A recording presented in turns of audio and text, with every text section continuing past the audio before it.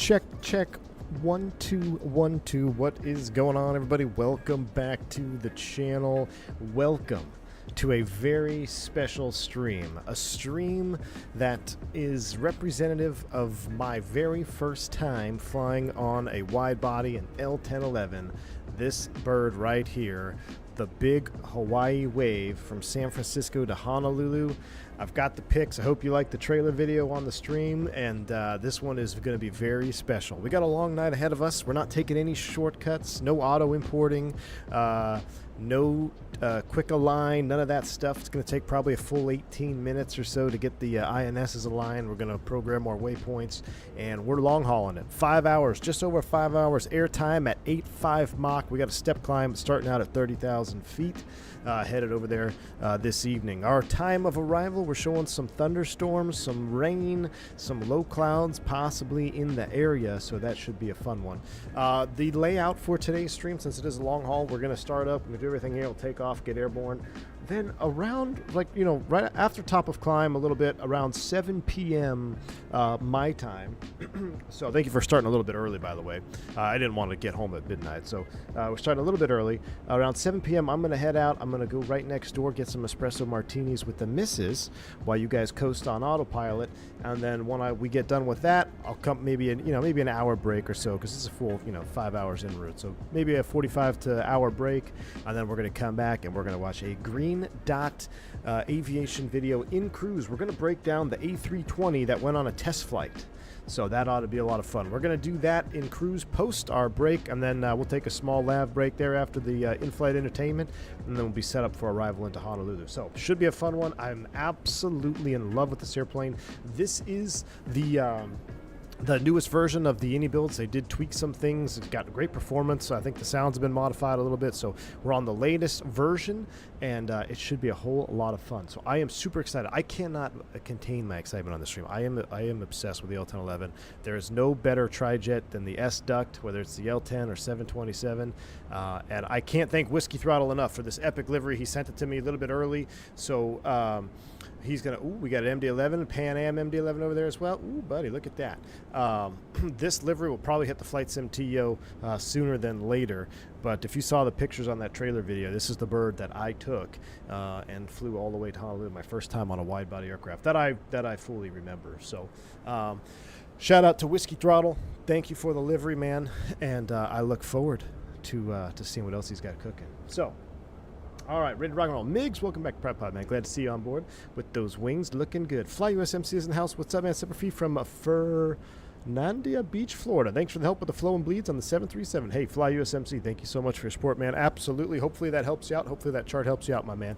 I appreciate you. Thank you for the support. And Mustafa was in the house. Good to see you, Moose. Hope all is well, my man. Good to see you. Mickey G, hopefully you don't get sleepy, old man. Nah, that's what the espresso martinis are for, Mickey G. We're getting some espresso martinis. Everybody get up in lunchtime. Fly by Tim, this is long haul for me. It is. Fly by Tim, he said, today I learned your long haul pilot. Really? You got the award? Dude, congrats, man. That's epic. Good stuff, my man. Why not bring some ingredients to make espresso martinis from the break? You know, that's a great idea, Sam, but it's literally like next door. Like, I just walk out of the office, one door over. It's a great little like speakeasy bar, and plus the wife and I go out and have a little dinner. So semper fi, semper fi, semper fi. It's linear. All right. You're sick today, Moose? That's not good, man. Well, hopefully you'll feel better after seeing a little L-1011 live, right? ET8 or Green Dot AA Ron. I'll put a counter down when we get close, AA Ron. We got some time, my man. We got some time. So I'll put a counter on the screen when it is time. So, drinking on the stream, is this 2021 again? It is, Sam, because apparently I can't MBE out. I can't vacancy out. I absolutely hate my life. So I've resorted to drinking, Sam. But I did see that you got Chicago, man. That's pretty sweet. So, rock and roll. Richie, what's up, man? Thanks for the $2 super chat. Hey, new here. Love your streams. Hey, man, I'm glad you're enjoying the content, man. Appreciate you. Who was clicking their mic? That is awfully loud over there. So I'm going to turn that sucker down. But thank you, Richie. Hope you enjoyed this one, man. It should be a special flight today. So, Flight Sim guys, someone started early? Yes, I did. I started early because where'd the American go? We're going to... it's like I said, it's going to be a long night, and I didn't want to get home at midnight. So if I start about an hour early, that'll help kind of time things up. So I need a beer. Go to Crudes. What do you know about Crudes, Haas? What do you know about cruise? All right. Let's rock and roll.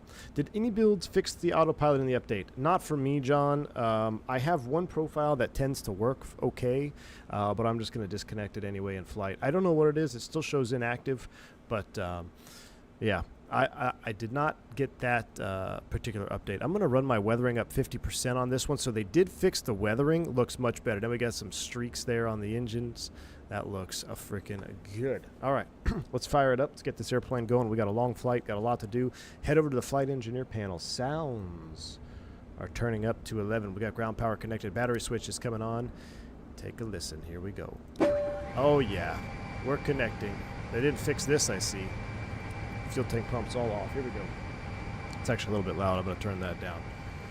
All right, so we've got our ground power connected up to the overhead. Position light could come on. Emergency standby power armed. Lights out. Avionics masters 1 and 2 coming on. ADIRS. Every time I get an ADIRS, every time I say ADIRS, we're cooked. All right, we're going to the pause. INSs. Pause. All the way around. Now, I am going to be, not by cheating, but what I am going to be doing is I have my all of my charts with me here on my real-world iPad right next to me, so I don't have to keep looking between screens. So I'm going to be programming everything from my iPad. What could go wrong? So parking gates and coordinates. Or concourse. Where are we? We G5? What gate are we at? What are we at here? Vodka, you know what gate we're at? What gate is that? G5. G5 is the gate.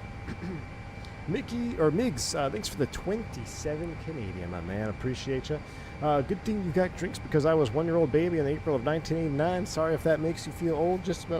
I just remember flying on the L-1011 in the 90s and going up to the cockpit as a child. The good old days. Amen to that, Miggs. Amen to that. Thank you for the $28 super chat. Hey, who said I was old in 1989? I just posted a post, man. Are you trying to age snipe me? You don't know me like that. I'm just kidding. I'm kidding, man. Appreciate the support. Thank you, Mix. Enjoy the stream, my man. I think it's gonna be a fun one. It's gonna be fun. So we're at Gulf 5. I'm gonna use my real world charts and we're gonna get our pause loaded. So we're located at north 3737-1. So 3737-1. Insert west 122. 122. The problem with this is I don't have anybody to vet me. 122.23.4. Insert. Okay. Now I'm going to do this one independent. I'm not going to look here. I'm going to read those same coordinates again. I need you guys to make sure I put in the same coordinates that I just did. All right, I'm looking separate. So here we go. Position. I'm going to put my finger on it. North. 3737. 1. Insert. West. 122.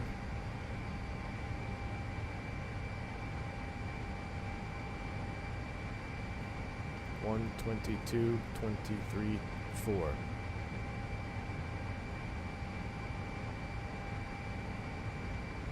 Insert. Are those the same? 1 2 2 2 3 4. 1 2 2 2 3 4. 1 2 2 2 3 4. 37 37 1. Those all check out.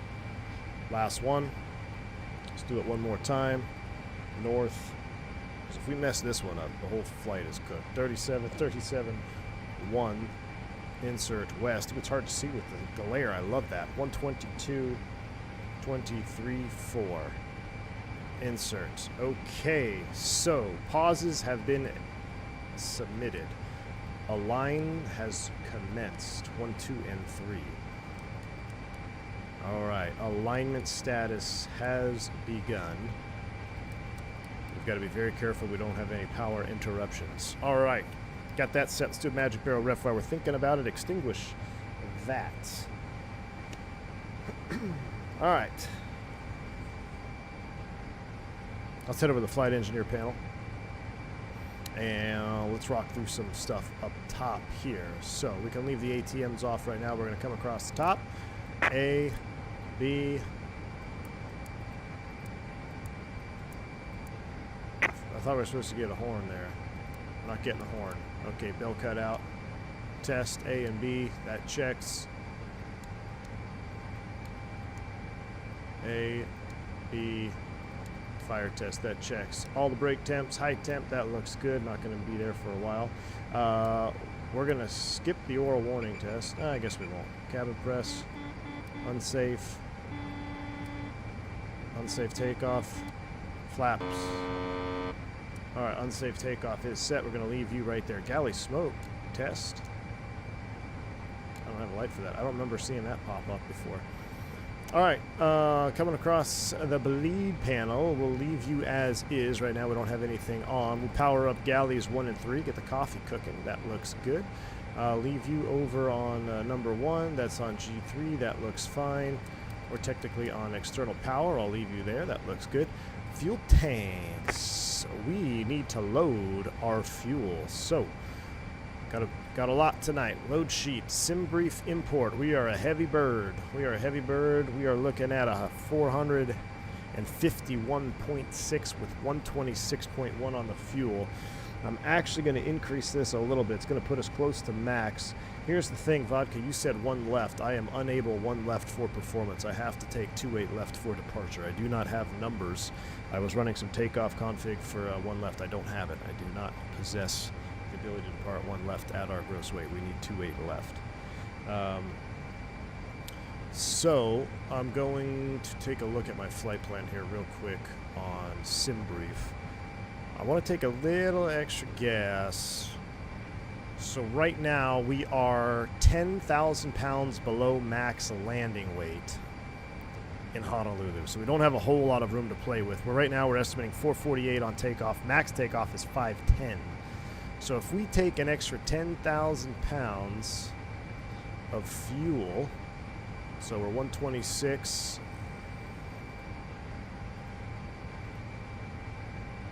136, 141. Can I type it in here? Yeah. Let's type it in. 146. 146 load. There we go. That looks good. 146,000 pounds. We're fully loaded on passengers.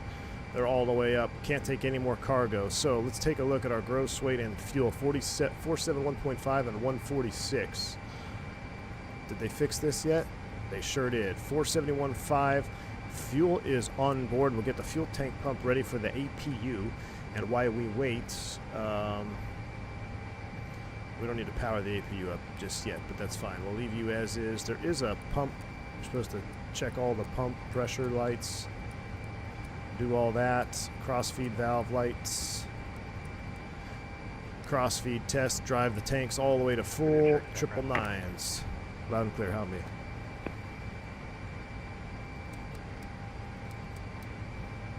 Alright, that looks good. Refuel power is on. Those tank lights are on. That all looks good. Fuel control amplifiers. These are all closed. That looks good. Let's see. Test light. Press indicators. That looks good.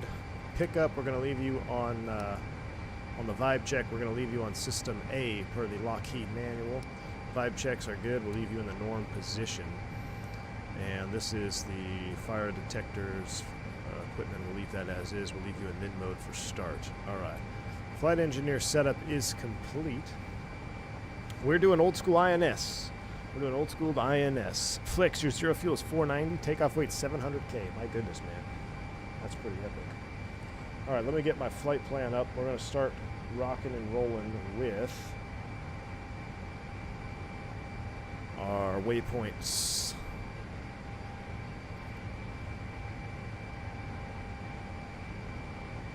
If I can find it here. San Francisco to Honolulu. So much easier to have it on my... I need to figure out how to get my iPad to portray onto the screen. That would be cool. So our route of flight today, we're going to be on the Gap 7, which is a non-RNAV departure. But we'll have the waypoints in there. And then Gap 7, BPOP, R464, all the way to Beckme, or all the way to Bida, rather, and the Magi 3 arrival. You can exclamation point route it if you need to see it for yourself. But we have 9 waypoints we're going to load up right now, starting with Norm. Where's XP? Shot at. Let's see. Let's make sure we don't technically have to put the SID in there. We could save some space here. We're on the, what did I say? Gap 7. Is Norm on there? Yeah, Norm is on the gap. But does the gap allow us to go off to 8 left? It doesn't say, does it? To climb on SFO-281 to Norm. Yes, it does. So, if we'll climb on the 281 to Norm, we'll load them as planned. So, for waypoint loading, this is really frustrating that we don't have... Does remote work mode not work yet? Moose, do you know? I don't think it does work. So, we're only going to program one INS, which could be a problem, but we're going to get it out of the way here. So, lock and load. Here we go. North, 37, 37432. West, 122, 122, 368. Insert. Waypoint 2. North. 37. 000. Hang on, radio check. Bound clear, how many? West 125. 10-5. 001. Insert. Waypoint 3 is Bart, located north 36277. West 126 560. So I'm reading them as I type them. So if you see me hit something that's not correct, or doesn't match up what I'm saying, let me know. Waypoint 4, Baraz, located north 340 14. 340 14. Insert west 134 208. Insert waypoint 5, Below. Waypoint 5, Below, located north 311 07.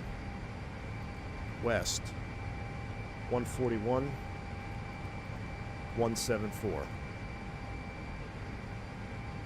Insert waypoint 6, Beckme,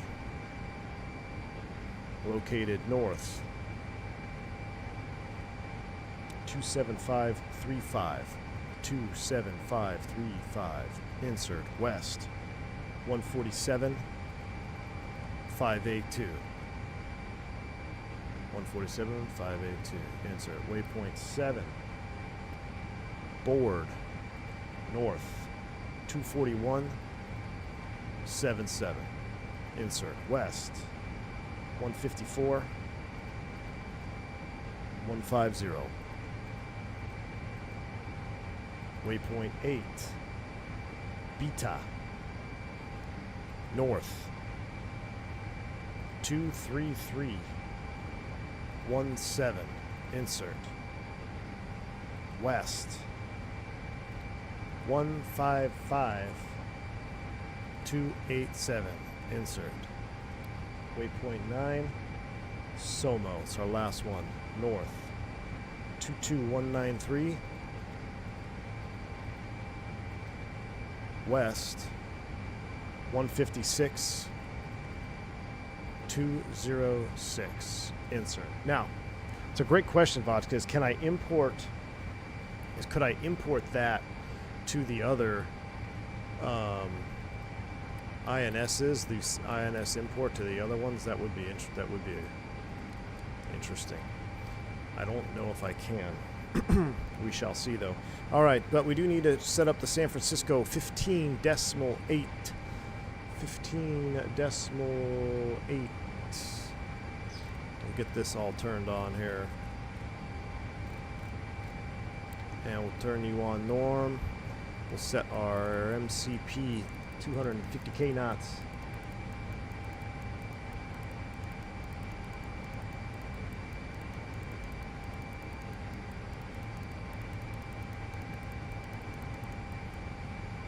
All right, 250, 250. Heading is going to be roughly 280 out of here. Radio check 122.8. Loud and clear. 5 by 5. I don't know why I'm scrolling with the mouse. Thank you much. All right, 280. We'll come back to that, set the exact one. All right, we do need to track, according to the SID, we need to track the 281 outbound. So that would make sense for the heading. So we'll go 281, 281 outbound. No ATC online. Let's go ahead and set our initial cruise altitude, flight level 300. G-Tut, what's up, my man? Is this the Vodka runs out of fuel live stream? That's what I'm here for. So Vodka is attempting to do this flight at a 727, which I commend him for. I think that's great. Godspeed, my friend. We'll put 15.8 over on this one as well. I think there's a Pan Am 727 somewhere out there. All right, 15.8 is set. We're looking good. So we've got that loaded up. Pan Am's over there. Ooh, United 777 over there. I think Vodka's on the other terminal because he thinks we're going off of one left. All right, so the MCP is set. Alignment is down to 28. I tell you what, let's go ahead and get the APU cooking now. Get some air on in the airplane. And get as the passenger start to board. Power switch, start, don't load, illuminates, store in transit, outside, take a listen. Here we go, big wave. Simbrief Info it does, one DSC, it does. But we're doing this, no shortcuts on this long haul, man. No shortcuts tonight, baby. Just in case you need help, I have my Class A CDL and we'll be at seat 42C. Thank you, RC.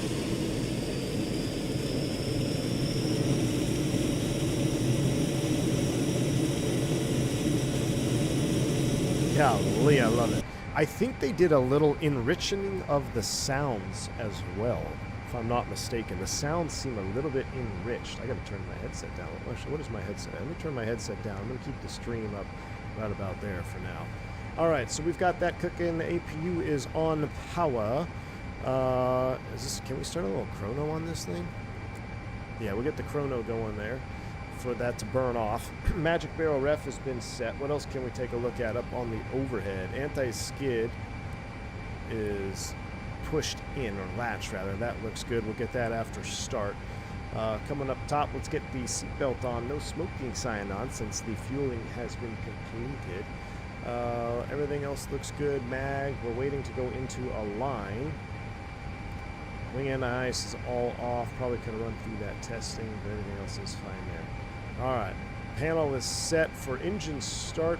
We're going to use ignition B today because it is the 8th even day. Ignition B is ready to go. And about another 30 seconds, we get the air coming in. Benny, what's up, my man? 64 months of support. My goodness me. Thank you so much for the support, Benny. I appreciate you. Very, very kind, my friend. Very, very kind. Hope you enjoy the stream. Hope you're enjoying that 64-month badge. My goodness. Migs, thanks for the super chat. Dude, donos for vodka SAR operation over the Pacific. Oh my gosh, true story. We're going to need a SAR operation for Team Vodka tonight. Hopefully no search and rescue. Migs is chipping in for the fuel for Rescue 1. Luffy's firing up the MH60 to fire. Yeah, you better start now, man. I would take off from Hawaii, though, and start flying east. It's probably going to be where he flames out. Because we're going to be cooking at 8.6. Oh, we need to set up the PMS. What are we doing? We're just sitting here waiting around. We got more. We're not done yet, chat. Takeoff perf. Let's go ahead, sync, calculate, set bugs, and EPR. What are we looking at? 471,000 pound takeoff weight, 633 with today's temp. That's going to be pretty good up there. 520 on the EPR on the initial climb out. What's our min clean? 240 knots. Maintain 240. All right, so we got 250 set as a buffer. That looks good. Let's go ahead and set up the PMS. All right, 471 and 146. So GMT is 2201Z. Insert. Gross weight is, what did I say? Why do I always forget? 471.5.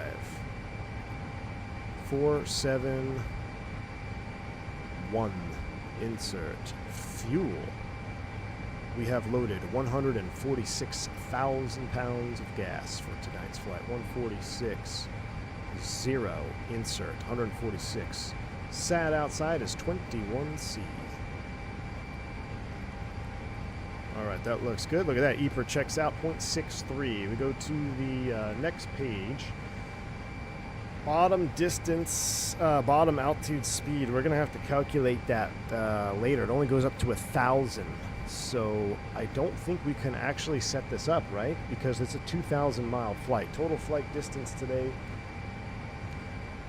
is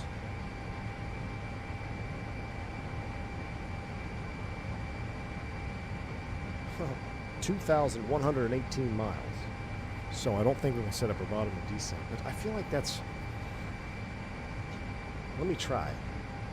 2118. Let's just say it's 2,100 miles.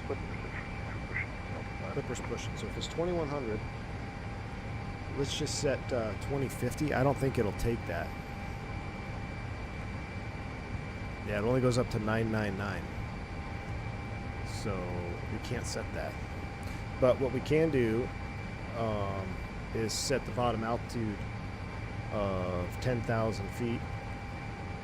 And we can set the bottom speed of 250 knots. We'll come back to that later. Next page, climb optimum. 250, 320, 820 Mach. That all checks out. Altitude, we can go all the way up. Yeah, see, optimum 31, so we'll be right there. We can go all the way to 43 if we need it. Next page. Cruise altitude is going to be flight level 300. And a step climb. Do we have a step in here? Let me see if I've ever actually thought about programming a step. No, we do have a step at below. And time to below 21.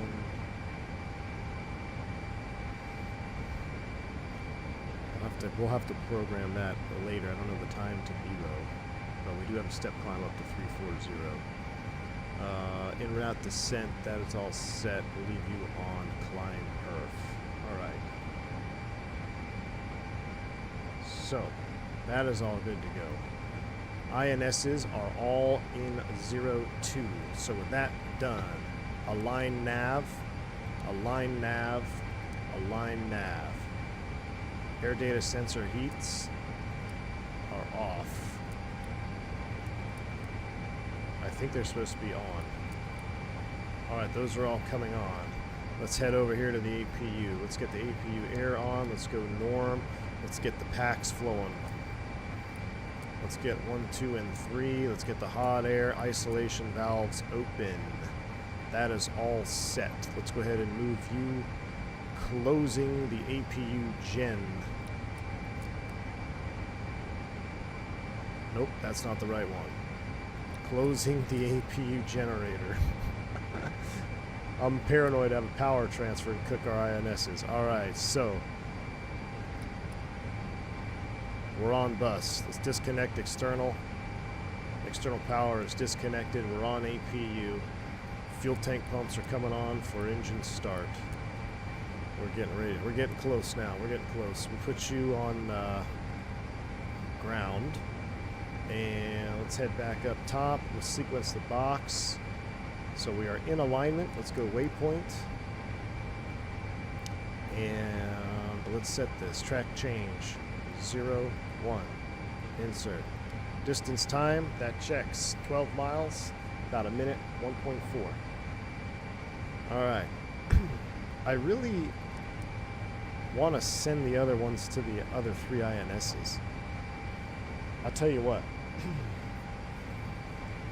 How fast can I program the second INS? Let me rip through this real quick. We could do it in flight. Traffic, Amtrak 2095, Pushback L-10. Amtrak? San Francisco,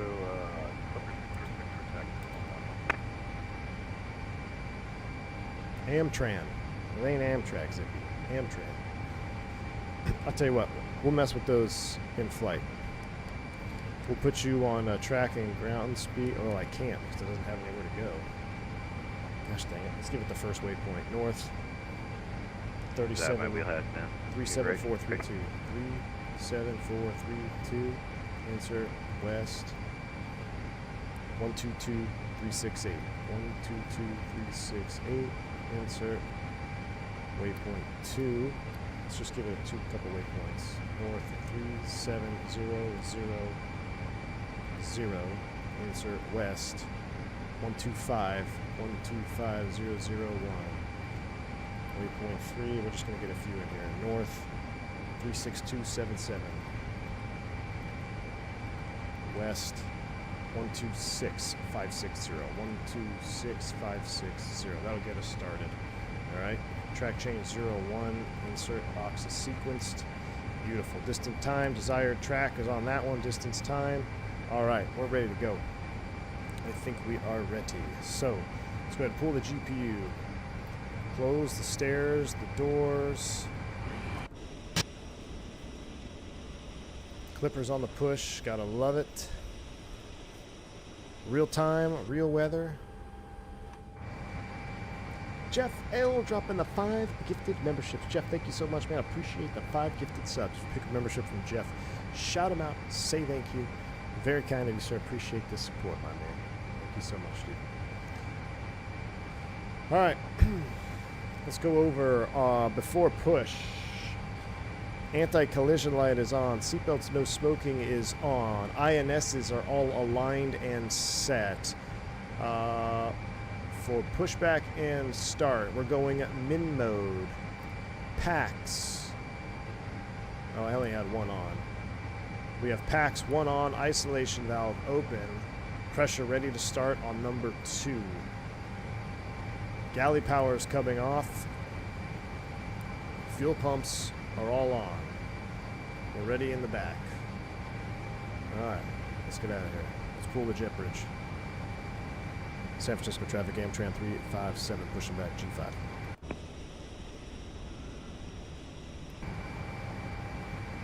Alright, here we go. Let's wait for 5 minutes. Alt P. Good. With 646, we're lining up one lap. We got a long taxi out. So we are going to blast off.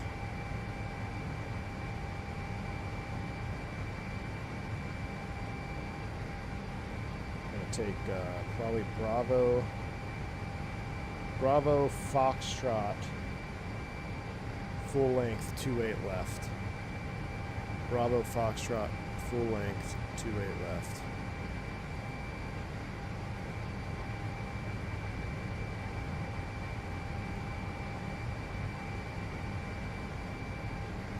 Alright, brakes are set. A whole year, how time flies. Who's that? Diabetic Lad, my man. What's up, man? Thank you so much for the whole year of support, dude. I appreciate that. Very kind of you, Diabetic Lad. LMB, what is up, man? Lucas, good to see you, man. Hey, V1, it's been a rough few months, but I'm back and getting better now. FAA and ANAC, Brazil's FAA. Did you not see this message? I did not see that message. Oh, you're telling them they didn't see the message. Well, good to know that you're back and feeling better, man. Good to see you, Lucas. Good to see you, my man. That is a DC-10 Clipper. That is absolutely epic. I think, is that you, Zippy? No, who's in the DC-10 Clipper next to me? Clipper 646, departing 1 left to the west. We got a Clipper on D-Par 2 or behind out here somewhere. We'll see him blast off this way. Thanks again, Jeff L, for the 5 gifted subs, man. I appreciate you.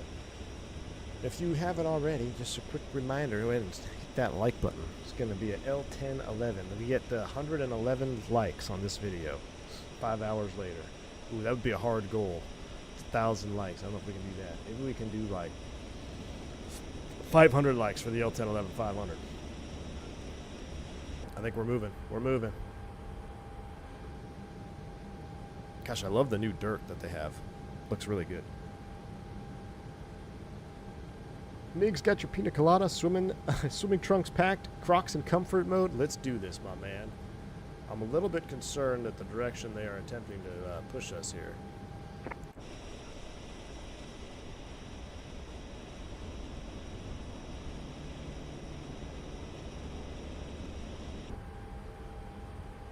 I am a little bit concerned.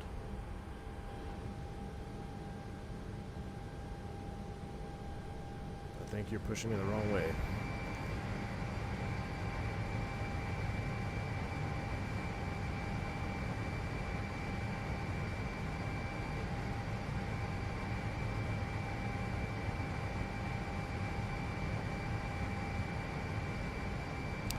Okay, well,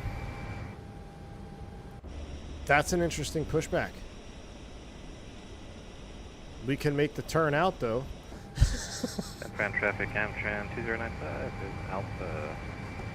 Right, set. Foxtrot Chief, you're clear to start. All right, let's go ahead and start him up. Let's get rid of you. We got pressure on 2. Starting engine 2. Starter valve open.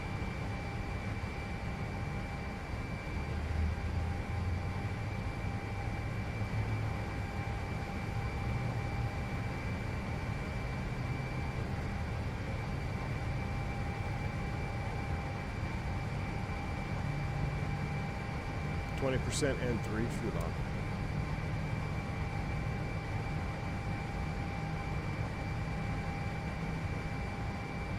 Right off.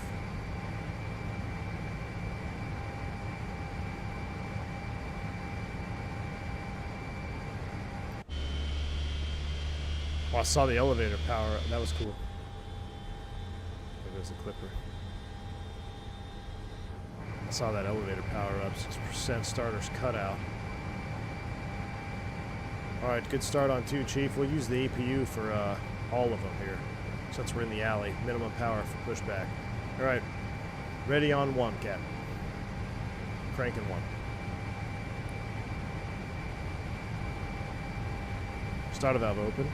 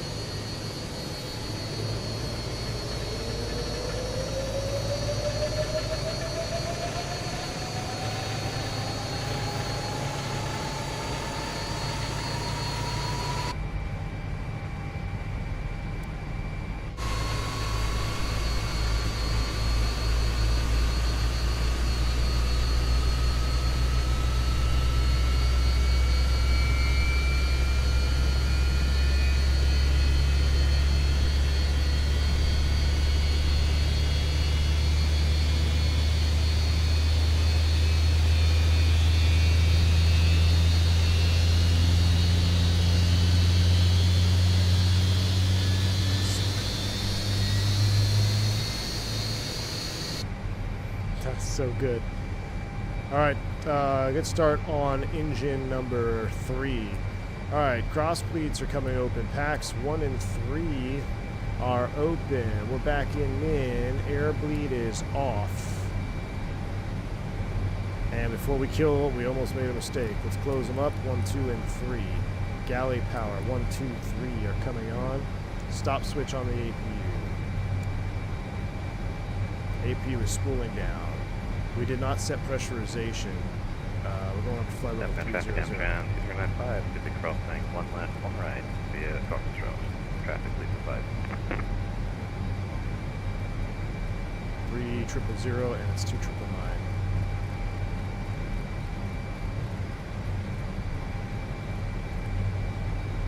All right, 2999 bleeds packs. Let's see, 1, 2, and 3 are on. Galley power is on. AP gen is offline. Door in transit. We'll wait for that to extinguish. Fuel tank pumps, they are all on. Tank to engine. Door transit light is out. Master APU power is off. All right, flight engineer panel is set. Let's get out of here. Actually, let's set, what is our flap setting for this gross weight? Flaps 10. Still, flaps 10. Flaps 10. Brakes released. Flight controls. The ailerons first one, we'll look it out.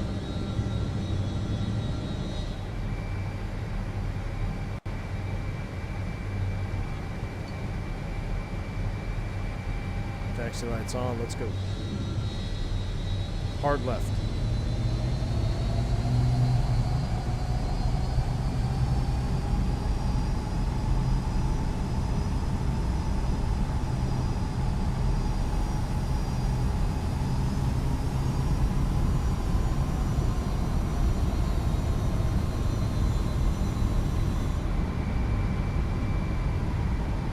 Heavy bird tonight. We got a heavy bird. San Francisco traffic, Amtrak 357, heavy taxi runway 1 left via Foxtrot. That's going to be Bravo Foxtrot, crossing 1 left and 1 right, San Francisco traffic. We'll take the second line out. Is that before or after the 3-point turn? After.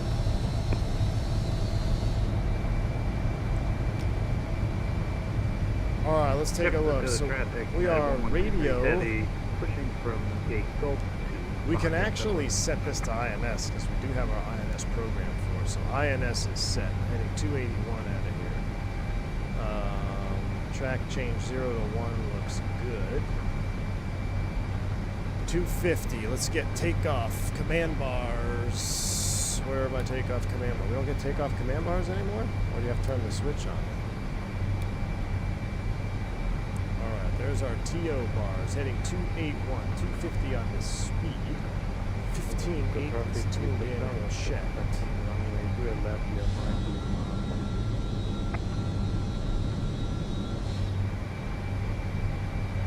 Alright, takeoff, armed, auto brakes are armed.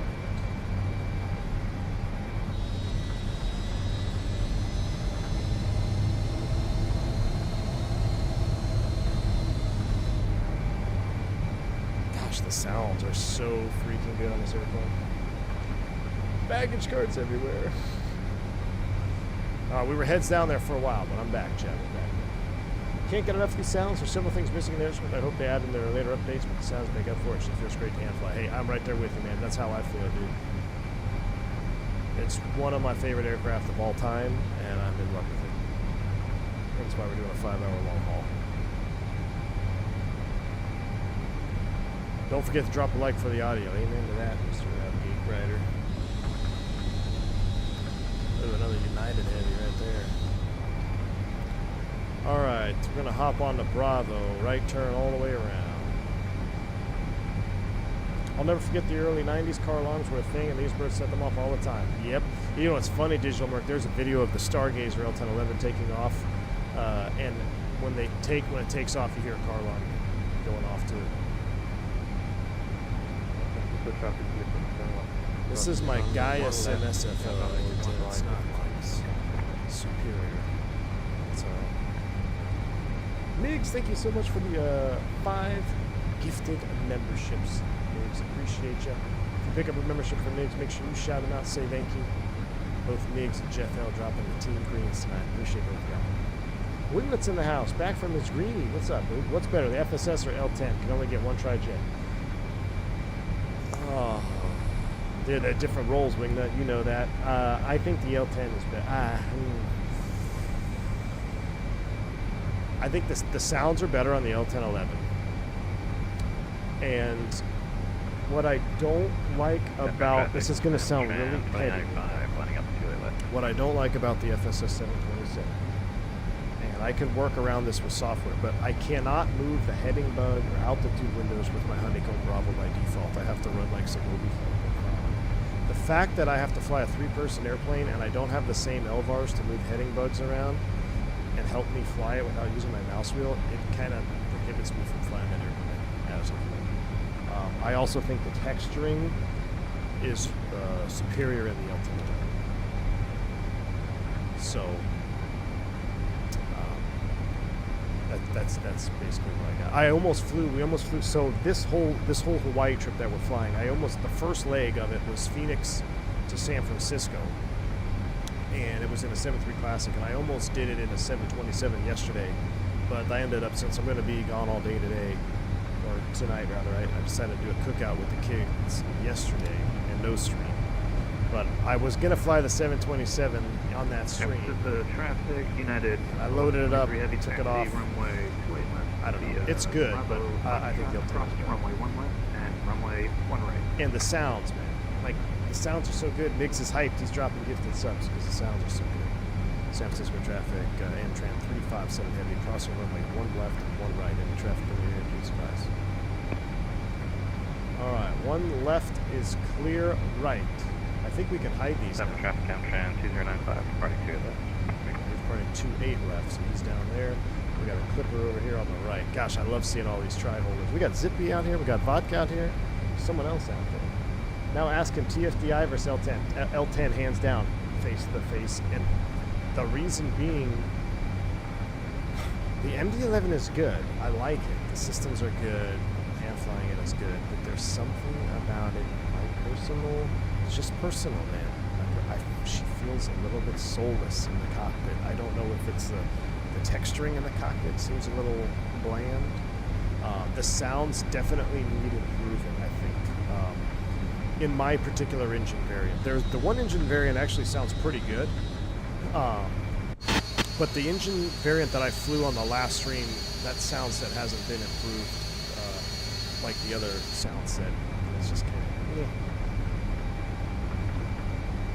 But I do love the MD-11. I do love that airplane too. I don't know, man. Can't put my finger on it. I cannot put my finger on why it feels just a tiny bit soulless to me. I will say a good livery goes a really long way on the MD-11.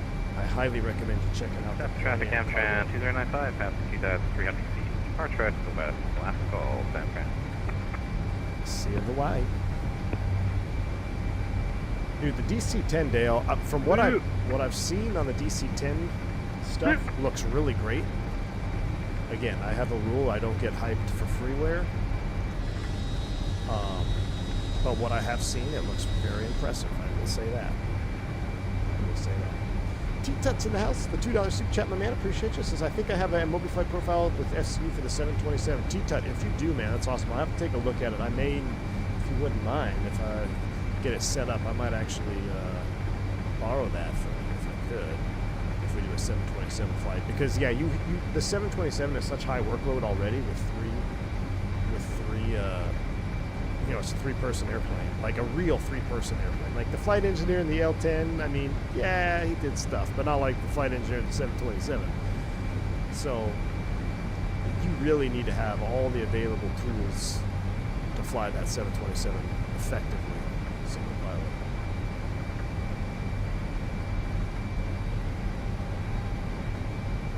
Bulls, you might have a good point there. It takes a while to get rid of first impressions. Perhaps, Bulls, perhaps.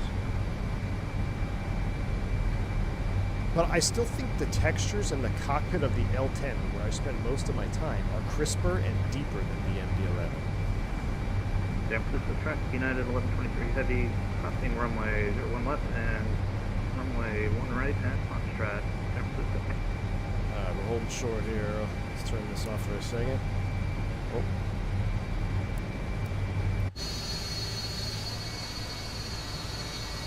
There we go, let's do minutes. Alright, so we're going engine start to both for takeoff. Both is set, seatbelts are set, auto brake is armed. Mag set on top. We've got 281, 250, flaps 10 set and indicated. 1.63, 0.52 on the climb EPR. We might delay our left turn out for a little bit of juice. So With that said, sounds are coming all the way up. Sounds are up there. Let me make sure my sounds are up over here. Audio, yep, sounds up to 100%. We're ready to rock and roll. Let's turn down the PFD brightness a tad. Get rid of you. San Francisco traffic. AM train on 357. Departing runway 28 left. Going to be a left turn out to southbound. San Francisco traffic. All right, here we go. Light them up.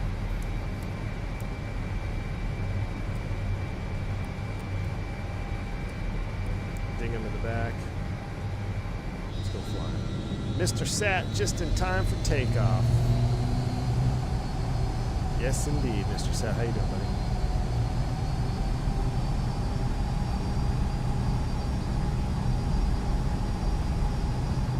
Golly, we are heavy. Wingnut dropping $20 super chat before we blast off. Thank you, my man. Says Viasat on the deadhead is failing you, but hope the flight to Hawaii goes well. Traffic, Clipper 67 Heavy, taxi from... Hey, I have Viasat too. But thank you, Wingnut, for the $20 super chat, my man. Appreciate you. Thanks for spreading the love from the greenie. Enjoy the deadhead back. And if you need some help putting together that Lego, know where I live. It's a pretty sweet gift you got there, bud. Thanks for the super chat, man. Appreciate you. United 404, taxiing. Is that Funari? Level crossing 1. Oh, chat, we forgot trim. Is that AJ Funari on the Iveo? 3.4 on the trim. All right. Let's do this. Let me read Captain Minnesota's chat and we're getting out of here. Captain Minnesota, thank you for the $5 super chat. Ready for that PMDG 73700 tomorrow? Oh, yeah, I did see things about that coming out. That'll be pretty sweet as well. Thank you, Captain Minnesota. Appreciate that. Very kind for the $5 super chat. Although the 73700's got nothing on an L-1011. You ready? Spool them up 50. Yoga's in chat. Smash the like button.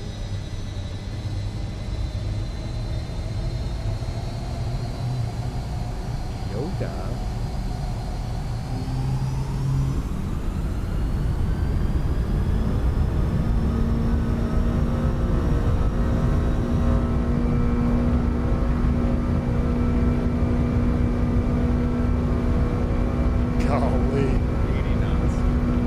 Thrust set 6-4. It's close enough.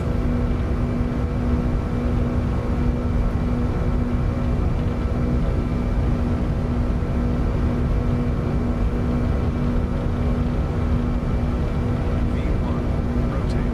Up we go.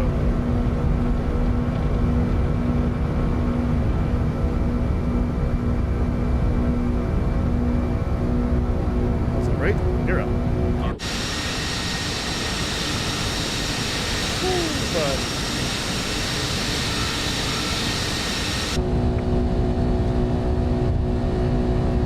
that wow. 18 degrees here to 1,000. Flaps 4. Climb thrust.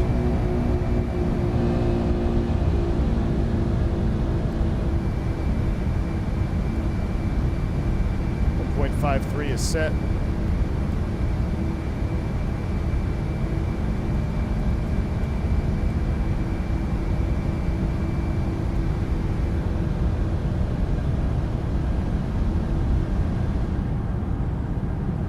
My gosh, I have a picture pretty much from like right here out of my scrapbook. Same exact runway departure when I did this flight. Really. That's awesome. Keep it trimming. We're looking for 2. Let's flap 4, retract. I think that's it. We're getting close. 230. There it is. Flaps up. Clean it up.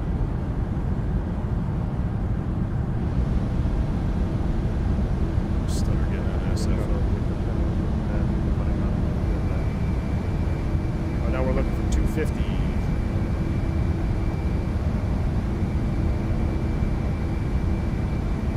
Up climb a little bit now, 156. Oh, here comes 250. Am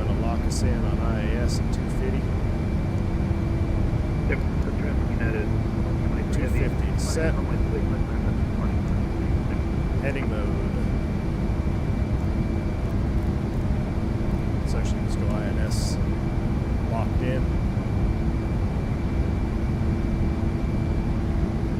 And I'm getting ready to hand it to the autopilots.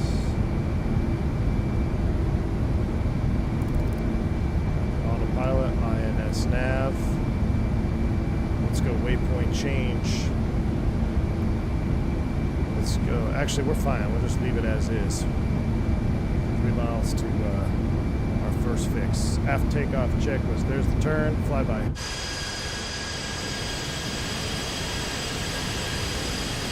Out we go. Oh, look at that Golden Gate in the background. Oh, yes, sir. Out of 6.3. San Francisco traffic, Amtrak 357, 6,400 in the left turn, out to the southwest, last call, San Francisco.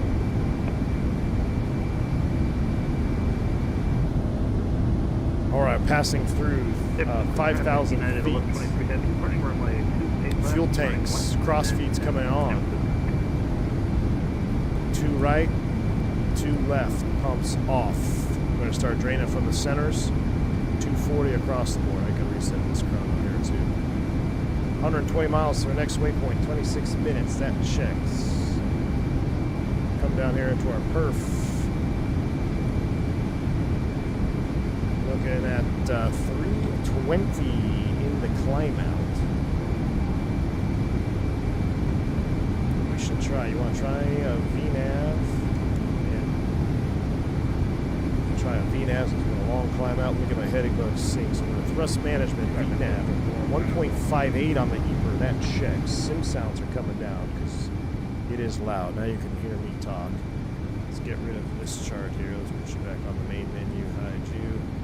All right, out of 9, 8, out of 10, we should lower the nose, and we're going to be looking for a climb schedule 320. Why did the DH light come on?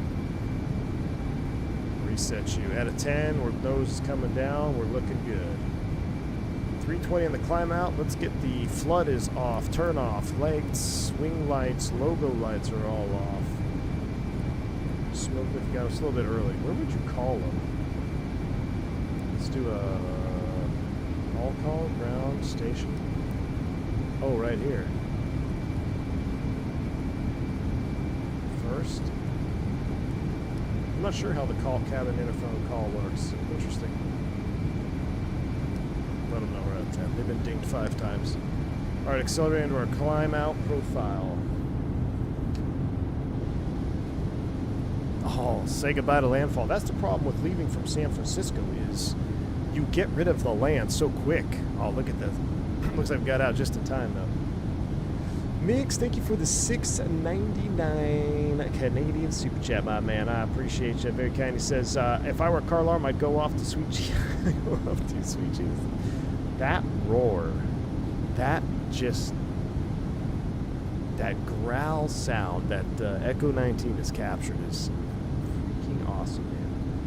Absolutely awesome. Enjoy the 5 hours of rear water views. Oh, we're going to enjoy it, Jeff. We're going to enjoy it. Since we passed 10,000 feet, how do we go about getting your Airbus Moza? Try it online for your Discord, but none of the links seem to be active. Thanks. The hardware profile is in the Discord. Yeah, Full on in the Discord. 3 left, traffic. Did you say 3 left? What airport are you at, my friend? San Francisco traffic, United 1123 Heavy, departing the airspace to the southwest. Last call. How many waypoints did we actually program? Let's see if I can throw a few more in here.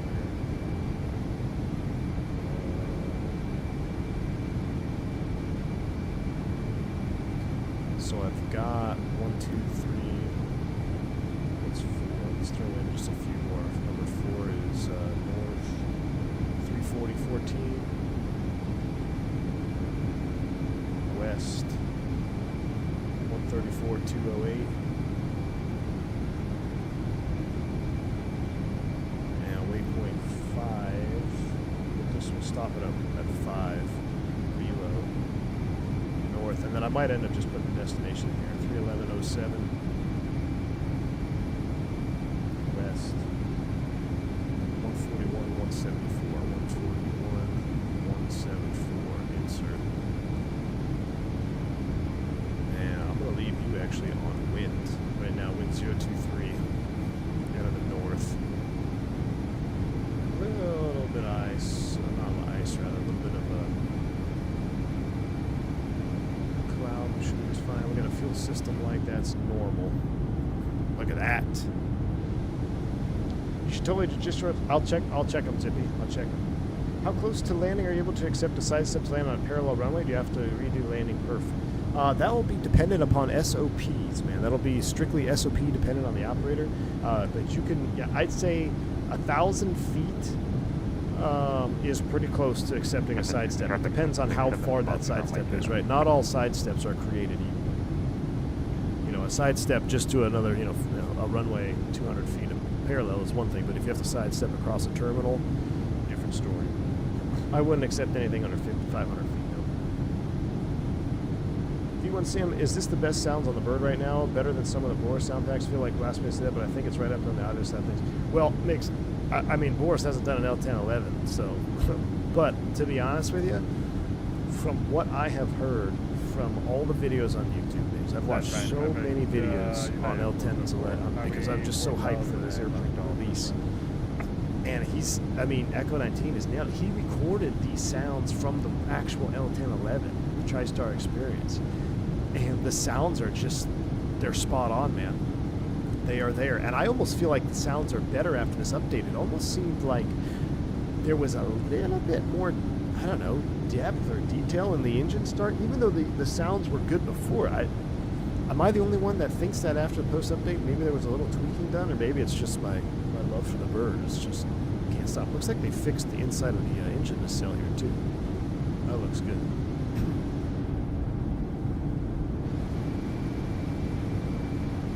But I'm right there with you, Biggs. It is some of the best sounds we have for an airliner, no doubt about it.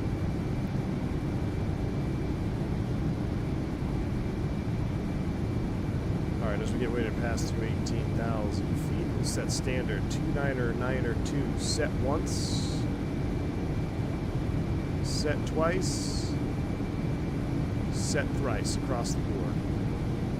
How are we looking on PMS? Climb Eber up to 0.68. We're doing 0.68. We're looking good. Fuel flow, 63 tons aside. Let's take a look at our tank. So we got quite a lot to burn here. We got 46 and 24. So we got to burn, that's 22, 20. We got to burn 44,000 pounds of gas collectively out of the 2-liter tanks here. And then they'll be equal. So let's keep an eye on, actually, I want to keep an eye on this fuel.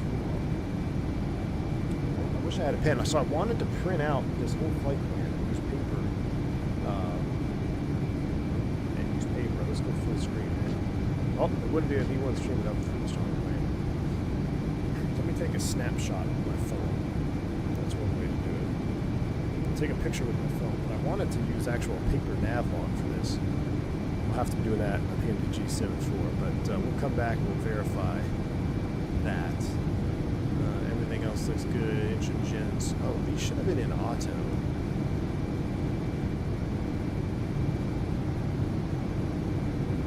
Interesting.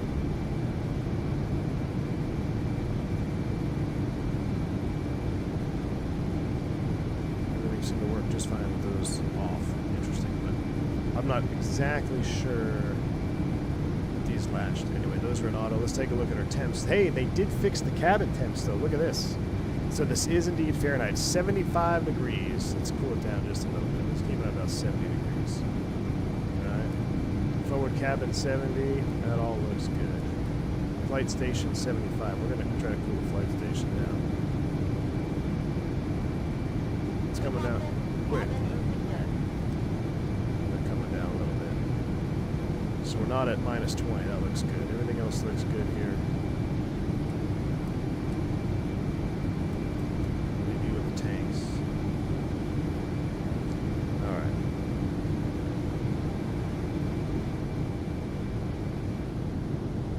Continuing our beautiful climb out here.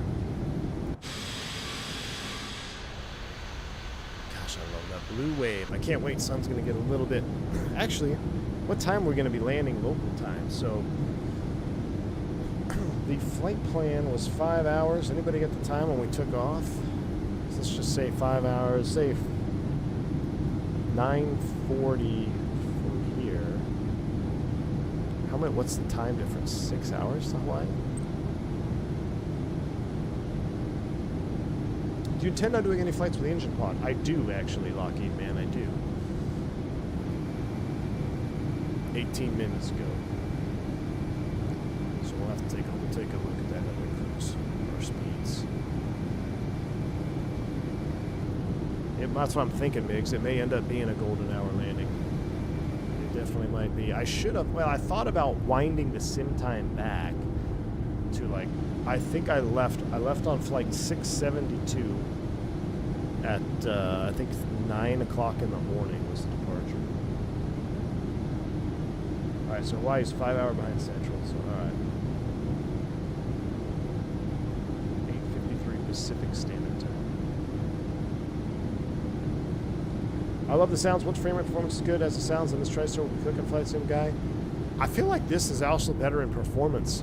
So one thing that was hindering the airplane is if you had the load sheet, takeoff perf or landing perf charts up, it would actually hurt your performance a little bit.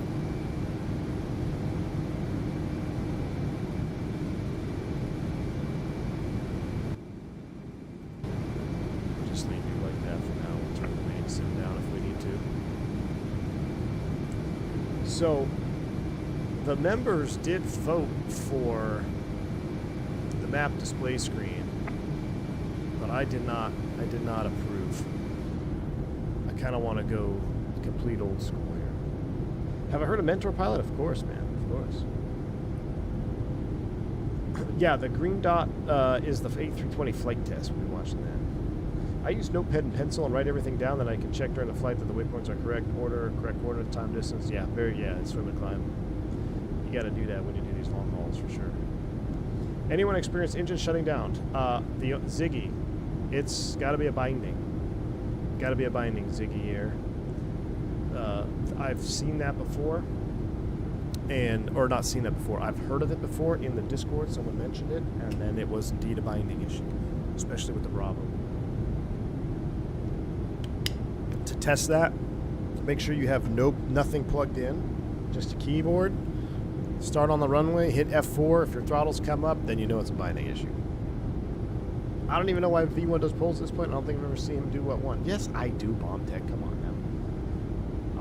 I do what the polls say sometimes. Sometimes. But it's you know, I tell you what, I'll meet you halfway. When we go AFK, when I go for our dinner break, I'll put up the map display screen. All right, I'll put the map display screen up for the away time. Winds are 046.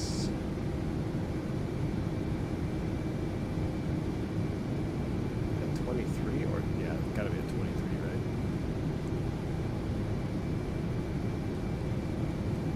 What is our ground speed? 248 track, 440 over the ground. I like it. I'm gonna monitor this closely as we go up to climb in VNAV. I want to see how she handles the level off here. We're at 28.4 for 300 for our initial level off. We could go to 31, but we gotta be right altitude for this direction. And I don't think we can quite make 33 yet.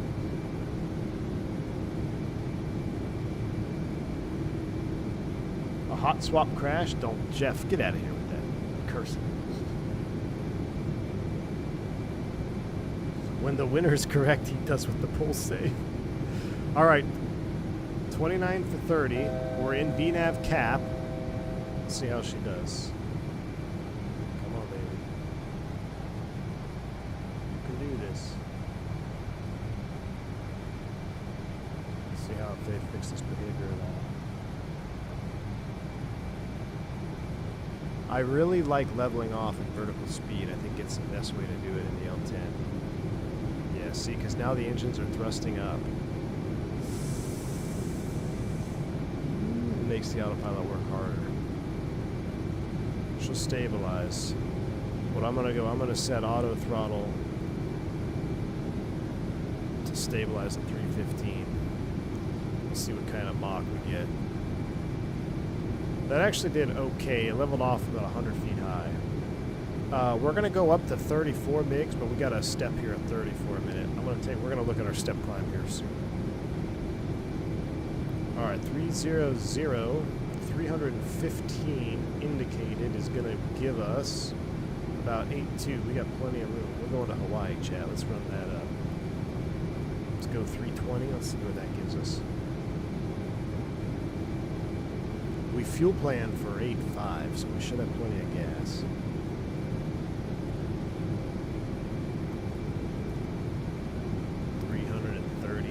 Indicated at 30,000 feet. You gotta freaking love it, man. You got to love it.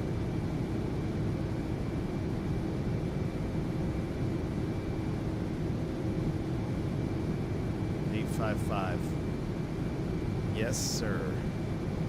We'll let that stabilize. See what our fuel flows are. All right, let's do a couple other monitoring things here. So our step climb was, our first step climb was at waypoint 5 and below.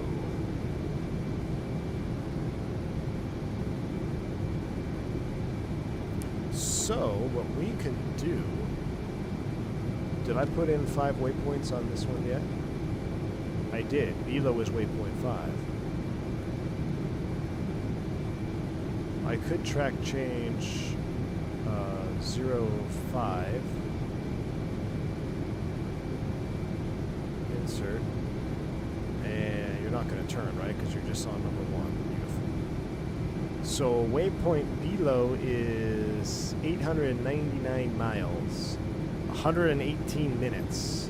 So what we're going to do is we're going to go over here to the step climb, and we're going to add the time Z. So it's 2248 Z, and we need to add 120. We need to add 2 hours. So 22, 23, let's just call it 0048Z. Will it let me do that? Oh, it won't. It's not modeled. I did all that math for nothing. Do I put the step here?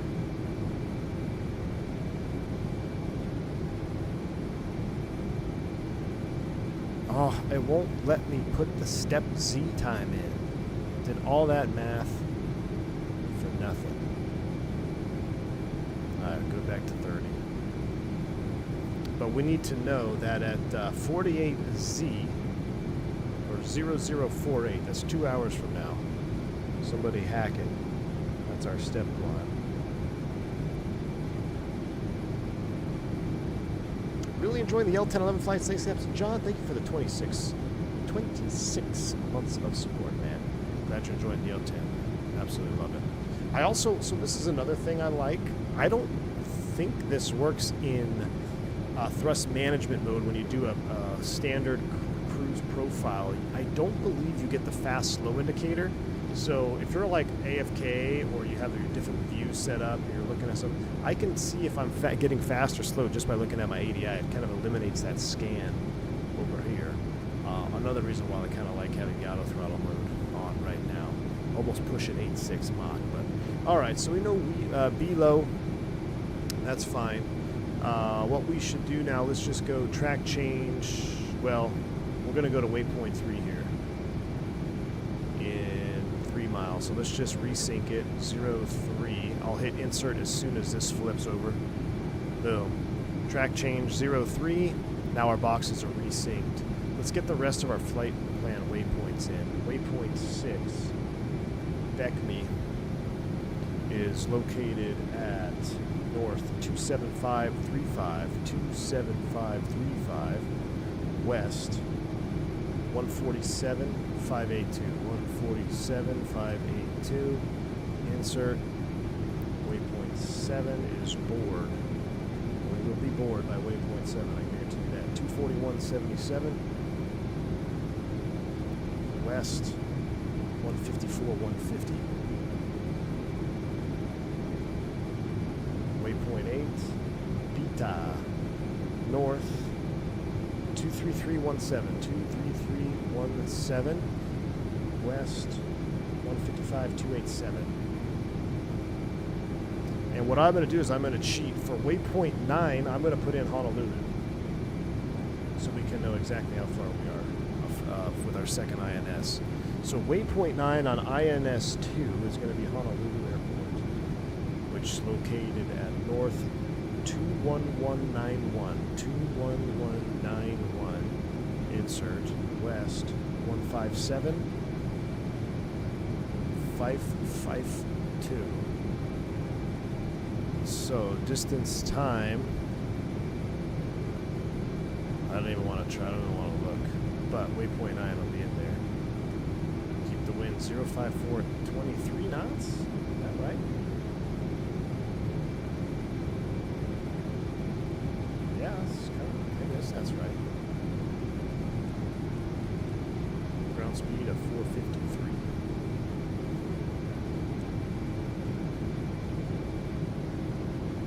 Rainman, what's up? I've actually done INS ops in the C-130, exact same INS on this very route. Really, Rainman, that's cool, man. Welcome to the stream, dude. Glad to have you on board, man. This says fuel remain 136 till we get there. We'll see about that. Alright, a couple more checks, and then we're going to be able to chill out here and cruise. Let me make sure our fuel is burning correctly. I noted our fuel tanks. 40, what were these at? 46 aside, and these were at 24. So, yep, we are burning correctly. Everything is looking good on the fuel management. We'll leave those as is. Fuel is set. Cruise checks are complete. And what is our optimum? I don't want to step up any earlier than I need to right now.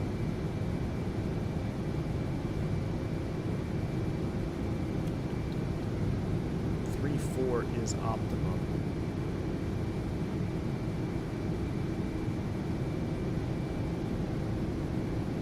I don't think we can get to 34 though right now. Can we check that right here? Maximum climb.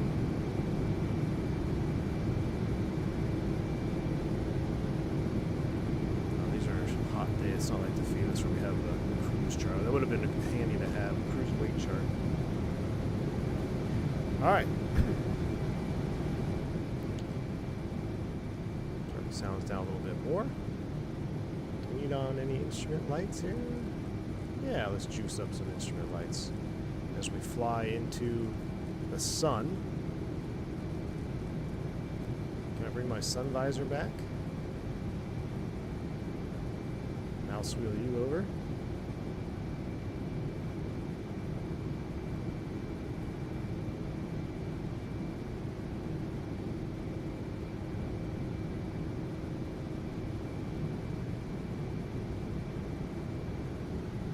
And we're cooking with gas now. We are cooking with gas. Oh, one last thing I need to do is our fuel time. Get some cruise tracks on.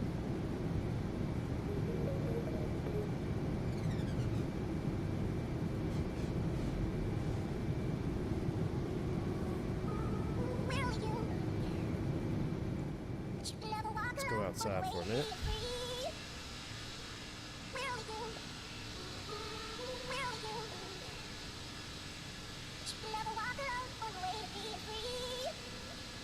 Yes, sir.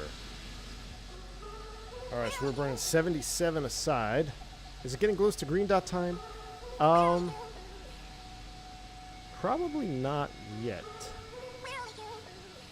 I want to do green dot after I do dinner with the wife. Let me do some fuel calculations. Let's do 78 times 3. It's 234,000 pounds. That doesn't check. I did wrong math again, AJ. Really? That's pounds per hour. Holy crap. 77 times 1,000. 7,700. Jeez. There we go. That makes more sense. Times 3. 23,000 pounds an hour.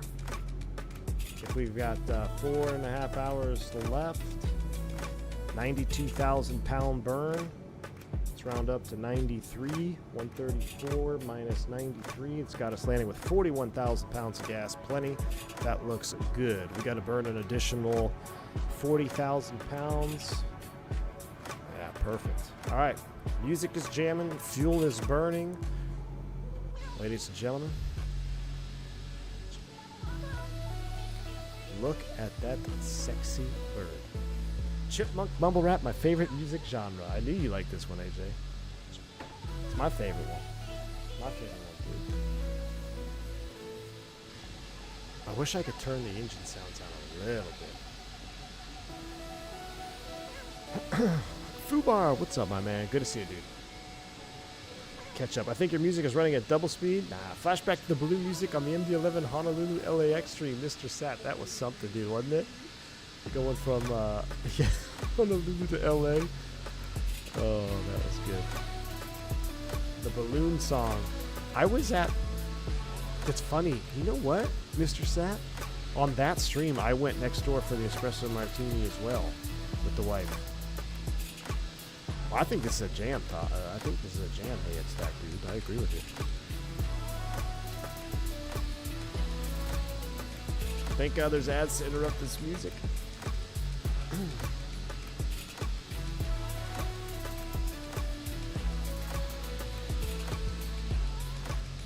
We'll get some Hawaiian.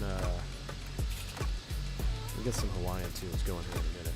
Rain Man says, "Hope you're doing well. Got app update. Got the thanks, but no thanks from Whiskey November. They a little bummed. Hey man, don't worry about that. They do the weird. They do the weird. They turn down the wrong guys. I think. Yeah, Whiskey November is not what it used to be. Not what there were two or three guys in my new high class at my current operator, man, which you normally would never have seen in the past. You wouldn't have seen Whiskey November guys leaving.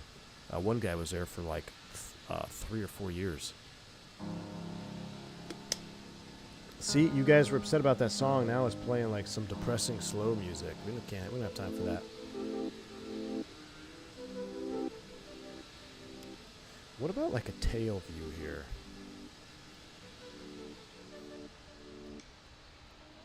Oh yeah. Yep. I almost brought my 1-to-100 model of this airplane to the office today, just so we could look at it for 5 hours.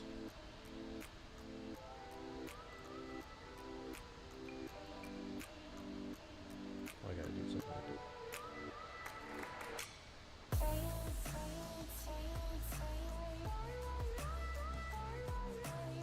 Play that song when vodka lose radio contact. Play that sad song when vodka. I will.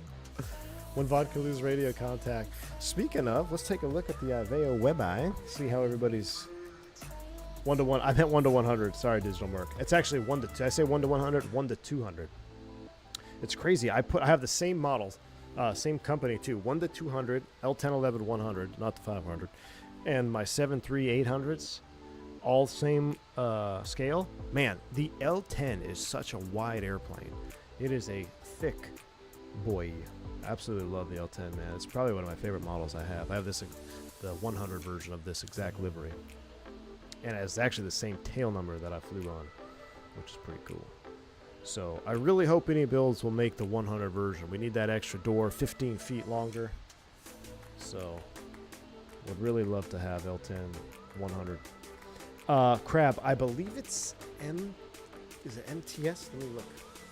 I could probably show you guys the picture.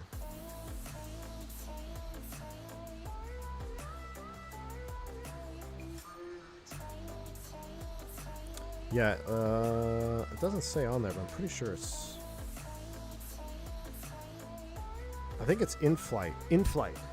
Is that a company?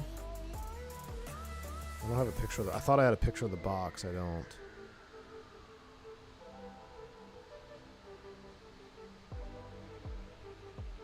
But yeah, I've got the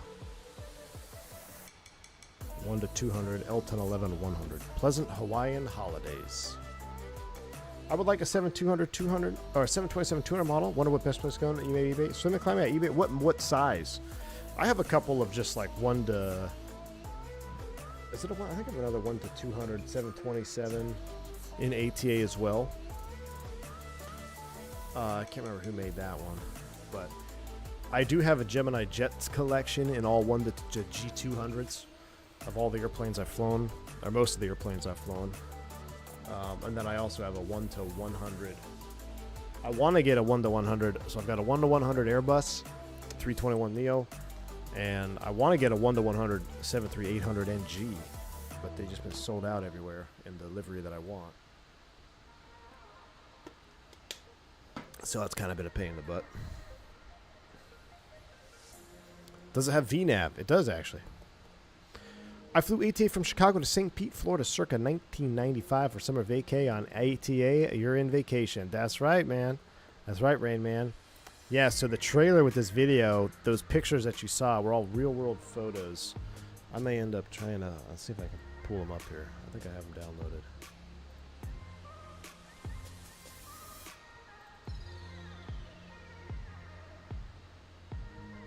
Yeah, I can show you guys these. Kind of cool. I found the itinerary. Well, my mom had the itineraries.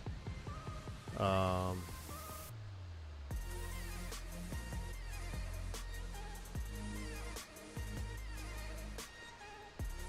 show you this window here.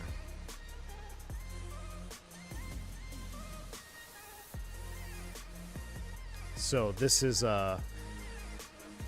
the summer vacation that we're recreating right now. So what I don't have here is the flight. I believe we went to SFO or San Jose, and I was staying with my grandparents first, and then we left out of San Francisco to go to Honolulu. So this was the Honolulu flight. This was flight 672 to Honolulu, or 671 rather, 671 to Honolulu. We stayed there for a few days, and then we took Hawaiian inner island to Maui. It wasn't a DC-10. It was whatever their inter-island hopper was. I think it was a 73200 maybe. And then this was the return flight. This was our seats on another L-1011. Actually, this might have been a DC-10. We'll have to look at the seating config. 24G or HJK? I don't know if that checks. See, like the L-10 is HJK. I don't know. This might have been a DC-10 on the return. But this was a flight 672 going back to San Francisco on ATA.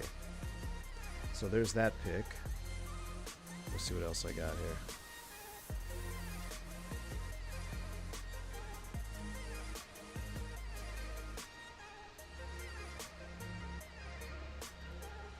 This is a cool shot.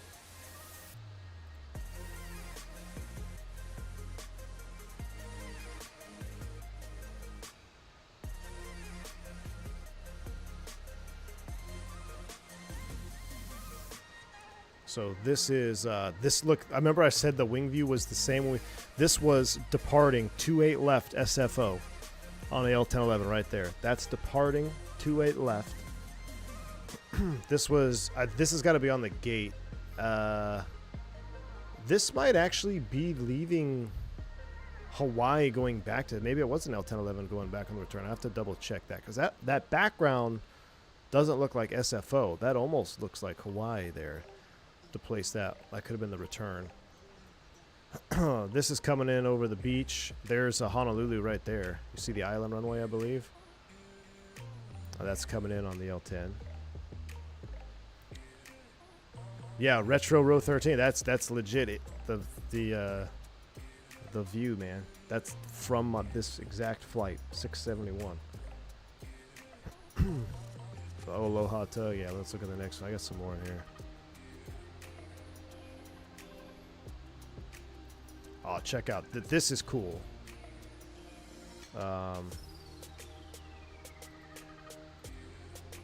This is another really cool one. So look at, remember what I said? I sat down on the wing and I was like, this is a fat boy wing. Look at that wing, dude. That's the L-10 wing. Just freaking awesome. And look what I was looking at. Japan Air 7.4. Is that a 200? I think that's actually a 200. Jaybird, baby. How cool is that? So, look at that wing, though, man. I wish we had a little bit more detail on our wing. This has got to be leaving Hawaii, right? This looks like we're leaving Hawaii here. So, could this be a DC-10 wing? Could this be a DC-10 on the return? I cannot confirm if it was an L-10 or a DC-10 on the return trip.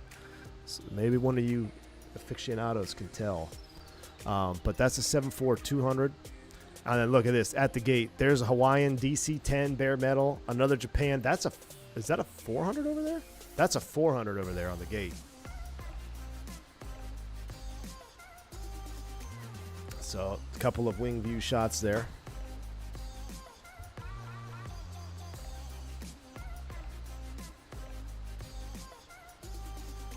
Alright.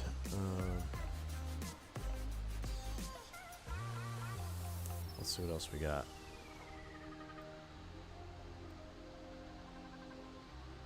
Let's go over here. Oh, what's this one? Sunset wing view. Oh yeah, here we go.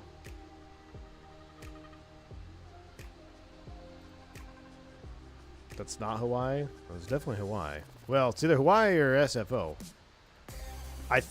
Could it have been Maui? I have to go back to that. Did we go? Because I think we went Maui to SFO. So not Honolulu. If that was Maui, could that have been Maui on the return? I'd have to go back and see, because these are pictures that obviously my mother sent me. I don't have them with me right now, but they have the descriptions on them. This is going into the islands, I believe, right here. So this is back on the L-10. This is going in, but that was sunset. Maybe that was departing. Who knows? Maybe it was on departure and then sunset coming home. Sunset wing view, old school. Old school. Alright, so we got those two. Oh, I'm not going to show that one. But I'm at the gate. Let's see. Yep, flight 671 to Honolulu departed at 7:50 in the morning. 7:50 a.m. departure, flight 671 at a gate 31. Let's skip those. Let's see what these pictures are here. Oh yeah, here we go. This is the juice. Let me flip this around.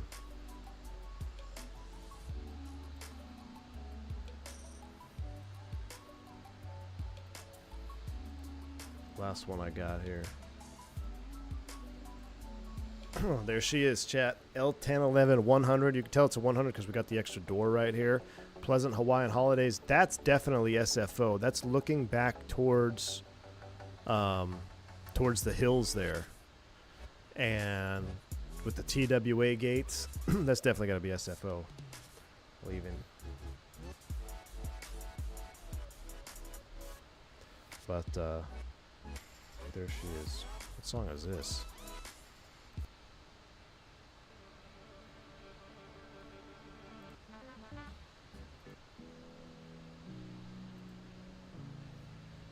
But absolutely freaking love it. Love it. There she is. To be able to go back and relive this. I've got other pictures of me here in it. I've got a picture actually in the flight deck with the captain's hat on in the L-1011. But, I mean, those are the day. I mean, just look at that ramp. I mean, taking a picture of the ramp, you had a 7.4-200, DC-10s, 7.44s. Like, just the diversity of aircraft back in the golden era of aviation, man. Golden era. Yeah, Class Travel, glad you enjoyed it, man. It's cool to go back and to see that stuff, dude. It's just like that, you know. I'm pretty sure I was around aviation growing up. My mom was flight attendant for Pan American, but I was the only pilot in my family. But I mean, I was around aviation, always loved jets, but I'm pretty sure there are two massive impressions I have on me. 727 doing a power back, and then sitting up front of an L-1011 cockpit wearing the captain's hat. Probably the reason I do what I do to this day. So to be able to go back and relive those memories and now fly it. We have the golden age of flight simming is upon us now because we can relive the golden age of aviation with all these tri-jets and classics. But it's just cool, man. Freaking love it. Was it the Delta hat? No, it was it was an ATA actually had hats. So that 7400 would have been it would have been a brand new 400. Talking about the Japan. Yeah, Japan flew the 400 without winglets. There we go. So have you flown on all the triples on all the 7 series Boeings? Rain Man, I've flown on those. So 73, 72, 76, 75, 777, 78. Yeah, flown on all of them, dude.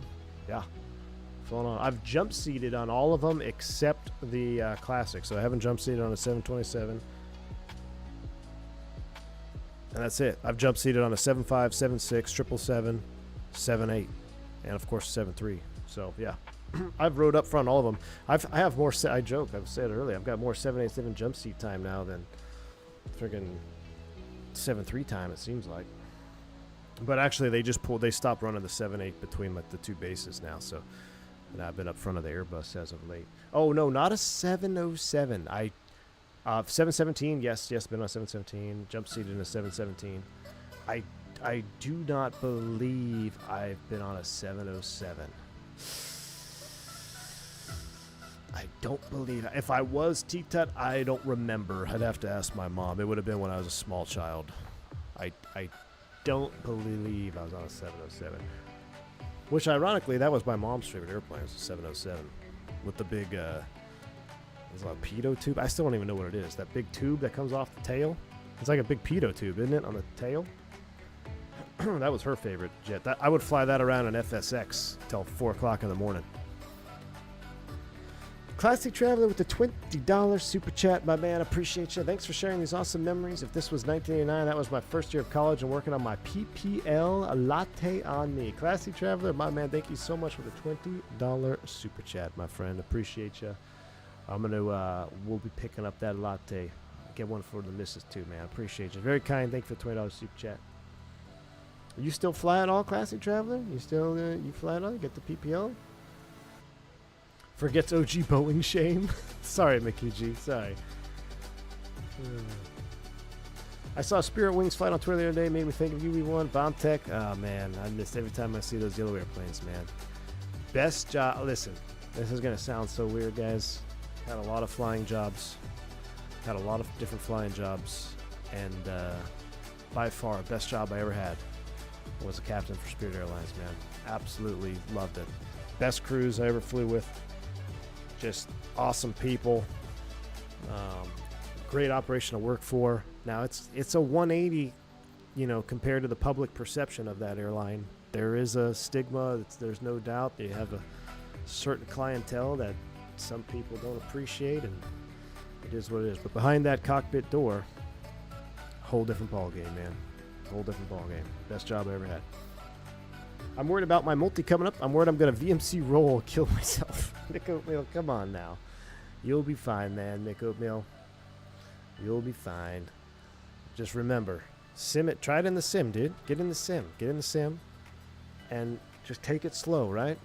Take it slow. Multi's a lot of fun, dude. Multi is a ton of fun. You're going to love it. As long as you don't do what you're not supposed to do, you're going to be completely safe, man. They're going to be completely safe, VMC. They're going to be completely safe. Behind that bulletproof, indestructible cockpit door. That's an HF antenna on the 7. Fun Life, really? That's an HF antenna on the 7? I'm not talking about the wire. I'm talking about that big, long probe thing. That's really an antenna? Really? Mickey G. What's on the tail of the 707 that sticks straight out? The OG 707. That's an antenna? That's crazy. I always thought it was some sort of pitot tube.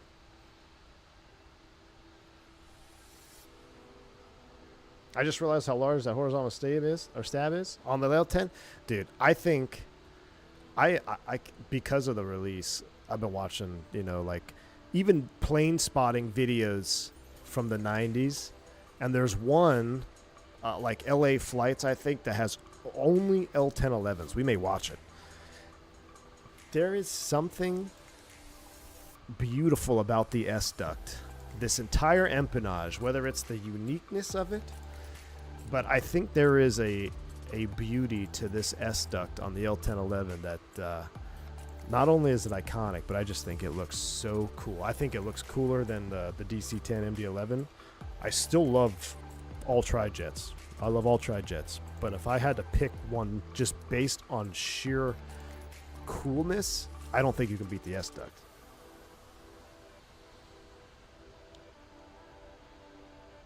That sounds just like EOD work. Don't do stupid crap and you'll be fine. There you go, Bomb Tech. Exactly, right? Yeah. Don't do stupid stuff. Yeah, so it is an HF probe, Mickey G. Really? Okay. Let me see if I can find a pic. I was completely misunderstood. I never knew that. For some reason, I thought it was a probe.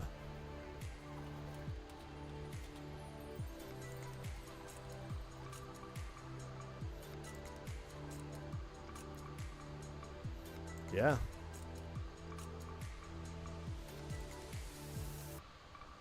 I was just Googling it. Yeah, that's an HF probe thing. I think the 707 looks so cool. It's like a narrow body 4-engine jet. That's cool.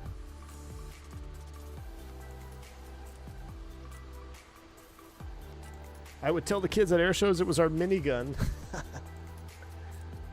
I flew from LA to DFW on a Delta L-10 on August 3rd, 1985, the day after the Delta 191 crash at DFW. Wow, Braniff Sim Pilot. Man, that's heavy, dude. That the dented tanks are still there. Those dented fuel tanks are still there at DFW. You can see them.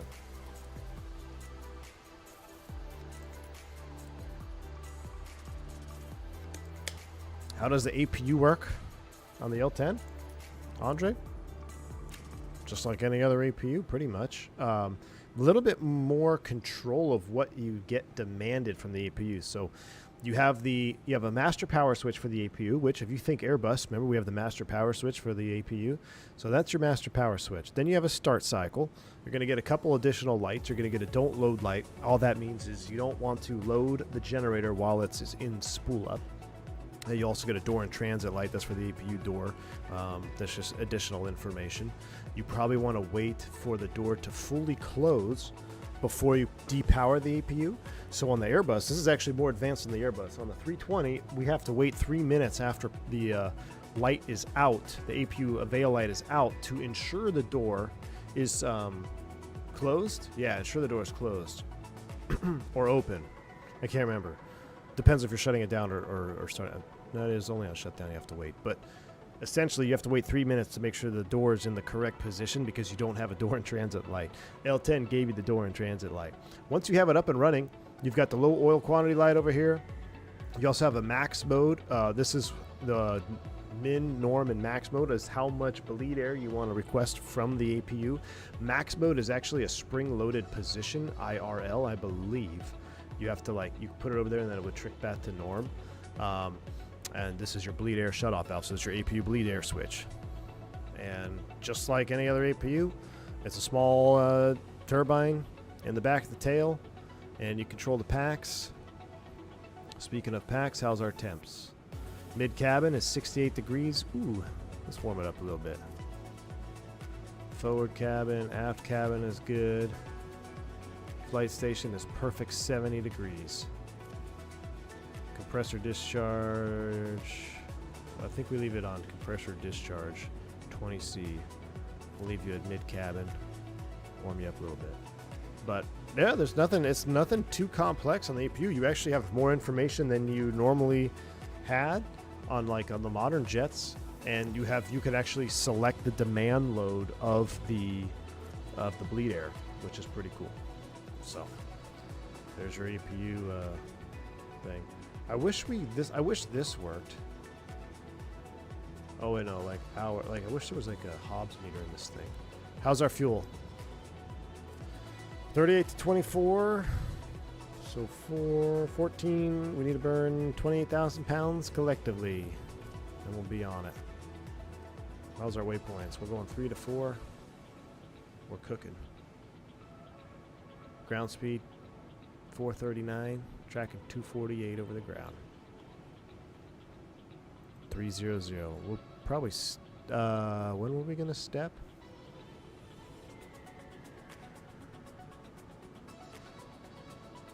First step was waypoint 6. Wow, look at this view. Oh, get away from the sun visor.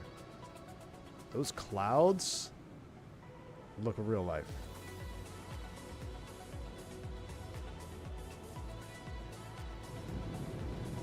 If anyone's friends with John Fulton, maybe we can get a 707 group flight. That would be nice. Have I ever flown Oceanic and had to talk to AirInc on HF? I have had to talk to AirInc on HF, yes. Yes, so we have my previous operator, we used to talk to AirInc over the waters routes.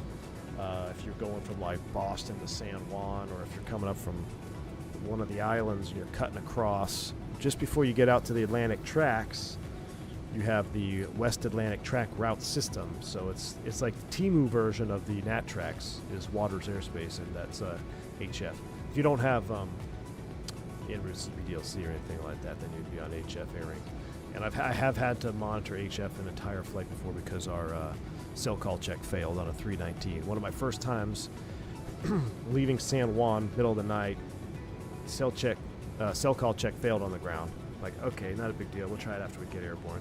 We tried airborne, cell call check failed. So basically what cell call does is it allows the controller to contact you when they need to without you having to monitor an HF frequency, because monitoring an HF frequency can be mind-numbing and very annoying, because you hear basically the static and the squelch all the time, the whole flight. So after we departed, cell call check, no joy, no joy, no joy. So well, let's go. We're going all the way to Boston on HF, middle of the freaking night. Of course, there's weather, so you're deviating and you're trying to talk to radio, New York radio. But yeah, I have had to do that. Is the L-10 APU in the tail? Yes, it is, Migs. Yes, it is. I believe we can see it. No, I don't think it's modeled back there. We'll go take a look at it in a little bit. I think it's under the I think it's under the number 2 engine and in front of it, if I'm not mistaken. We'll take a look. Well, I'm curious now. We'll take a look. Got my Part 107 certificate so I can fly drones at work now. Very cool, Fud Life. Very cool. Does the APU share exhaust with the S duct? I don't believe it does. Flight Sim School. Bro, I personally admire you creating this. I've done it myself, and it's just like I'm time traveling. Arctic Drum. Thank you, man. I appreciate that. Very good.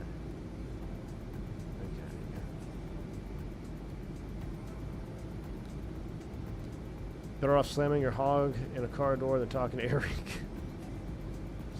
Am I doing fuel wrong? Don't you add 2 LR together when comparing 1 and 3? So they should run 2R from combined for you. Shin kicker.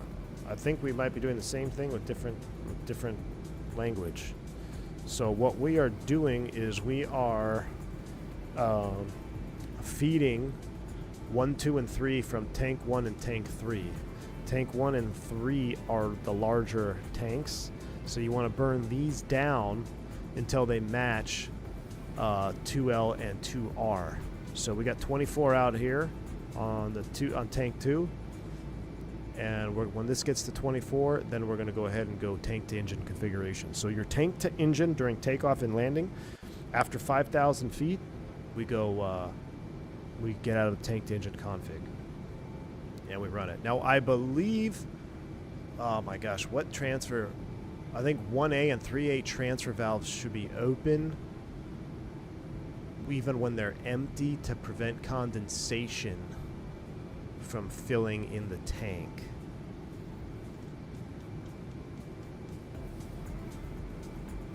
I believe, I could be wrong. Don't you add them together? 2L, don't you add 2L and 2R together? Oh, so you want to 48 out? No. No, that's not how I've deciphered it, Shin Kicker. Now, I could be doing it, so I'm doing it the same way you do it in the 74200. So So I could be wrong too, but I'm just doing that. What's what we're trying to do is trying to get them all equal weight, and then we burn. Because if you add them together, so basically you're saying, because these only go up to 24, at 48 on tank 1 and 3, you'd always go tank to engine. I don't know, because then these would drain down. I don't know. We're gonna have to bust open the documentation. That's after. Let's go, instead of busting open that, let's go bust open the APU, see what it looks like. Curious. Migs, thanks for the 6 Canadian. I appreciate you, my man. It says, does the APU share the S duct or separate exhaust? Thank you for the 7 Canadian super chat. Let's go find out, my man. Let's go find out. We're gonna step through the Migs. Actually, no, Migs isn't up here. Migs is down here. Migs and Aaron are down here. And Rain Man and Bomb Tech, they're telling war stories down here. Boombala, boombala. Alright, let's go back up here. We'll let them have their privacy. Gosh, look at that engine out there. I freaking love the L-10. Best airplane ever. Let's go find ourselves an APU.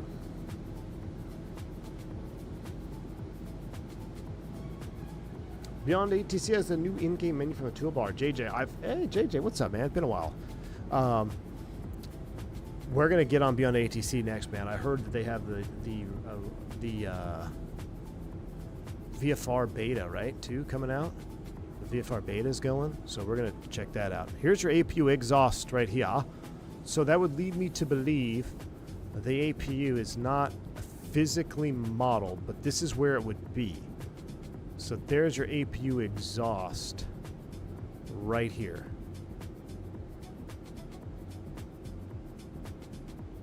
Right there.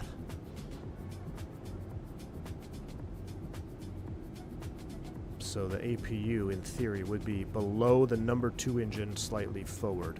Here's our number 2. Let's do this. I love doing this. Let's come up here to our number 2 engine. Oh, what is this, chat? It's the S duct. I don't know why it's so cool to come out of the S duct up on top. This view, though, always gives me the willies because wasn't there a camera on that Sioux City DC-10? And I think it was like in this position. And they watched themselves crash. Wasn't there a tail-mounted camera on that Sioux City DC-10?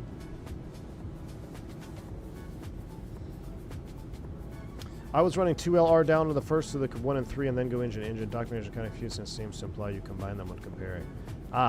No, I don't think so, Shin Kicker. Yeah, I don't think so.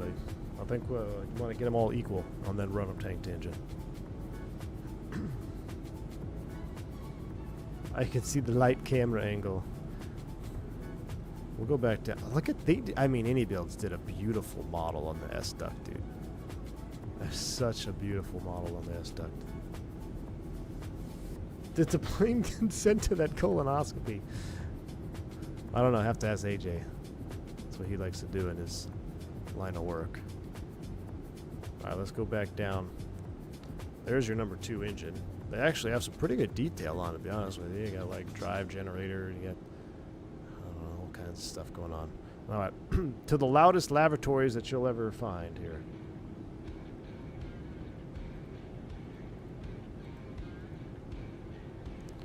Very loud back here. Oh, the doors work. The doors not work before?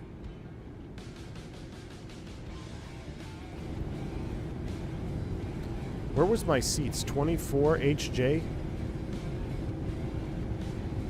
26, 25, 24, and then 19, right? Remember the one that was right over the wing? That was the first view I picked right there. 19. I was way off. Way off. The door's working. What's in the update? Very cool. Yep. Where's that?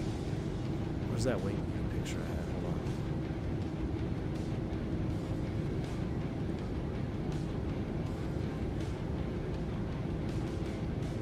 I'm gonna try something.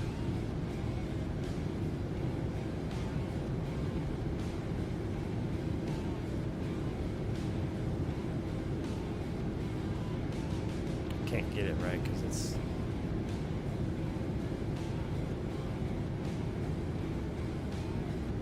too zoomed in on that photo.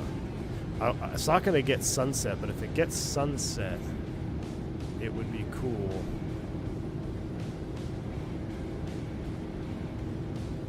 I'm going to wait till the sun comes out. That photo's way zoomed in, so it won't come out. I'm going to have to get these actual original photos somewhere.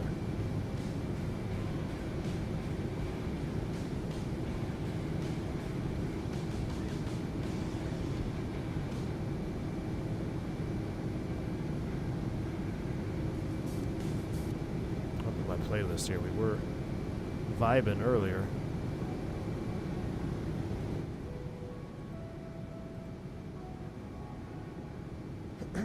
American 191.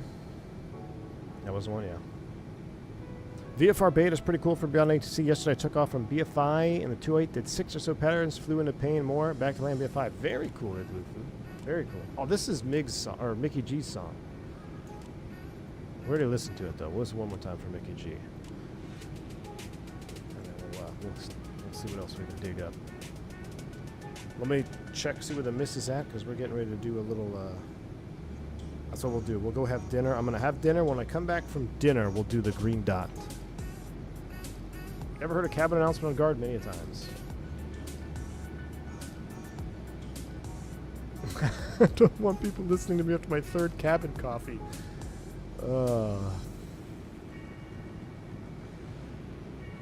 MD-80 labs are louder. Blackbird Controls, what's up, buddy? Good to see you, man. I'll tell you what, Blackbird, the MD-80 lab is pretty freaking loud, too. You're right. It's pretty loud. Behind the wing, best seats of the aircraft. The cargo bay of the C-130 Herc, it's best. Nice, Scoob. Would be cool to try and recreate some of the old photos, maybe the ones from the gate and wing views on taxi. For sure, Migs. Absolutely. Absolutely, we'll do that. There's one particular gate shot I want to try to recreate. Maybe we can see maybe we can determine what airport that was. Because it might have been Maui on those first few shots, because when we flew out of Maui, we flew to Honolulu, Hawaiian to Maui, and then ATA back to SFO on an L. I'm pretty sure it was L10 both ways. No, Looking Like You tape machines. It was a couple songs ago. Oh, really? Alright, well, my bad. We'll see if it comes up on this playlist.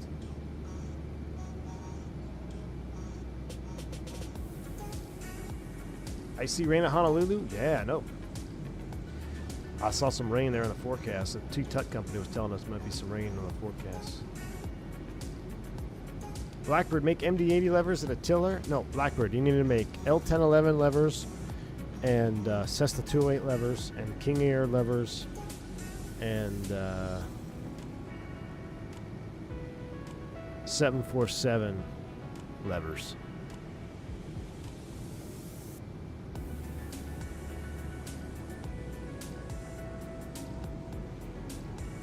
Aaron. It's classified.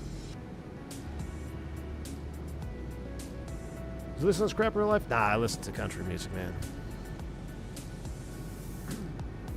It's a great lifestyle and keep you in the Navy, and it keeps you in the Navy game for retirement, bigger commitment than the standard reserves, but it's a great way to join the airlines, drop trips, and hang out in the wardroom. Nice, man. Al Loper says the L-1011 TriStar's aux power unit consists of 2 squared-shaped doors located on the bottom aft fuselage on the aircraft centerline, typically just forward to the tail skid. So those are the intake doors, right? Which are right here. I believe these are the intake doors. Matter of fact, we could probably, let's go drone over there. So there's the APU exhaust, and I believe, or wait, no, or is it these? Which one, Al Loper?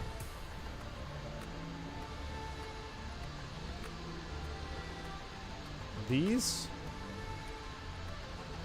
2 square shapes located on the bottom of the aft fuselage on the aircraft center line, just forward of the tail skid. So that's got to be it right there. It's got to be in here somewhere. This is for maintenance on the engine. These big door. Is it these 2 little doors?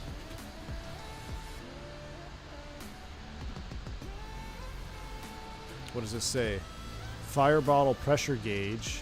I can't believe you can read these. Fuel shroud APU compartment. Aft way system service door. I can't read that one. It's upside down. Oh gosh. Oh, chat. Hold on.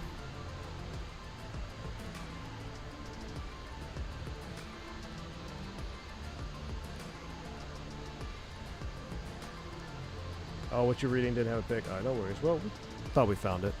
I don't like that song. Driving me nuts. I do like this one, though.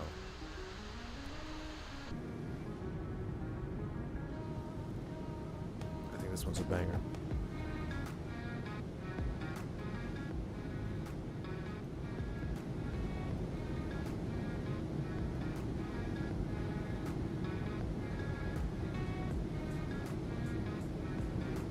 Gala 1 flying is precious. Any I&I airplane. Turk Karen is here. What's up, Negative Nancy? How you doing, bud? My phone's been blowing up. Oh, it's been pretty quiet. What's going on? You guys got tired of talking smack? Or he's found a deadhead right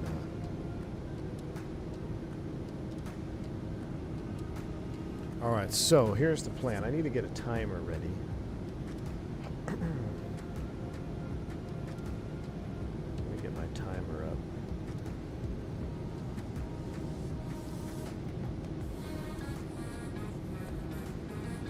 See if this works here.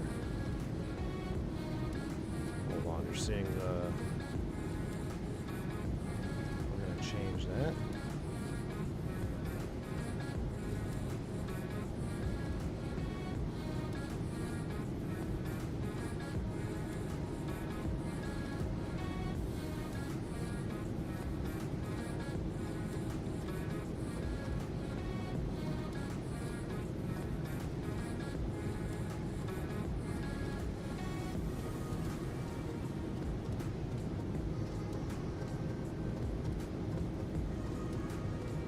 Test this here.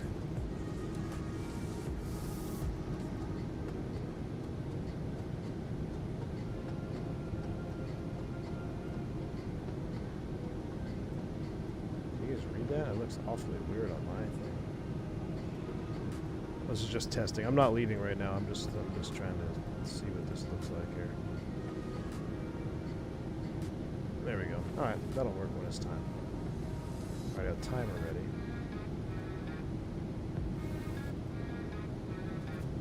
Migs, look good. I'm off shower. I'm back for Green Dot. Enjoy dinner with the missus. Thank you, Migs. Appreciate you, buddy. We'll see you in a little bit. Nice and cursed. I keep it cursed just for you guys. You know how many times I could have fixed it? Refuse to. None of these are bangers. It's hard to get any bangers that are...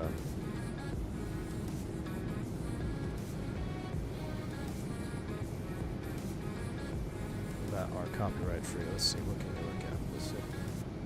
Mount Fuji? That's kind of Hawaii-ish.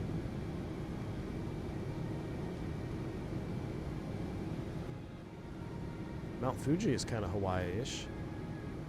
Not really. Is it Mount Fuji? Fiji? Where's Mount Fuji, guys? No, it's in Japan. Fuel check.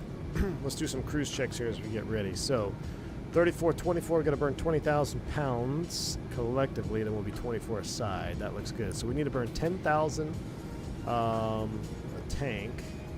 And we're 70, so we're looking good. All right, that'll be fine. Fuel is coming down. How's our waypoint system?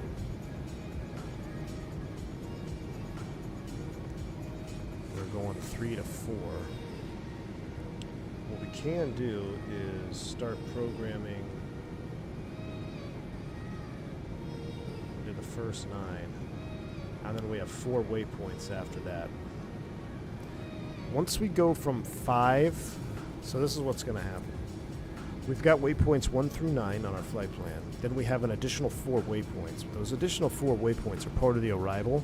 That's a non-RNAV arrival, so we don't need to have them, but we'll have them in the box. But then what I'm going to do is I'm going to have waypoint 5 on the second set is going to be the destination. So we'll sync it all up. So I got to wait till we go from waypoint 6 to 7, and then I'll be able... I'm going to say that again. I have to go from waypoint 6 to 7, And then we'll be able to change waypoints 1 through 5. That looks good. If I change, I kind of like that as a backup. I'll tell you what. What about this one? Let's put the destination on this one. This will be our destination. It's INS here. Let's load this one up. Waypoint 1 north. Let's put Honolulu in here. 21191. West. 157,552. Track change. 1,500 miles to go. 215. I don't know what unit that is. Minutes?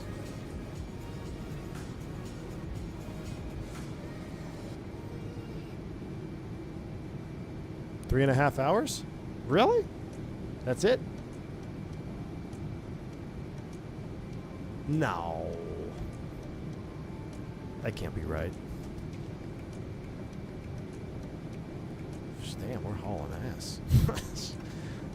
Doing 8.6 Mach. First step was waypoint 5 as well. Bilbo. 3 to 4. We're looking good. Take a look at the winds aloft.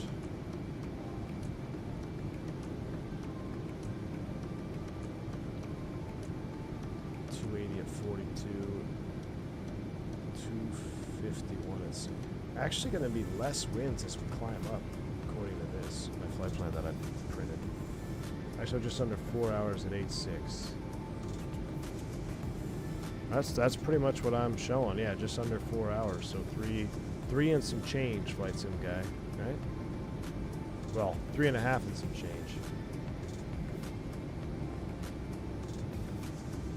Yeah, we're not quite going 8.6. Let's do a fuel hack here again, though. Let's 116 on the fuel. So we're still burning. I'm going to round up 7,800 times 3. And let's say we got 4 hours to go. 93,000 minus 116. That gives us 22,000 pounds of fuel. Yeah, we're burning a lot of gas at 8.6. Damn. We're burning a lot of fuel. We're going to have to step up here sooner than later. That'll help our fuel burn too. Flight sim guy, you're about 50 miles behind me, so you show Honolulu at 333Z. Excellent, flight sim guy. Ooh, speaking of, let me look at the web eye.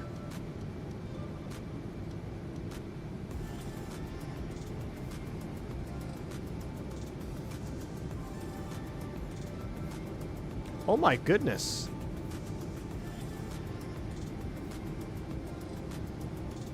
Holy crap. Guys, look at this. I didn't realize that many of you were on the conga line. This is cool. So if you're wondering, I'm getting tired of this music, Bomb Tech. I'm getting tired of this music. I'm about to go copyright mode here. Just give me something to chill out. What do I like? Some classic blues.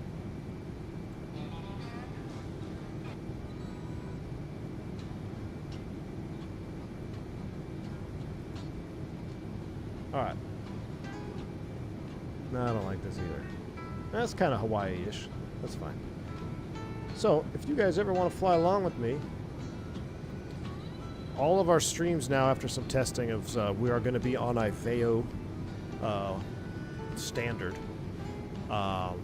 Look at this. We got a 727. That's vodka. He's 727-100, trying to make it all the way. He's got 622 miles to go. 34,000 feet. God bless him. We got an MD-11. That's the other Amtran. That had to be Zippy, I believe. That's freaking cool. There's us. There's a triple. Another L-10. Who's in the Clipper L-10? Man, I wish I would have seen you blast off. We got a United triple. We were next to them at the gate. Two United triple. Oh, we got a Clipper 7.4 Classic. Someone is flying that. I wonder. That's freaking awesome. Whoever's flying the Classic, are you in the chat? You flying the Felis? That's awesome. And then we got another L10 PSA bringing up the rear. That has to be Alex. Has to be Alex. He's bringing up the rear. He's rocking 429 over the ground. So if I click on mine, it shows us ETA 3 hours and 16 minutes. No, estimated time of arrival 0316, right? 316 local time? How does it, what time is this? Or is that ETE? But this is the most people I've seen on an Aveo conga line, and it's very cool. Someone else blasted off early and beat everybody. But very cool.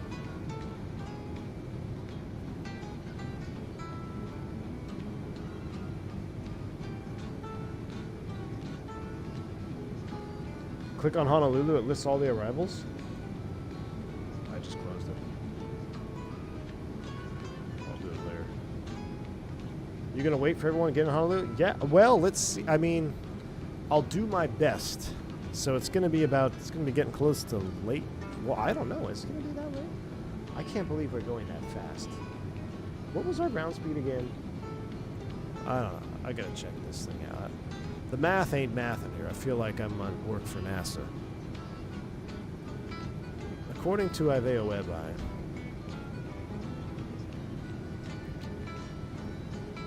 why am I not logged in? I don't have the information in. 438 over the ground. We're cooking. We're beating it. We're beating the guys higher than us.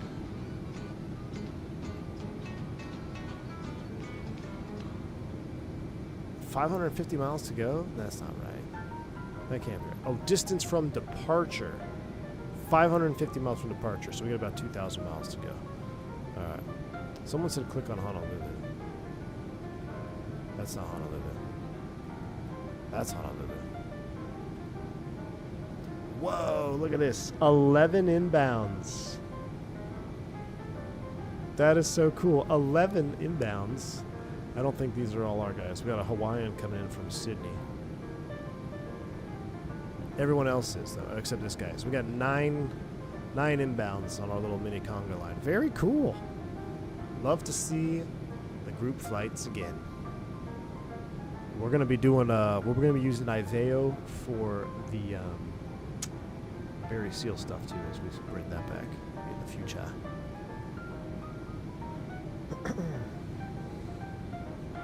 But the weather in Honolulu and the headwinds pick up in a couple hours. That's true. Vodka, you're 1.5 tons in the green, looking good. All right, real quick, chat. I'm gonna grab. I have a change of clothes in the car. I'm gonna go out to my truck real quick. Grab my change of clothes. You guys have control, and so let's put you on the jump seat. Don't touch anything. I'll be right back. I'm just gonna change because the missus is on her way.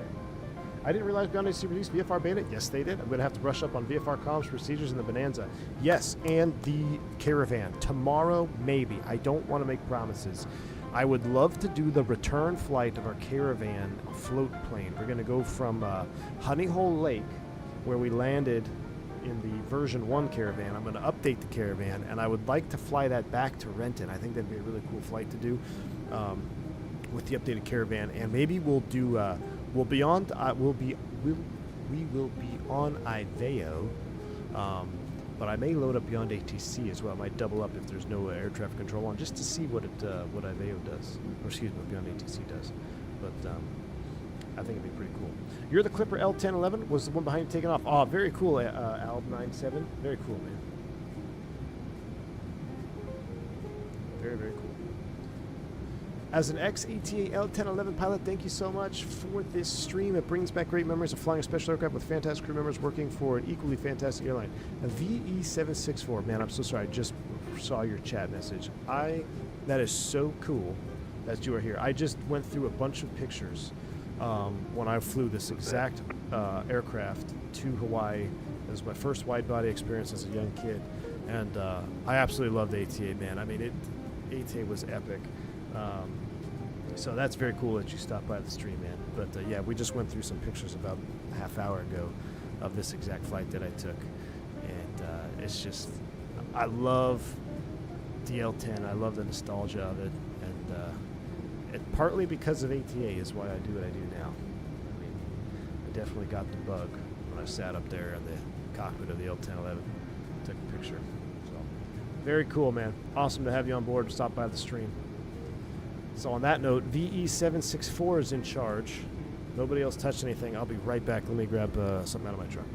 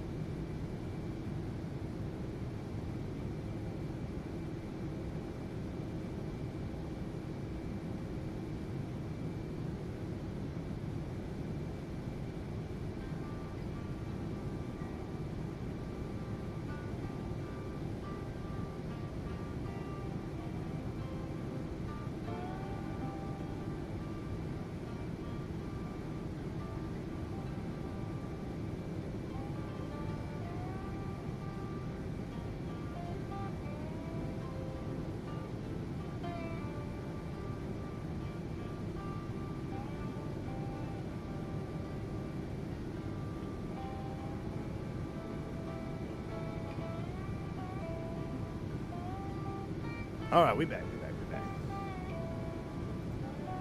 Let's go outside.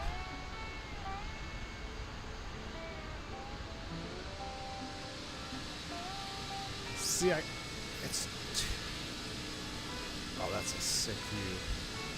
I'm going to turn the sim down a lot.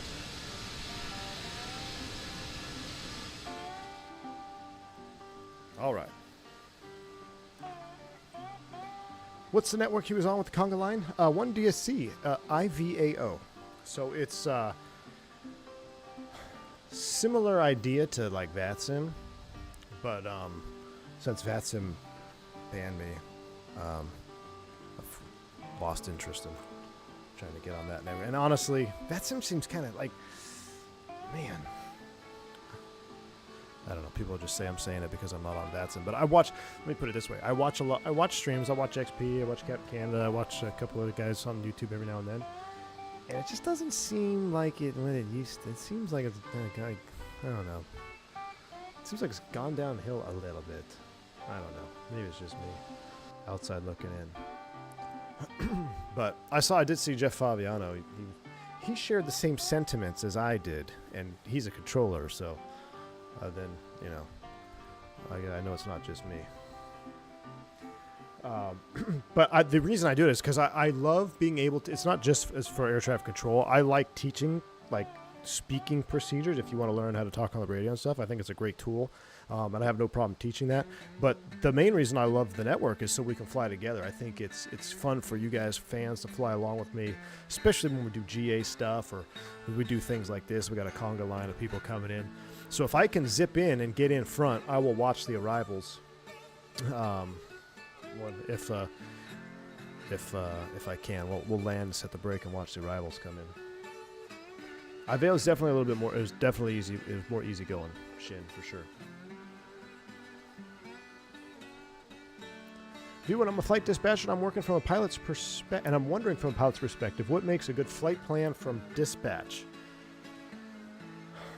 A good, well, one that is actually looked at by a human, Vector. So I can't tell you how many times I've had a flight plan that was just the pre-filed route or the canned route, and there's either a weather system that's moved in or a hurricane that's moved in, and the flight plan goes right through the hurricane.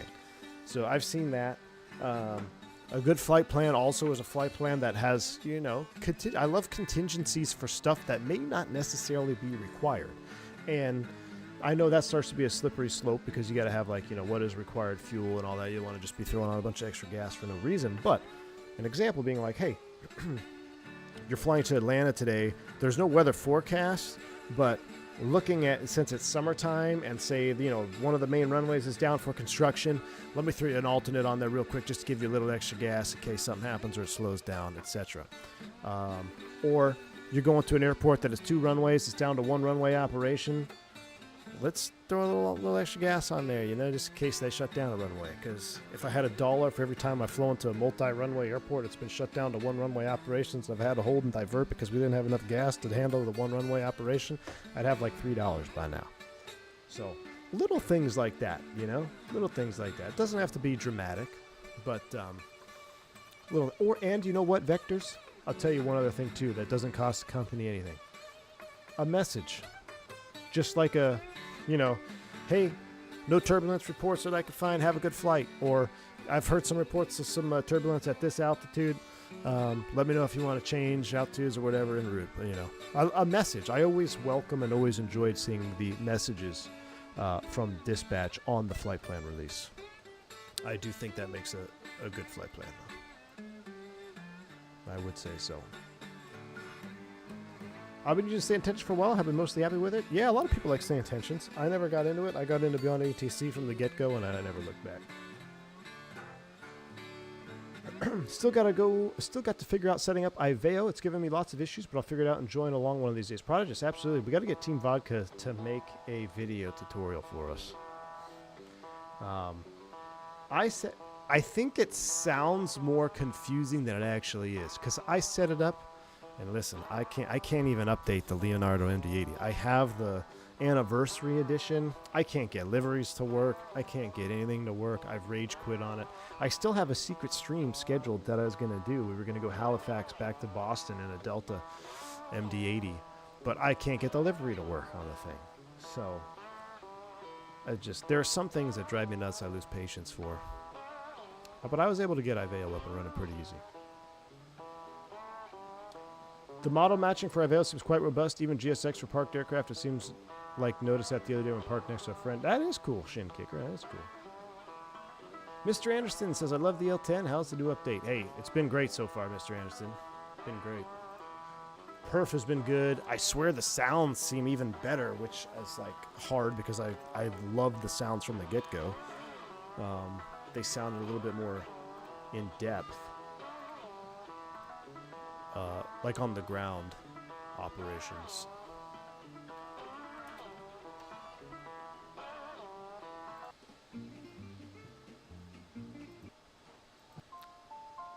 I'm going to set you up for the balloon song when I go to dinner.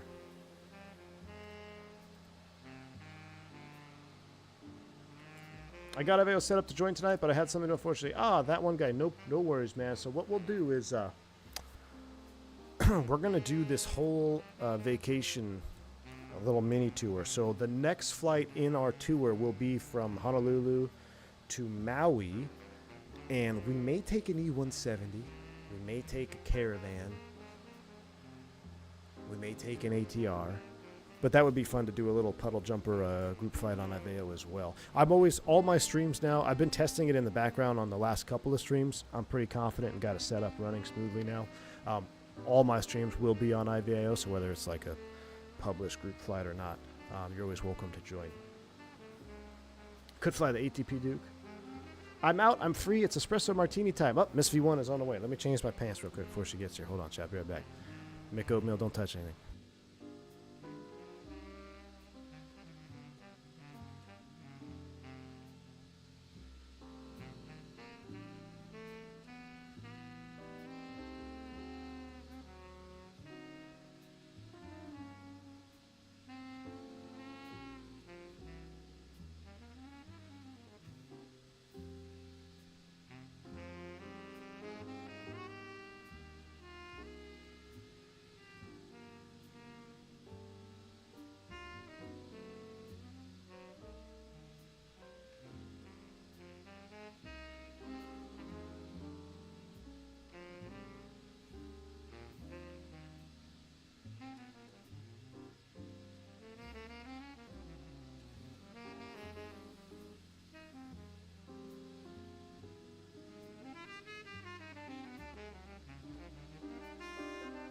All right, we back. Got new pants on, new shirt. Gotta get my boots on here. Cowboy hat. Oh, I didn't bring the cowboy hat on. It's straw hat season, though, chat. It is straw hat season. V1 seems like the type to wear skinny jeans. Yeah, you get that's it, man. You got me, Mickey. The only guys who wear skinny jeans believe in 2 peaks. 3 greens in the house. What's going on, man? Good to see you. Good morning, V1 fan. Good morning. 3 greens dropping the 5 gifted subs. What's up, buddy? Thank you so much for the 5 gifted subs. I appreciate that. Hope all is well in the land down under. 3 greens. If you get a membership from 3 greens, shout them out. Tell them you're going to throw another shrimp on the Barbie. Our resident Aussie. Are you allowed to have tattoos as an airline pilot? Yes. Are you going to get hired with tattoos as an airline pilot? Depends on where they are. When you interview, don't have them visible. Too much gray in this chat. Thank you, 3 greens. I appreciate you, man. Espresso martini, shaken, not stirred. I will post espresso martini updates in the Discord when we step away. So here is the plan for those watching. If you're going to hang out, I'll put up the countdown timer. And I'm going to step next door, go have an espresso martini or 2, maybe a little appetizer. And once we finish that up, probably, I don't know, I say an hour, but I don't think it's going to take an hour. Let's call it 45 minutes to an hour. I'll come back, and that's when we will start the green dot. So when I put the countdown timer up, if you want to know when we're going to do our green dot breakdown, it will start at the conclusion of the timer. But yeah, we've got to, it'll take us a solid hour to break down a 30-minute green dot video. It's actually a 40-minute green dot. So, and it's an Airbus, which I'm very curious. I know about this incident, or this accident rather, that we're going to go over, but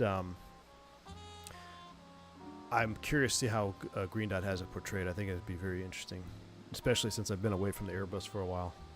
See what kind of memories it brings back. Just joining in, what I missed? Nothing yet, my man. Nothing yet. We've just been cruising. You did miss our ATA Hawaiian holiday photo dump, though, which was really cool. We got to go back in time, see the pictures of this exact flight. It was actually flight number 671. It was off the same runway. I didn't realize we took off of 28 left, the same runway. That's so cool. Not the Air Canada one. It's flight 888 Tango. 888 Tango. Jeremy Harvey asked to go over this one a while ago. It's a very interesting accident. Loving the background music? Yeah, I typically leave you guys with some smooth jazz as we go off for dinner. Question is, what view do we want? Okay, here we go. Before you leave and go do your dinner, we're going to start a poll before Miss V1 gets here.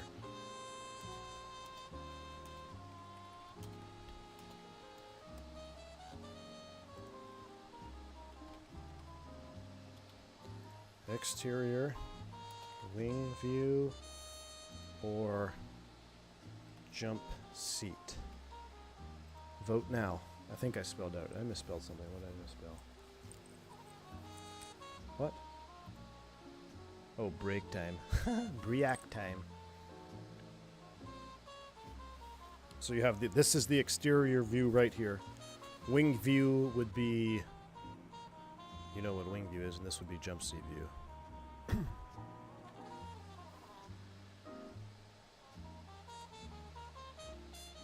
This is Martini music right here. Ah, Mickey G. Yes, it is, my man.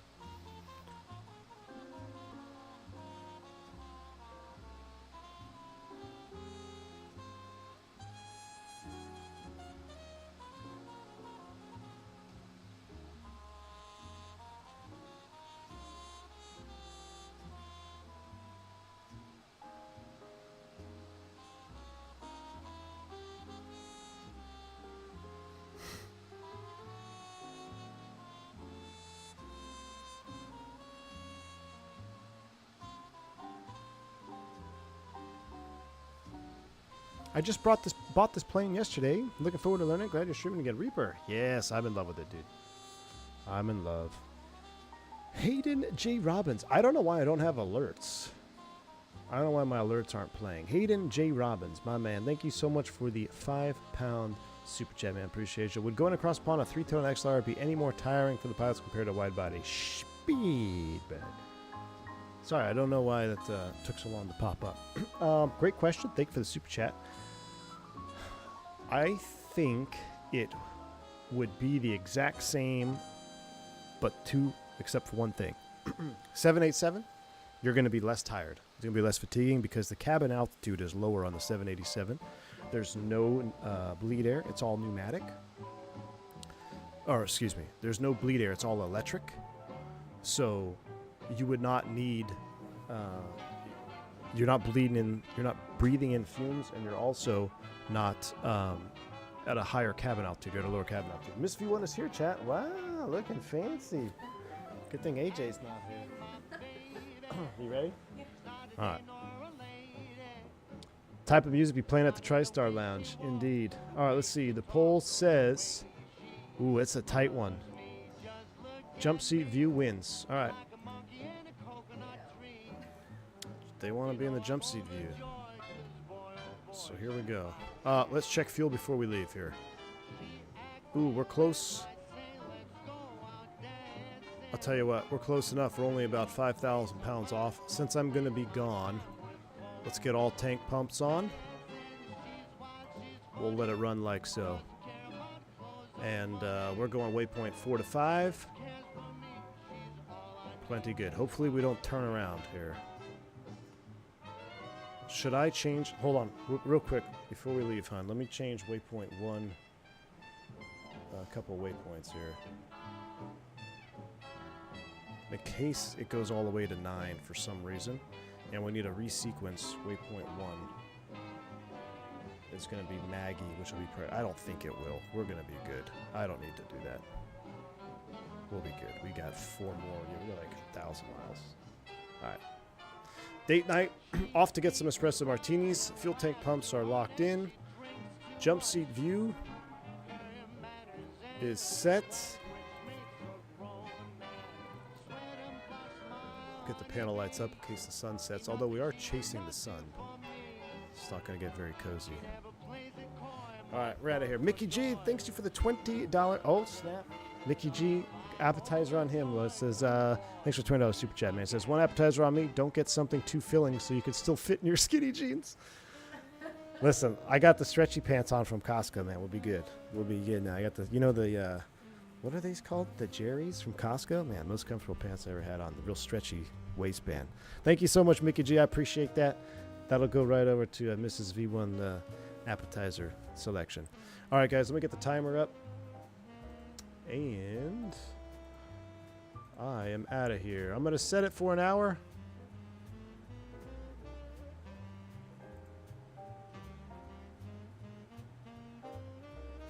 And that should be pretty close to when we're returning. So Get some food, stretch your legs, don't get deep vein thrombosis. I'll see you after dinner. So.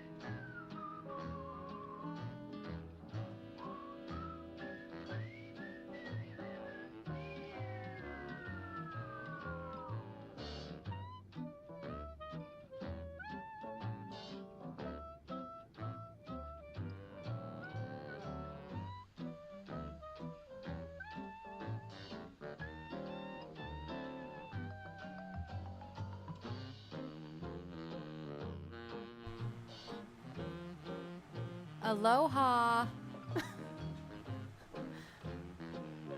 Chat. We had a lot of espresso martinis. And by we, I mean me. Just me. Oh, and I have to thank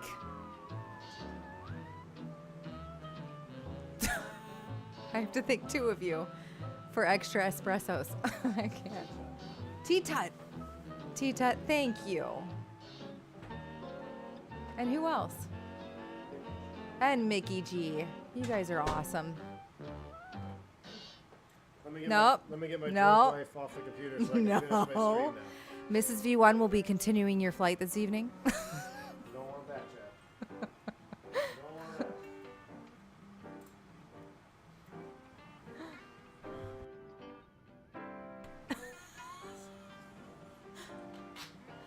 No one can hear me, huh? Yes. Okay. I thought he muted me.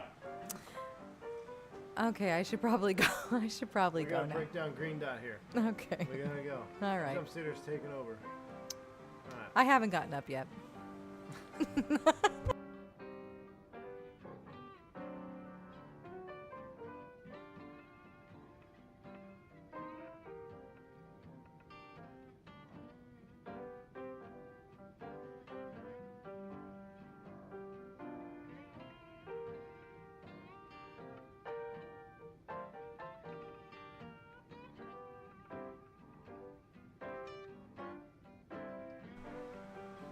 Did you rip your jeans? No, I didn't rip my jeans. Skinny Say thank you jeans. to Mickey G. I Mickey did G. see Mickey. Oh no, I didn't. I said, I did. And Sim Guy just gave you 5 memberships. Yay, Sim Guy. And AJ a $3 super And chat. AJ. I am safe. All right, I gotta go. Okay.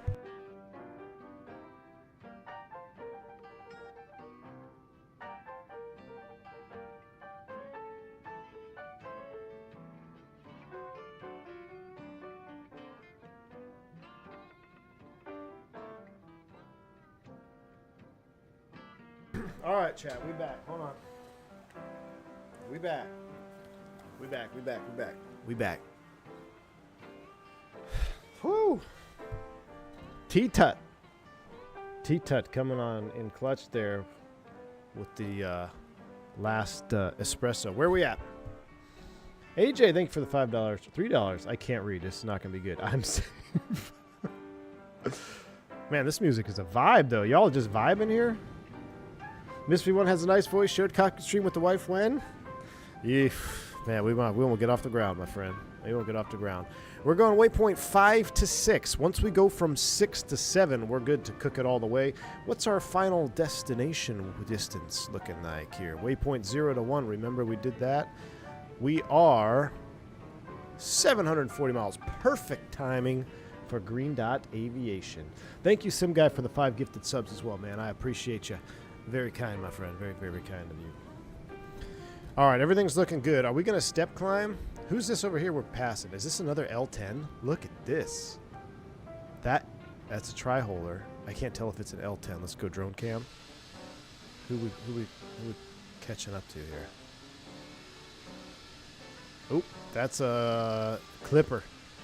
DC-10. Gosh, I love tri-holers, guys. These are the best. All right. 5 to 6. How's our fuel? Oh, chat. We are not good. We just got out of balance. What is happening here? Why is this 18,000? We got problems. Why is this at 18.6 and this at 25.4?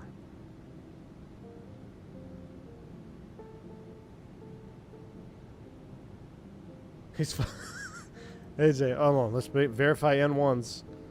We should probably dial it back. We're doing 7,600 pounds an hour per engine. Maybe we should dial it back like less than 8.6. Nah, we're fine. We're fine. Why are we out of balance here? Why do we only have 75? We need to slow down. And we need a step climb. All right, here's the plan. We're going to step climb to 340, and then we're going to do a green dot. We need to get up to 34, and we're going to dial it back to like 8.5, because we're burning a lot of gas here. Well, I don't want to get an RA. I'll tell you what. Let's leave it at 30. We'll stay at 30 the whole way. But we got to dial it back. We got to... What is 320? From 8.6. We're almost doing 7,800 a side. Vodka's 2+2 in the green? Nice, dude. Doing shots. I'll go for 340. Anybody in your fancy MD-11 have a wind readout for the for 340? I have one at 7.2. What do you got up there at 34? Oh, never mind. I'm at 36. What do you got at 36? 278 at 63. 278 at 63, the man says. Yeah, just from looking ahead, lower's better with the upper level wind. Yeah. Yeah, I think we're going to stay at 30. We'll stay at 30. We're going to come back to 8.4 on the Mach, though, because I don't know. Something happened to our fuel. We're coming back to 8.4 on the Mach. That'll give us ground speed. Too many martinis at the bar. I think so, man. I think so. Yeah, we'll come back 4.57. My condolences to your fuel. Yeah. My condolences to her fuel. V1 said she's the captain now. Yeah, dude. She's the captain, brother. That's for sure. All right. So we're at 30. We're coming back on the fuel. How did this happen? How did we go? It's because we had the crossfeed on. You know it? It's because we're feeding two engines off of this, and this was running tank to engine, and these pumps were overpressuring these ones, maybe. I think we cooked it. So what I need to do is go 3A transfer. I need to figure out how to move fuel from here to here. And I don't know how to do that. I hope Miss V1 is Ubering home. Yeah. Yeah, she's going to Uber home. That is peculiar. Best forward speed. What's up, brother? He said, I had an ex-girlfriend who was a 3-holer. Oh, my word. What's up, man? CSM, how you doing, man? Thank you for the $10 super chat, man. Appreciate you. With you, how's life? Sounds like you and the wife had a great dinner. Have a nightcap on me. Oh, my gosh, man. I appreciate you, CSM. Thank you so much, dude. Stephen Hayner. There we go. I don't know why YouTube changed all your names. Appreciate the $10 nightcap, my man. I appreciate you. We're going to get into the nightcap right now with the green dot as soon as I make sure we don't flame out up here. Very kind of you, man. Appreciate you. Turn off tank 1 pumps for a bit. Well, so I'm thinking you're right. But my problem is, I'm afraid we're gonna flame them out. What the hell? Let's verify N1s. So tank 1 pumps off. We've got. I want to feed everything from tank 3. I want to feed everything from tank 3. That doesn't look correct. Tank 3 pumps on. Crossfeed is open.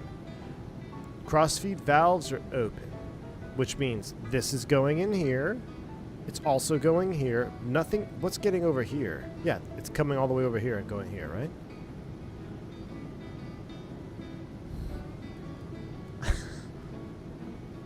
I think it's working. Let's verify the numbers. 18.2, 15.2. This should start melting off if this is correct. 15.2-ish. So everything is 0.2 except this. We should see this start to move. Yeah, I'm not going to turn off the crossfeed. I'm getting green dot ready to go. It's ready to go. It's up and running. Where are we going to watch it? In the lounge? We'll come back here. Let me go to our camera. Oh, I hate to ruin a wing view. Tell you what, let's come back here where it's. We'll stick it in the seat here. All right, so I'm gonna rebind this view.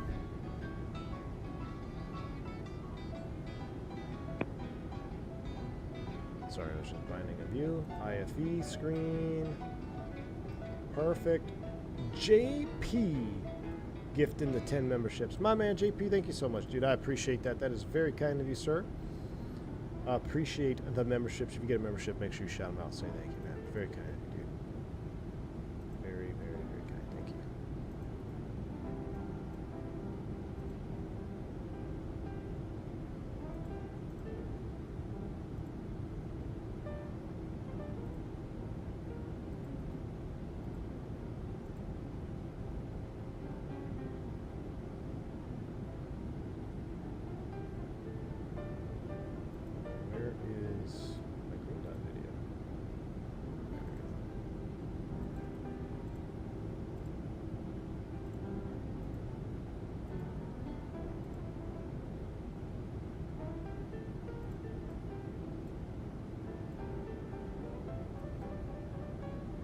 That's as good as it's going to get tonight, Chad.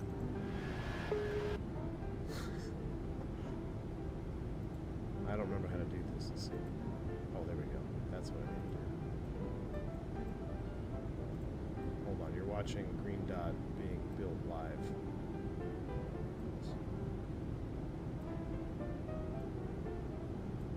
Courtesy of Zippy's Apple. Zippy still made those overlays a long time ago. Alright, that's good enough. Close enough for me. Close enough for government work. Alright, that's all set. Don't need this on over here.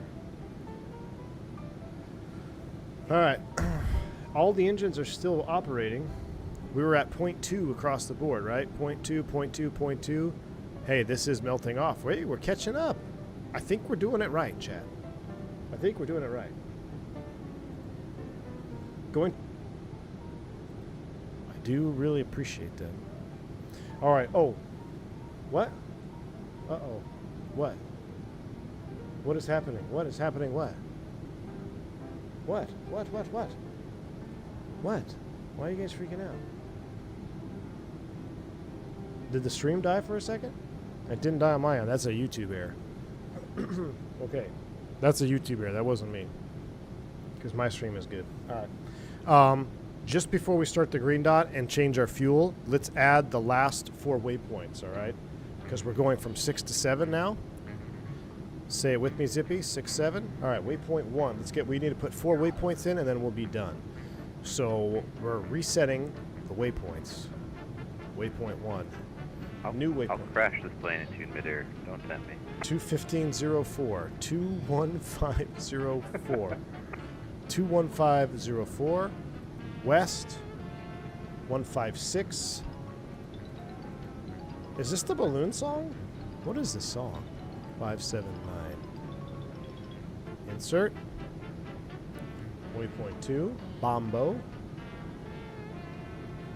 North, 21250. This sounds like a balloon song if you ask me. West, 157306.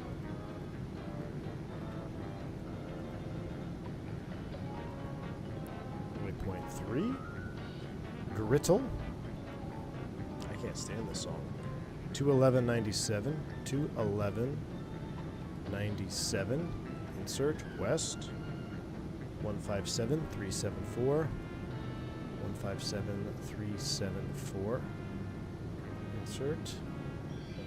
Cocoa Head. I don't know what this song is, which I can't.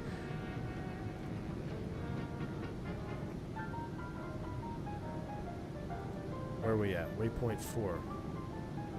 Cocoa Head. North, 211. 59.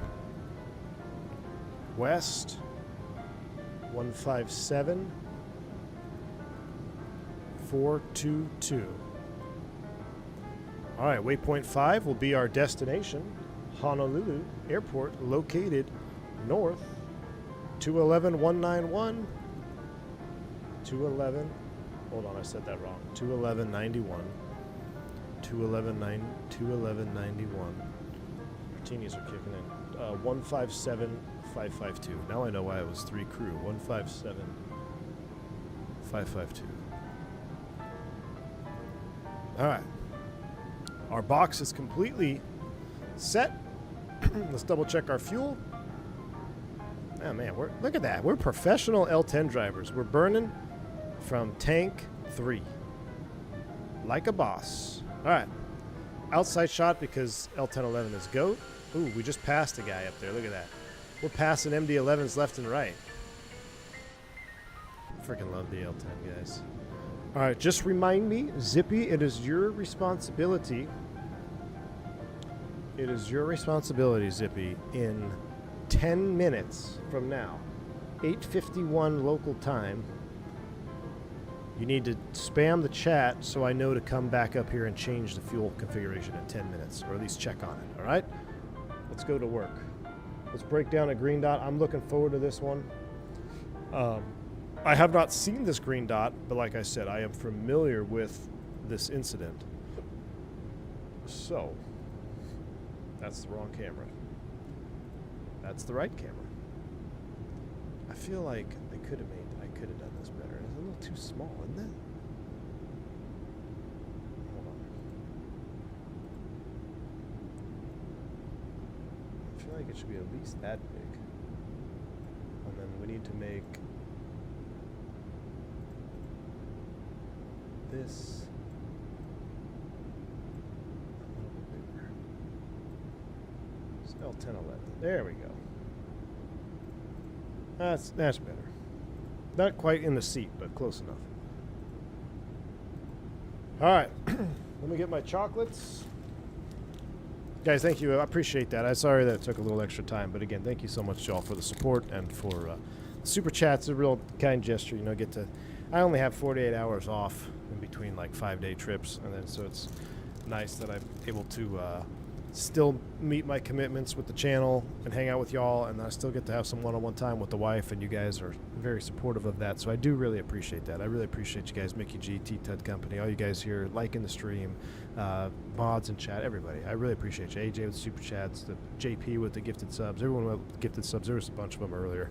I feel like I say it all the time because sometimes we're in a stream or we're in like a high intense environment where there's a lot of stuff going on, and it's almost like a rote thank you, you know what I mean? But I truly do mean it, you know, from the bottom of my heart. When donations come in, or super chats, or bank angle checks, whatever it may be, gifted subs, just know that I don't take it for granted. Whether it's 1 gifted sub or 50 gifted subs, I truly am very appreciative of it. The wife is appreciative of it. The whole family is. So I do appreciate you guys. All right. So I know sometimes it almost is like a rote thank you, and it doesn't seem as genuine, but every single one is very genuine. So thank you all for that. All right. Enough of the mushy stuff. Let's get this thing fired up here. Do a sound check. Flight 888 Tango. This is going to be good. Have you ever had a horrible sinking feeling where you think, this is not supposed to happen?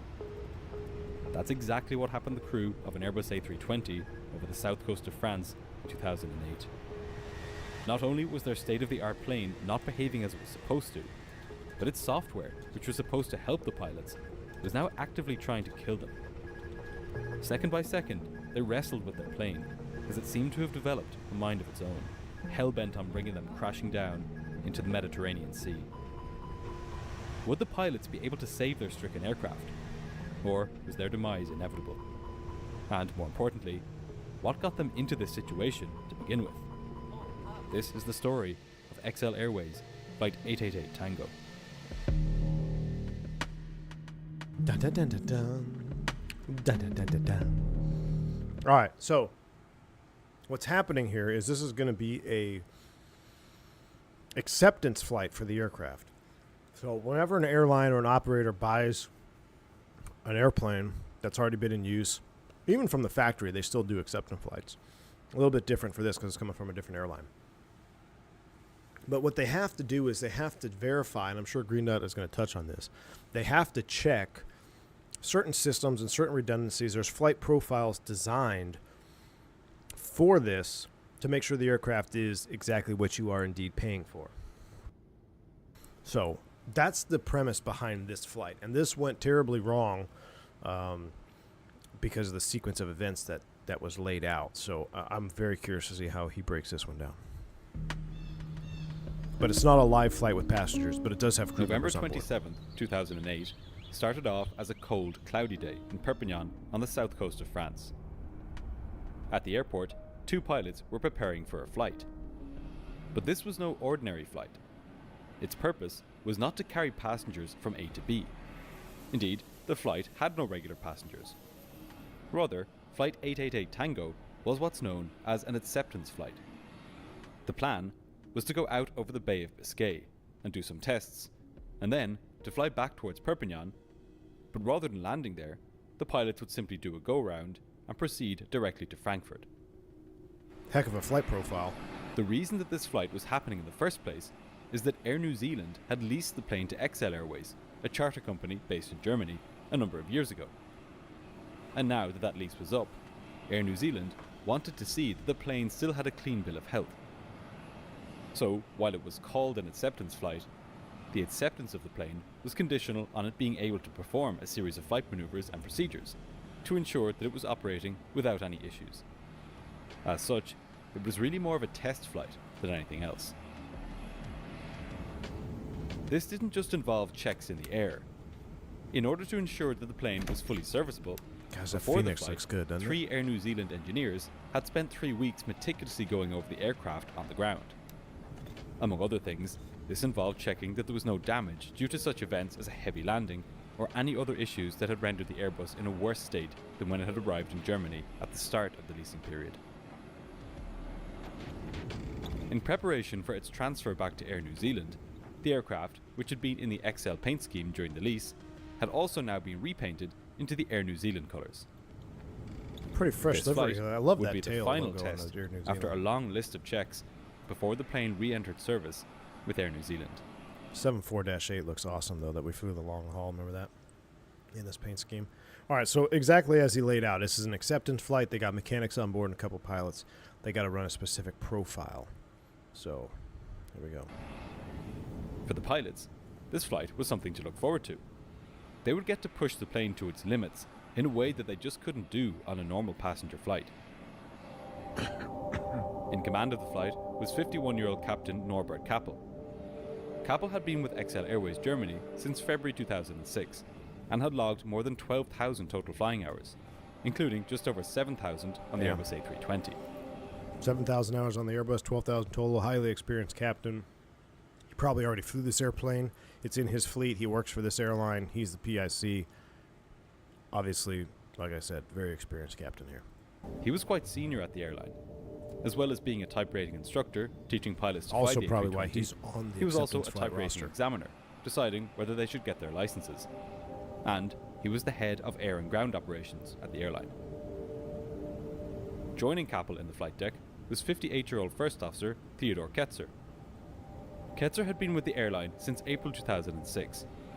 He was also very experienced, with just under 12,000 total flying hours, about half of which on the Airbus A320.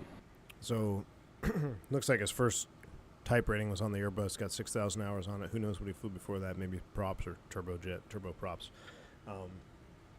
Again, another highly experienced guy, 6,000 hours. I mean, anything over, 4,000 or 5,000, anything over 4,000 hours on the Airbus, you're pretty experienced. I mean, it's that's getting up there in flight time. So have 5,500 and almost 8,000 on the other guy.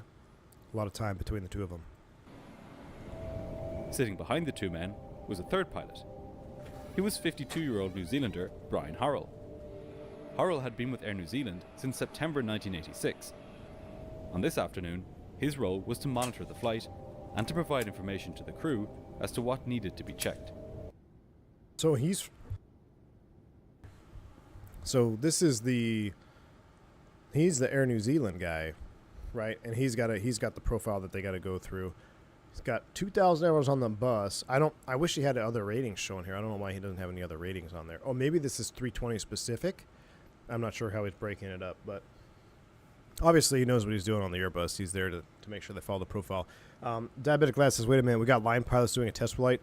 It's not a test flight, it's an acceptance flight, as Slow mentioned. So an acceptance flight, you're not going to do anything. You're not testing new technology. What you're doing is you're verifying the modes and protections that are already in place on the aircraft that you train to proficiency when you get type rated on the aircraft. And the captain, he's also a type rating instructor. So he's not just some line pilot. He's actually the guy that's going to be teaching other people who have not flown the Airbus how to fly the Airbus and to get them type rated. So very experienced all the way around. And again, an acceptance flight. What is that? What? Can the captain please return to the flight deck, please? Oh my goodness. That was good, Zippy. That was good. Yeah, we need to check the fuel. We're getting there. We're getting there, Zippy. Give me another 5 minutes. Start the timer for 5 minutes, Zippy. That was hilarious. That was really good, Zip. That was really good. Give me five more minutes. 5 more minutes. We'll get back to it. Start the timer, 5 minutes. That's pretty good. That was funny.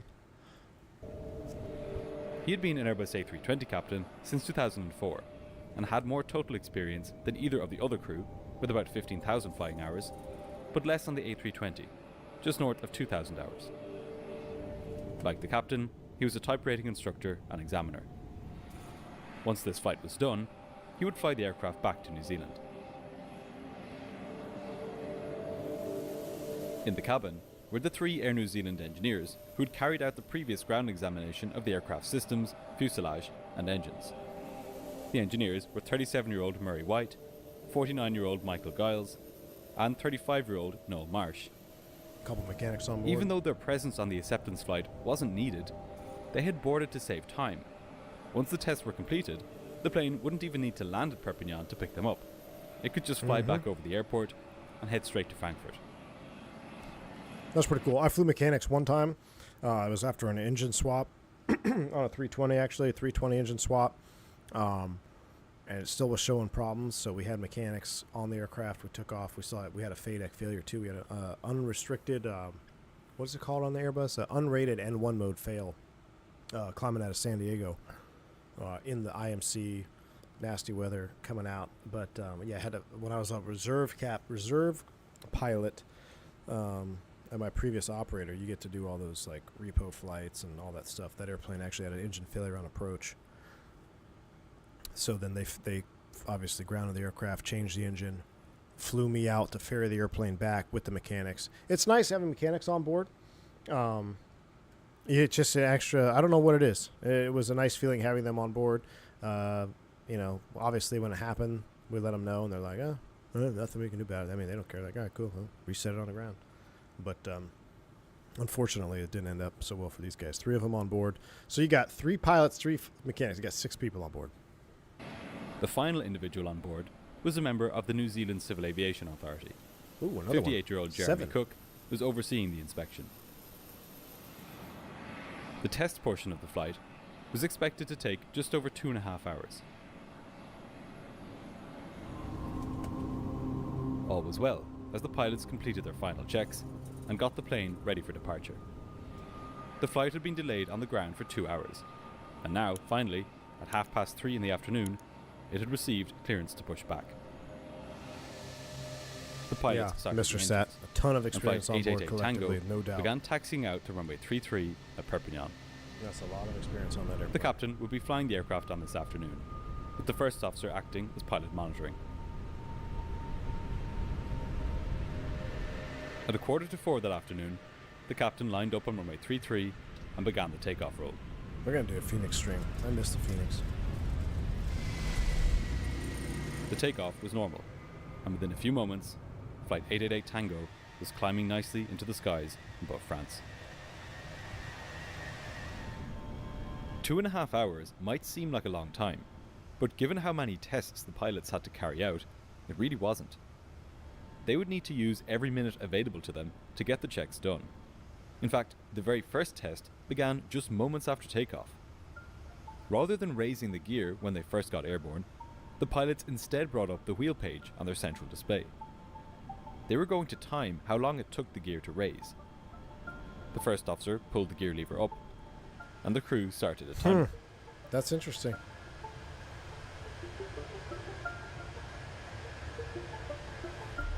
In all, it took 14 seconds for the gear to come up, well within the normal range. The first of many checks was done.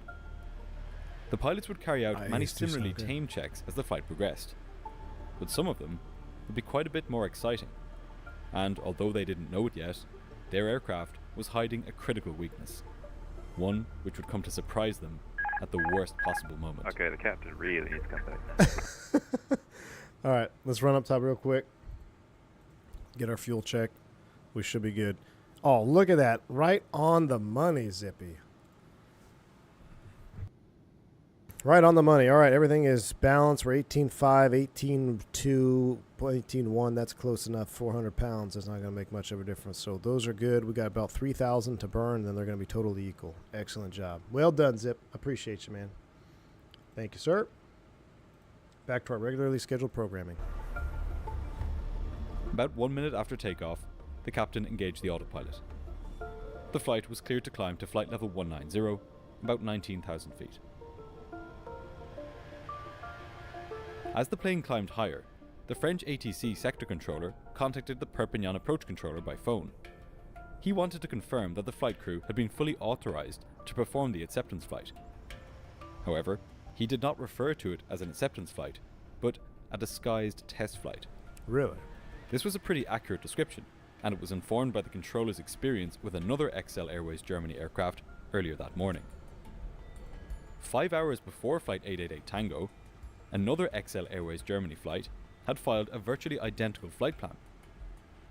That crew had contacted the radar controller and requested several times to perform maneuvers. This had increased the controller's workload considerably, as it required coordination on several occasions between different control sectors.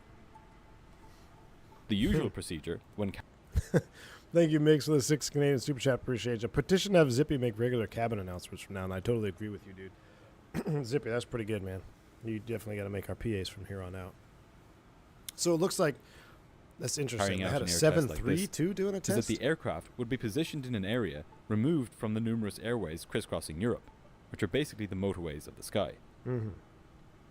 Once the aircraft is sufficiently clear of those airways, it would be standard practice to ask air traffic control for a box. Within this box, the aircraft could then do the required tests. Yeah, get a block of safe in the airspace. knowledge that there would not be any other aircraft allowed within that area. But after their taxing experience of the test flight earlier that morning, the controllers weren't keen on letting another plane carry out a similarly imposing series of maneuvers. So, just minutes after takeoff, when the captain asked to perform a 360-degree turn, the controller denied this request. Really? In fact, he told the flight crew that they did not have permission to carry out any maneuvers within the general air traffic flow. What this meant for the crew was clear. They would now have to improvise. They needed to get all of the tests done, But rather than carrying them out in the systematic fashion which they look at that planned, dash, looks so good. they would need to fit different tests in as the opportunity arose.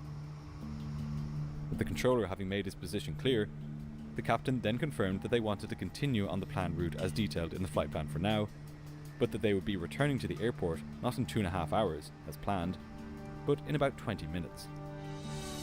The controller acknowledged this, and a few moments later, cleared the flight to climb to flight level 320. At this point, the pilots were in an unfortunate position. There was no point heading all the way out to the Bay of Biscay for 2 hours if they weren't going to be allowed to perform their maneuvers there. So, with that restriction in mind, the captain suggested to the Air New Zealand pilot monitoring the flight that, in order to ensure that the required checks were completed, the check on the flight controls could be delayed until the approach. Interesting. The Air All right, so what you have going on here is they're going to have to break from their normal profile. Now, the profile that they were probably going to fly is laid out specifically and been tested before and done before. So now they're alternating the profile as per their either Airbus or whoever came up with the profile for these acceptance flights. What was the 7.3 doing? Was that another, like, you know, airplane transfer, or was it just happenstance that they had to be doing the same thing that same day and it got the controllers all pissy? I don't know. But, man, that is, you talk about, we start lining up Swiss whole cheese. Here we go. Something as benign as, hey, let's just delay that and we're going to do that later in a profile. They're just getting their profile out of sequence. And Mr. Set, you know, says, wouldn't this be coordinated with ATC beforehand? You would think so, but I mean, perhaps not. I mean, maybe you only need a block of airspace. They probably filed a flight plan round robin, and they said that, hey, we're going to need to go out here and get a block of altitude, and they thought they would get it, but because another airplane had already done that, the controllers are not going to approve it, so now they got to improvise. I don't know. New Zealand pilot agreed. In the meantime, the crew could continue with the many other tests they still had to carry out. They had been cleared to a waypoint called Manak and began heading in that direction. Uh-oh, the 7.2's out, Zippy? One check was to see if both transponders were working. The first officer switched the transponder system from 1 to 2, and then the captain pressed the ident button so that the plane's target would flash on the controller's screen. The first officer asked the controller if they still had the plane on radar, and he confirmed that he did. So transponder system number 2 was working. The captain switched back to number 1 as he was flying, and on they went to the next test. The pilots checked that the fuel was distributed symmetrically in the aircraft's tanks, and that their primary flight displays all showed the same amount of bank, that is, 0 degrees, and the plane was flying straight and level. They're going to check, make sure everything is the same here. Altitude window, there's certain windows you can have plus or minus like 300 feet within of each other, 50 feet of the altitude, whatever it may be, for that phase of flight. Make sure everything is within limits. There were many more tests like this, like tuning in radio beacons on the various navigation radios, turning off the auto thrust and checking that the plane's manual thrust worked properly, and so on. The Air New Zealand pilot was telling the captain which tests needed to be done, I mean, you really get and the captain was carrying them out. Test a lot of things that you normally don't do on any given day. After a few minutes, they got to some of the more interesting tests. Tests which will allow us to look at some of the key reasons behind the serious problems they would encounter on the way back to Perpignan. The Airbus A320 is famously a fly-by-wire aircraft. What that means is that when the pilots make a movement on the side stick, there is no direct mechanical connection to the control surfaces on the wings and tail, like there is on a traditional aircraft. Rather, every input the pilot makes on the controls is sent to a series of computers, which make sure that the control inputs the pilot has made keep the plane within safe limits. Once these computer checks are complete, and they only take thousandths of a second, the control signals are sent not by cable and pulley, but by electrical wire to the control surfaces on the wings and tail. The introduction of this technology to passenger aircraft has allowed Airbus to give their aircraft some unique features, which, up until this point, had simply not been possible. Now, the pilots were about to test some of these features.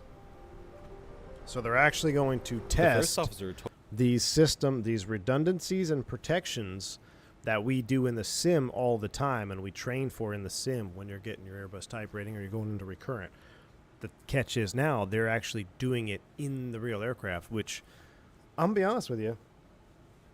If I had the opportunity to do that, I think it'd be pretty cool. I would kind of jump at that. So, I don't know. I mean, it seems like a pretty neat thing to do. I've never done an acceptance flight of an aircraft like this.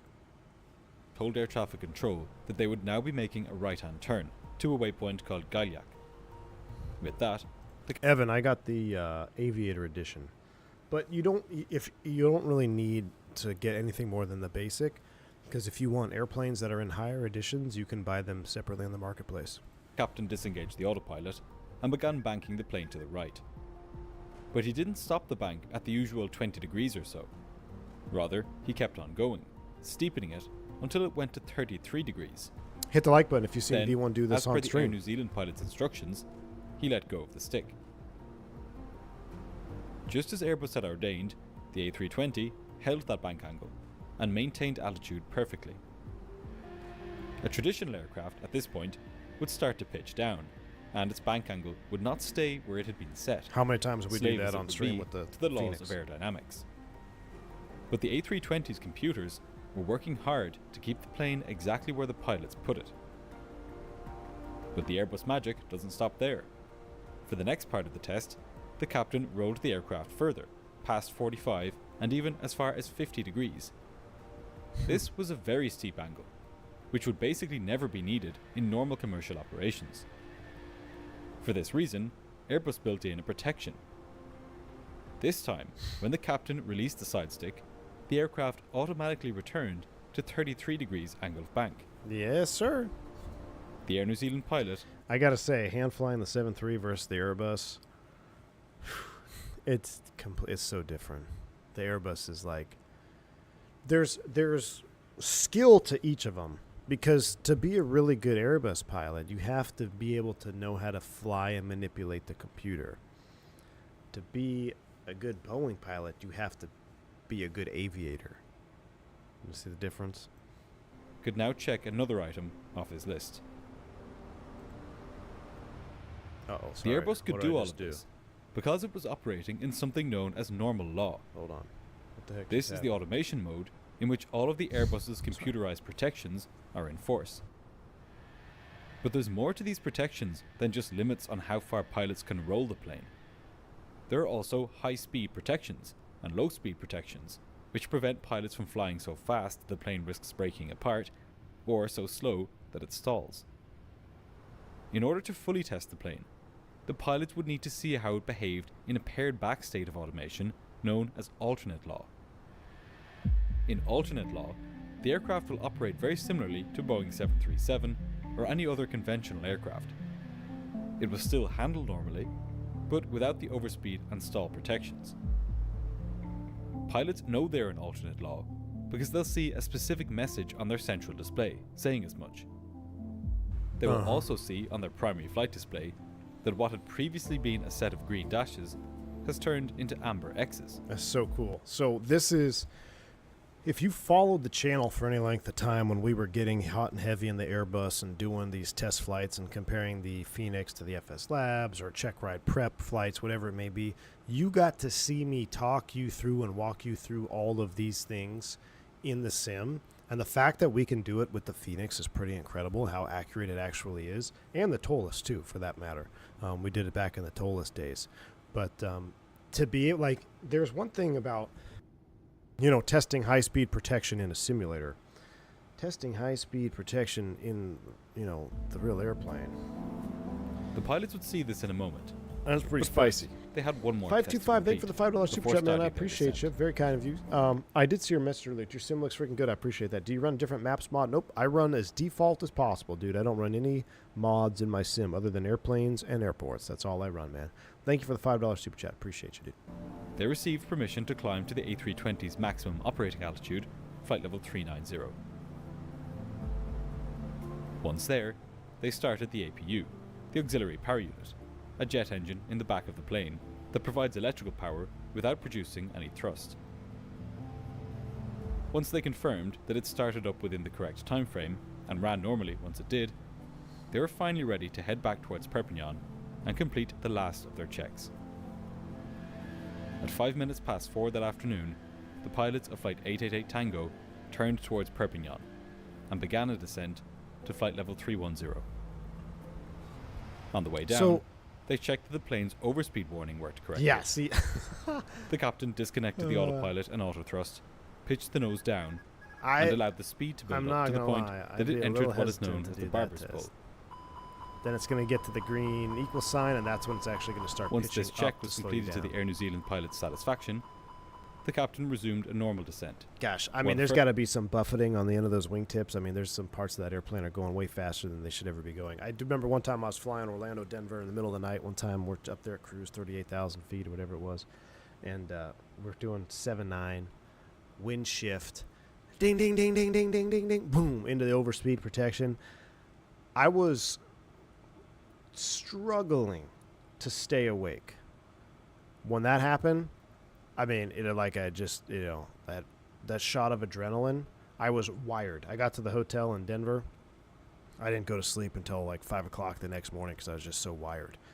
It was pretty startling. So that also happened, middle of nowhere, wind shift. But, testy. First officer negotiated the clearance with air traffic control. This had turned out to be a much more rushed flight than the crew had hoped for, but they seemed to be getting most things done. However, a nasty surprise was now in store for them. All right, so really, so far in this profile, even though they had to speed things up and go out of order, there is literally nothing that would have raised the flag, in my opinion, on this flight. They've done everything. Everything has been satisfactory. There really hasn't been anything wrong at all. So how do we go from a completely normal test flight here to in the water? One of Something's the gotta final checks start that falling did up. need to be completed before Falling the apart. aircraft did a go-round and flew onwards towards Frankfurt was to test its low-speed protections. Flying slowly is one of the most dangerous things that can be done on a plane. The reason for this is the planes only fly in the first place when the air is moving fast enough over their I wings. think I'd rather do the high-speed protection test Without than the low forward speed. speed, a plane just becomes a heavy chunk of metal and falls from the sky accordingly. To prevent pilots from getting into low-speed situations, Airbus have programmed a number of safeguards into the fly-by-wire software of the A320. One quite straightforward limit is shown by the top of the amber part of the speed tape here. This is known as VLS, or Velocity I Lowest missed Selectable. that. I miss As the name suggests, the Airbus, guys. We talk about Airbus versus Boeing on his channel a little bit, and it's just, you cannot change my mind. The Airbus is a superior aircraft in terms of safety, in terms of handling, in terms of ease of use, in terms of flight crew comfort, in terms of passenger comfort. It is, in my opinion, the superior airplane. Boeing is just down and dirty. You gotta fly it, and you get rewarded when you fly it well, and you're connected. But outside of that, the Airbus is a great aircraft, man. It is a great aircraft. this is the lowest speed that the autothrust will maintain. Even if a pilot selects a lower speed on their panel here, the autothrust will still keep the plane at VLS without going any slower. Importantly, VLS is not the stall speed, but a speed with a margin above the stall speed. But the Airbus has a further level of protection than just this, as a last resort to prevent a stall. And in a few short moments, the pilots were going to test this. Yeah, slow. I'm with you on that. I'd rather. The do crew is now cleared to descend to flight level 80. faster than slower. As they descended through about 18,000 feet at a speed of 300 knots, the Air New Zealand pilot asked the crew if they were ready to put the plane into alternate law and check that this worked Why do they normally. have to do it down low? Again, he reminded them that due to some of the fly-by-wire protections being lost, for safety, these checks must be performed above flight level 140. Okay, so they do have a hard deck. Despite this requirement, as he was already descending, the captain decided to perform these checks not at flight level 140, but 2,000 feet below this altitude. What? Come on, man. There was no need to rush to do these checks. They could be done on the way back to Frankfurt at Why? a safe altitude. Why? That's But what, like, nonetheless- my first thing there, if I'm the first officer and I'm the captain wants to do this, when I go 2,000 below. Why? It's 2,000 feet. Do you think it's going to cause an issue? No, you don't believe it. No one shows up to work thinking they're going to crash an airplane. But you have a hard deck in place, 14,000 feet. You got to do this maneuver. I wouldn't want to do this maneuver anyway. I'd rather skip the maneuver. But now we're going to do the maneuver because we have to do it. It's safe to do it. So let's do it. But let's do it right. Now you're going to take the one maneuver that you probably is one of the more dangerous tests you're going to do, and you're going to actually do it below the hard deck. And why? Like, did you miss your opportunity? If you don't do it, is this flight going to be unsatisfactory and they got to go do the whole flight again? No. There's opportunity to do it later. So right here, this is where you got to speak up as a first officer and be like, look, no, the procedure says above 14. Now, do I know that this is going to make a difference 2,000 feet here? I don't know if it would have made a difference, but still, everything, accidents are the Swiss cheese model, right? It's everything starts to line up. You are literally positioning the cheese to line up these holes when you do things like this. The Air New Zealand pilot didn't stop the captain from performing them.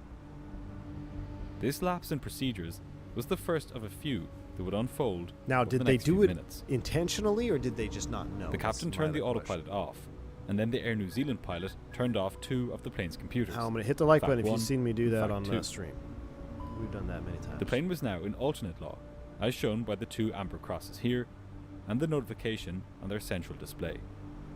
Protection's lost, prot lost. The captain made minor movements on each of the but plane's you still have axes, stabilities. checking that the elevators control the pitch properly, the ailerons control the roll, and that the rudder worked normally. This check was now complete. The crew turned FAC 1 and 2 back on, and the captain re-engaged the autopilot. Now, the A320 was back in normal law, ready for its final test. Air traffic control told the flight to turn left heading east and to slow to 180 knots. They were being set up for an approach to runway 33 at Perpignan. As the crew descended and slowed down, the Air New Zealand pilot described the next test. He needed to see that the aircraft's protection Gosh, that kicked Phoenix in looks so correctly when it was flying slowly. He briefly ran through the requirements for this check. The aircraft needed to have its flaps fully extended and its landing gear down. But this time, he left out the bit which said that they had to be flying at least at 14,000 feet. Okay, so I take back what I said. It sounds like they didn't know it was a hard deck of 14,000 feet. Now, the Air New Zealand guy should know this. It probably says on his little card that he's working on is like, hey, do this procedure at 14,000 feet. It probably says it. Okay, let's go tank to engine on all. Look at that, perfectly balanced. We're cooking with gas. Going 6-7 on the waypoint, looking good. To our destination, we got 375 miles. Man, we are cooking. Why are we going so fast? 375. We're looking good though. We got oh yeah, about 20 minutes left. At perfect timing. So it sounds like I said. Take it back. It doesn't sound like the captain was intentionally doing a hard deck violation. It sounds like he didn't know. Now, whether or not the Air New Zealand guy knew or not, that's to be determined. But Mickey G says, I flew a lot of maintenance flights on the 707. We did a lot of stuff, including approach to stalls, flying a heavy airframe with the buffet, with the stick shake going always in it. Dude, I can't imagine, Mickey G. That's got to be very ominous feeling, I would imagine. I mean, just doing it in the sim is weird, but to actually be up there doing approach to stalls in a friggin' 707, I can only imagine, dude. I'm going to start calling you Tex Johnson, man. Mr. Mickey Alvin Johnston G. The captain asked if, for this test, he needed to go all the way down past VLS into the next stage, known as alpha prot. Alpha is the angle between the oncoming airflow and the wing, also known as the angle of attack. Alpha protection is an Airbus software feature, which, as the name suggests, protects the aircraft from reaching excessive angles of attack. Can the Airbus stall in normal law, chat? Yes or no? In a conventional aircraft like the 737, it's possible for the pilots to stall the plane by simply pulling back far enough that the angle of attack gets so high that the wing stalls. In an Airbus, even if the pilots hold the side stick fully back, the plane will not stall, because its computers will lower the nose, keeping it right at the edge of a stall, but not allowing it to go any further. Allegedly. For this test to be ticked off the list, the pilot... What? D3462. No, the answer is not no. It says in the book, even though the Airbus has done whatever they can to help prevent us from stalling, a good pilot will understand that every situation is situational, and you could still be in a situation where the aircraft will stall, even with all your protections. It did indeed need to go into Alpha Prot, as indicated by the part of the speed tape below VLS. In fact, they needed to go even further than that, into what's known as Alpha Floor. Yeah. Alpha Floor is the computer's last-ditch effort If you to flew the prevent Flight the Factor A320 320, you from know all stalling. about Alpha Floor on takeoff. No matter where the thrust levers are, it brings the engines to full thrust, helping prevent the plane from losing any further speed, thereby avoiding a stall. The Air New Zealand pilot reminded the captain that in order to activate this mode, when he reached VLS, he would need to pull quite hard on his side stick, something that would feel quite counterintuitive to any pilot. The captain said that he was fully aware that this was the case. The Air New Zealand pilot then described how the captain would need to get the plane back into a normal condition after this happened. Okay, exiting Alpha Floor is always kind of tricky, and it always threw guys off so much that Airbus came out with a thing called Smart Alpha Floor Exit. Let's see if he gets into this here. I don't think this aircraft did not have Smart Alpha Floor Exit, but sometimes you can kind of... guys freeze when they try to get out of Alpha Floor. Once Alpha Floor had kicked in, and the plane had started climbing, he would need to pitch forward, and then disconnect the autothrust. How do you disconnect the autothrust? So, now everyone in the cockpit was on the same page about how to carry out this test. Soon, the approach controller cleared the crew to descend further, to 5,000 feet, and told them to turn right onto a southerly Jeez, heading. they're at 5,000 They were feet, being and set they're up for going to an ILS do an approach to Alpha runway Floor 33 stall at Perpignan. test? The captain, seeing that they were now quite close to landing, and consequently quite low over the water, said that they would probably have to do the slow flight test later, perhaps on the way to Frankfurt. Good call. The Air New Zealand pilot agreed. Good call. After all, when student pilots first learn how to fly, they are taught an acronym which they must run through before practicing any stalls. HASL, or Never HASL, heard of as it. I used to think it was called. The very first letter of this acronym stands for the most important... This is where the European flight training and the U.S. flight training differ. We love our acronyms in the U.S., but I know EASA and the EU, they really love their acronyms, and they have a tendency to overcomplicate things. I don't know. Here's the thing. Here's my stall brief. You're going to be low level. The aircraft is going to get close to its critical angle of attack. Once you exceed that, you're not going to fly anymore. So you need to recover the angle of attack. However you're going to do that, you need to do it. End of brief. important issue to check, and that is height. Before carrying out any maneuvers which could result in a loss of altitude, pilots must ensure that there is enough height to recover. Earlier in the flight, as they were climbing to flight level 390, the Air New Zealand pilot Prodigist, I've never even heard of it. highlighted the fact that any check on the aircraft's low-speed protections must be carried out above flight level 140.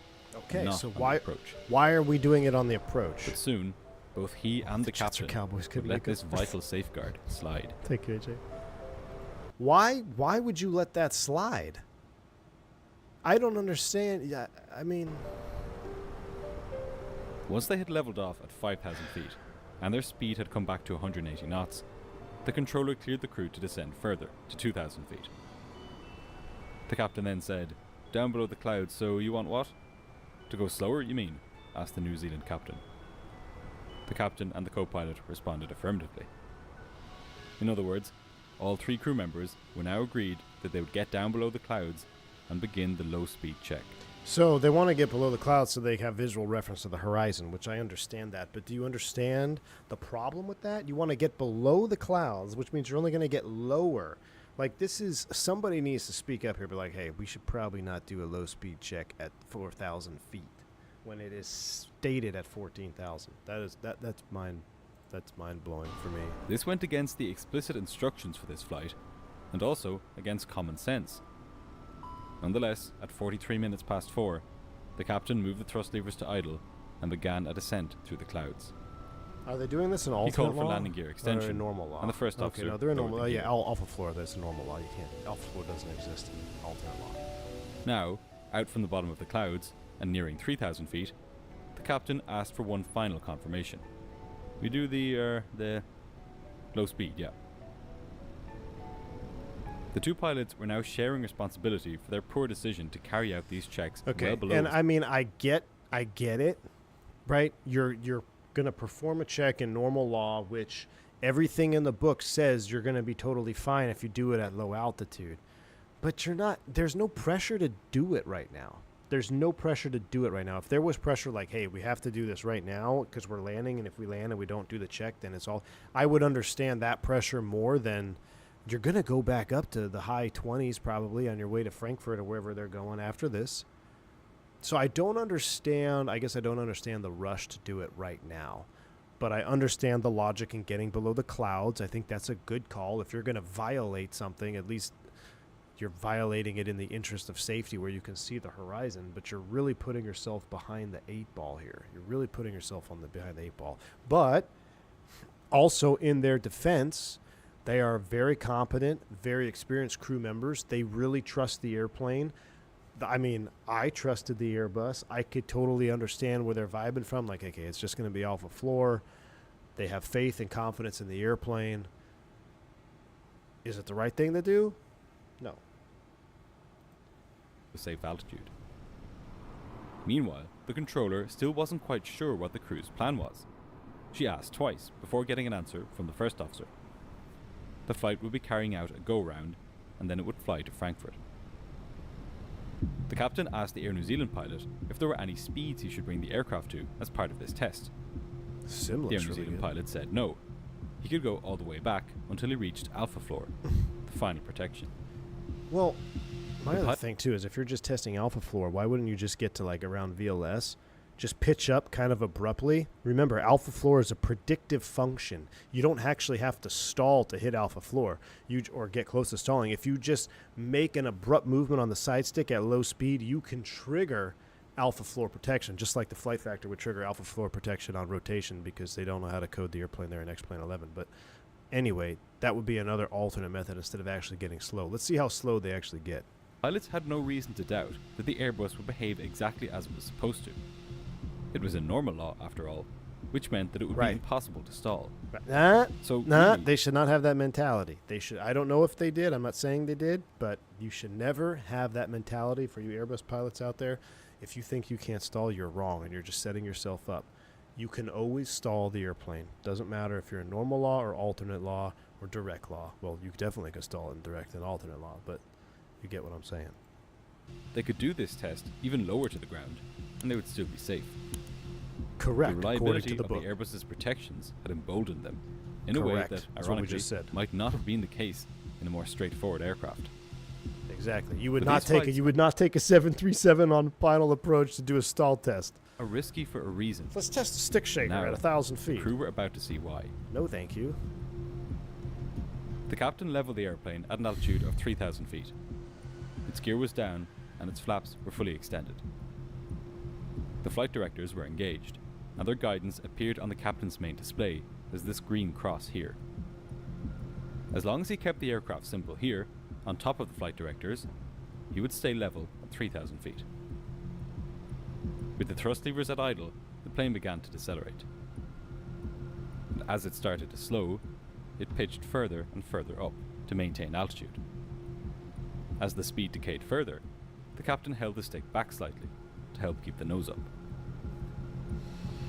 To achieve this gradual increase in pitch, the computers controlling the horizontal stabilizer in the plane's tail told it to gradually tilt further and further forwards. This movement was visible in the cockpit on the trim wheel here. Fly by Tim, you do stall recovery at 2,000 feet in the jet at SkyWest? Or in the sim? In an Airbus, the trim In the is sim, automatic, right? and pilots Yeah, in the sim we do them low level. I see where you're coming from, but are you telling me...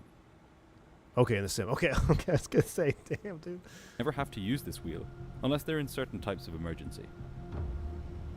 By looking at the numerical markings here, pilots can see how the horizontal stabilizer is angled at any given time. The horizontal stabilizer is a massive surface, and as such, It's classified, very Tim. powerful. Much more powerful than the elevators here, which the pilots control with the side stick. Over a period of about 30 seconds, as the plane slowed, the horizontal stabilizer moved from a position of 4.4 degrees down to its electric stop of 11.2 degrees down. Now, it had nothing left to give.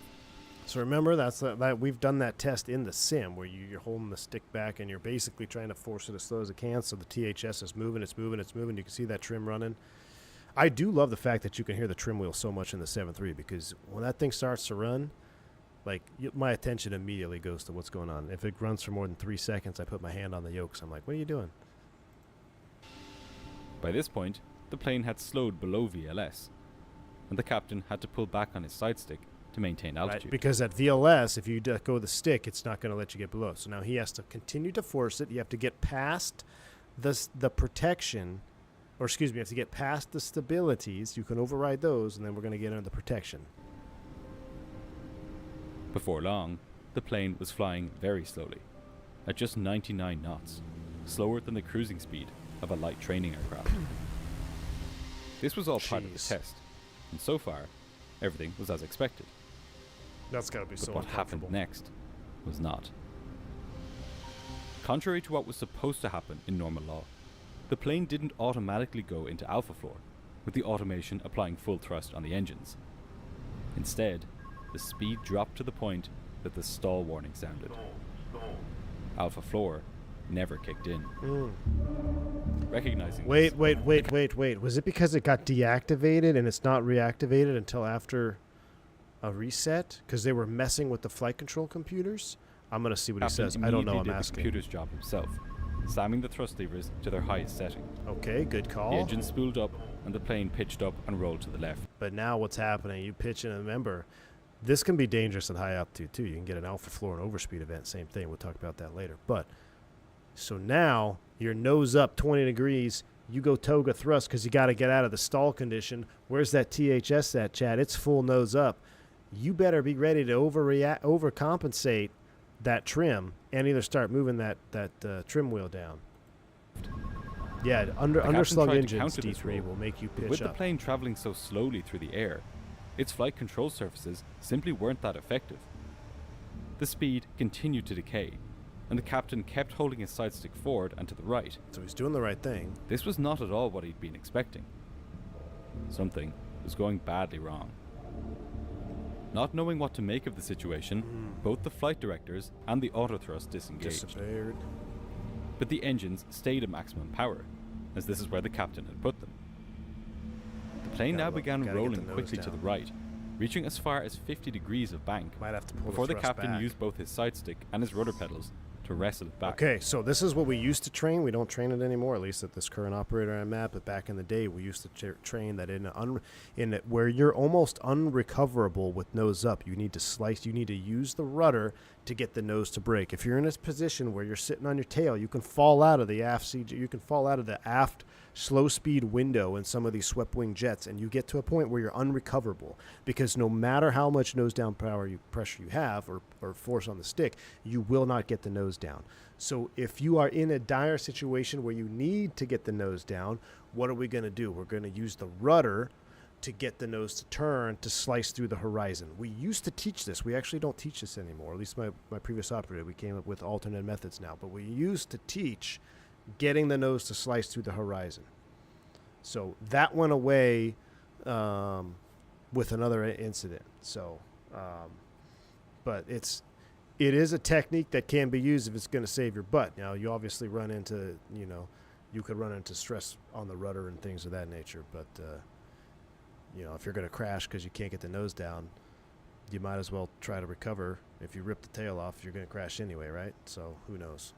It's not a Finding good itself situation in a to be completely in. bizarre situation, the plane went from normal law straight down to direct law.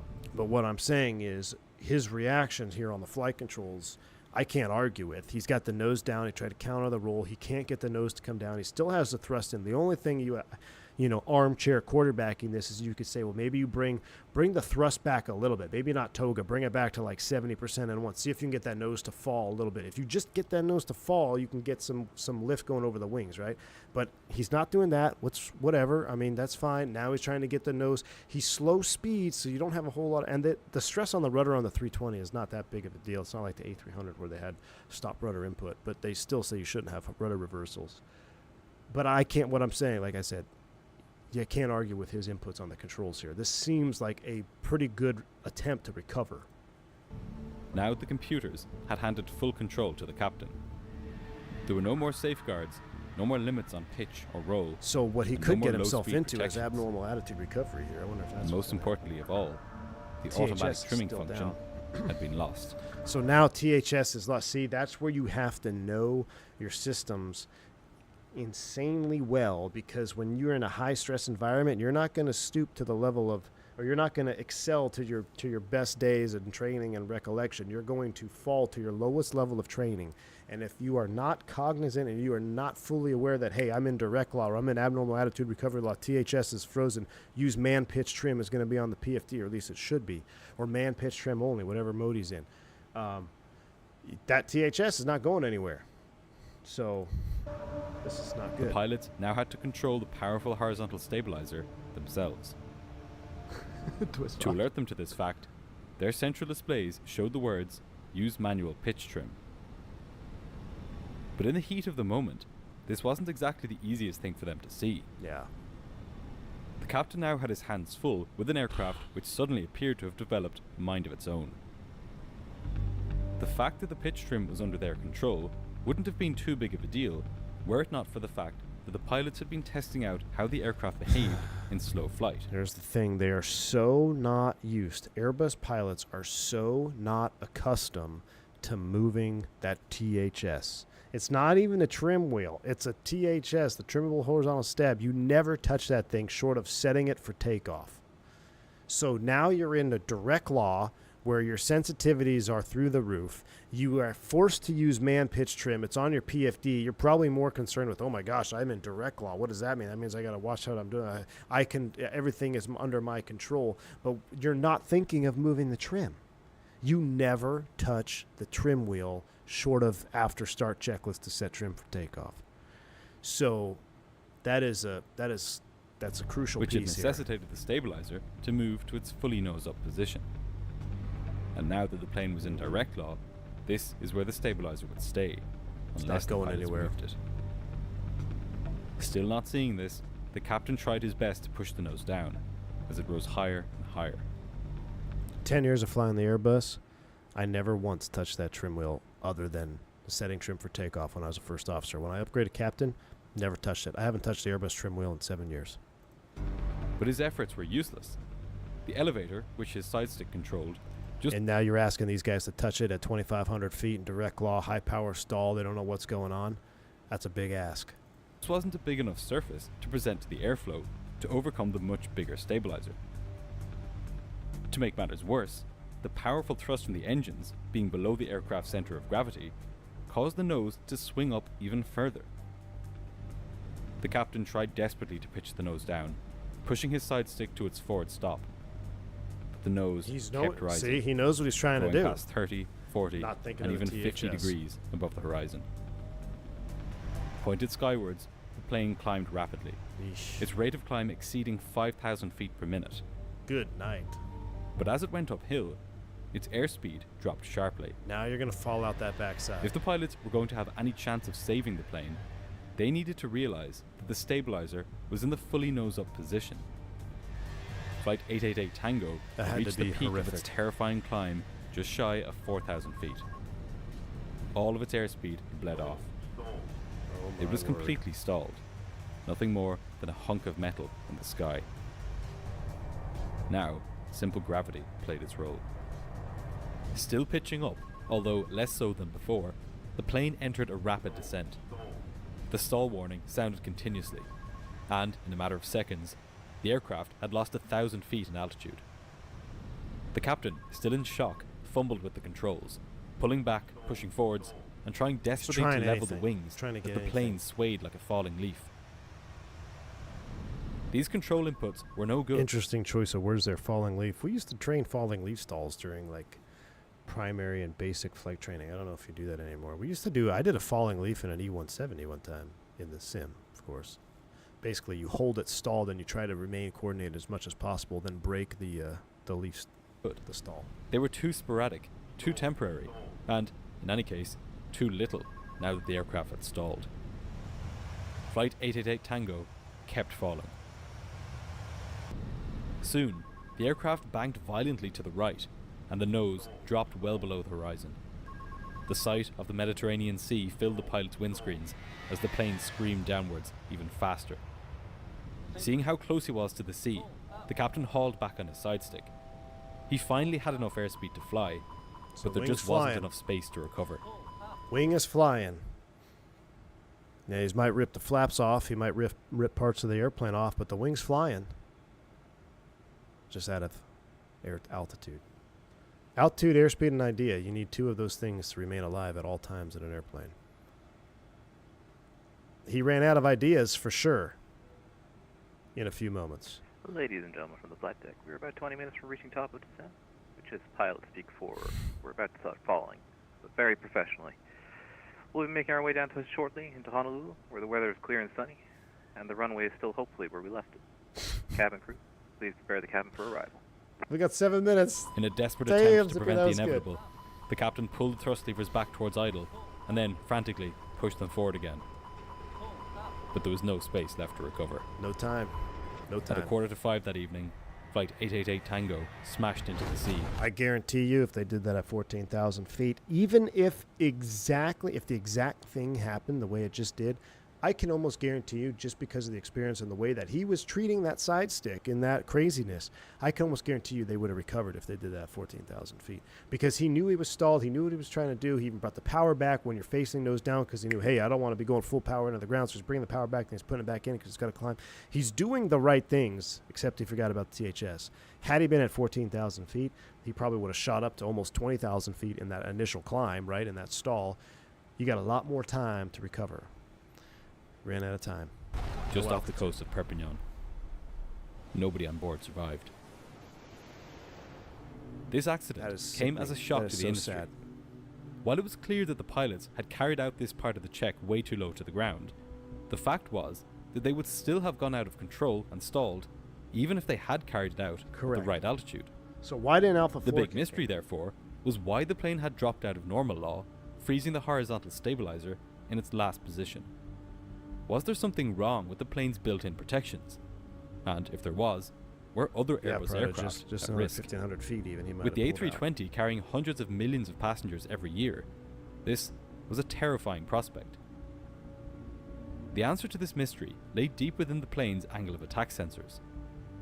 Really? The Airbus A320 is fitted with 3 angle of attack sensors. You can actually see these anytime you board the plane. They measure the angle between the wing and the oncoming airflow, and feed this data into the aircraft's computers. At some point during the flight, 2 of these sensors stopped moving. Really? Strangely, they both became stuck at almost exactly the same time, as the plane was level in the cruise. What year was this? What this meant was that they were stuck at the same angle, one which, because the plane was in cruise flight at the time, was well below the stall angle of attack. So, what could have frozen these sensors? Ice is always a threat to these instruments, attached as they are to the outside of the aircraft. But for that reason, they're electrically heated. I only asked because the 7.3 MAX, when part of the problem with the AOA vanes is they were faulty AOA vanes, and there was the company that was building those AOA vanes were building them faulty. What's going on? I see some turning up here. We're going 8 to 9. We're getting close. We are getting close. We're going to start down here momentarily. Let's finish this video. We're getting close. And, given that these heaters were working, something else had to be the cause. To answer that question, we need to go back to when the aircraft first arrived at Perpignan Airport on the 3rd of November 2008 for maintenance and painting work. As it happened, when the XL Airways livery had been sanded off, much of the aircraft was covered in paint dust. According to requirements, this dust could only be removed using clean, dry, white cloths. Despite that requirement, EAS Industries, which carried out the job, decided that this would take too long to complete. So, much like the pilots would do later on, they decided that they would break from procedures and take a shortcut. Wow. Instead of rubbing the aircraft down with cloth, they used a fire hose connected to the general water supply to spray the plane clean. And during this spraying, using high pressure water, they didn't put covers over the angle of attack sensors. Due to the extreme pressure of the hose, water infiltrated both sensor systems, getting deep inside.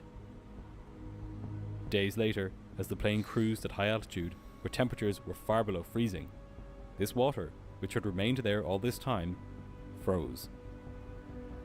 When it did, the angle of attack vanes themselves became locked in place. So it wasn't a faulty AOA vane, it was a procedure. But how exactly could the failure of these two sensors How'd they cause not the get an plane to AOA crash? failure? Is that not an ECAM? These sensors send a constant stream of data to the aircraft's computers, telling it what angle it's making with the oncoming air. Pretty incredible. It was As the still pilots flying began the low-speed as check, good as it was. the plane pitched up, and the angle of attack increased, just as planned. But because the angle of attack vanes, which normally weather vane with the oncoming air, were frozen in place, the aircraft was under the impression that the plane was pretty much flying That's straight and why level, like it had been when the sensors froze. There was a third angle of attack. Remember, it's a predictive function of angle of attack is alpha floor. So with no angle of attack, you're not going to have alpha sensor, floor. which worked perfectly. But in an awful twist, because the two wrong data. sensors agreed with each other, You need two plane- of the same source.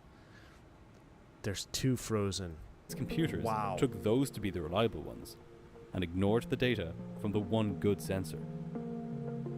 So, even as the plane pitched up Now, and slowed even why further, didn't they have I thought you'd have some fault saying, hey, at least one is not matching up here. I don't know.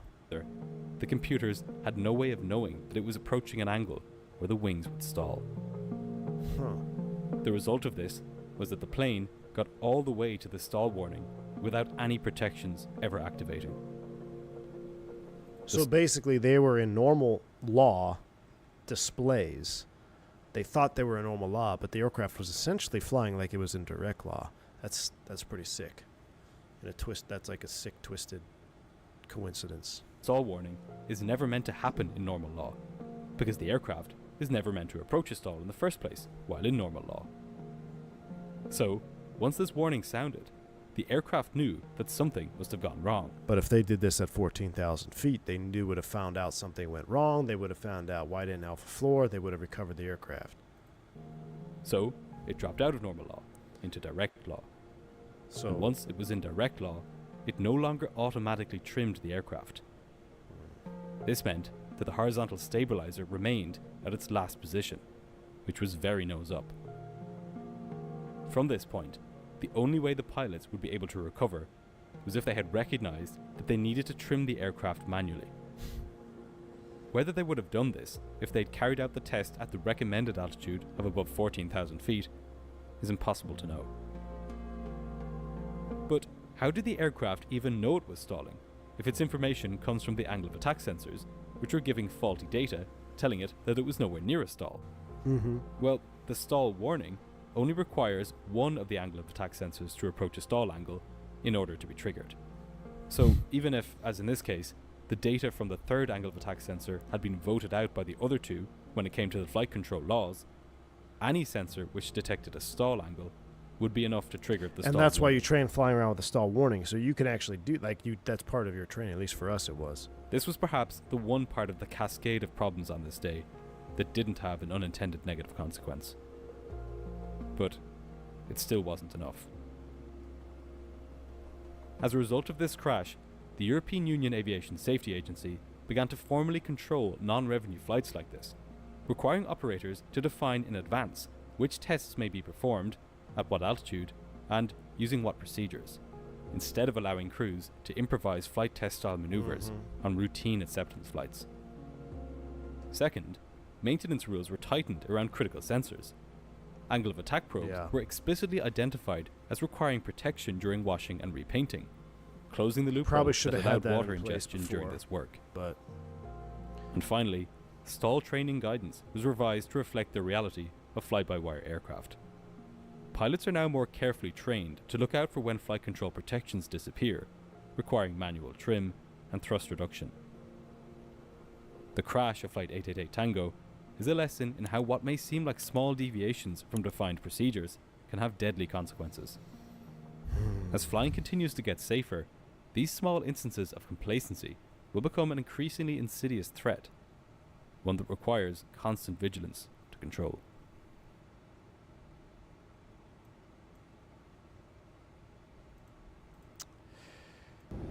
alright, we'll do a debrief for that here in a minute. Let me get my wing view back.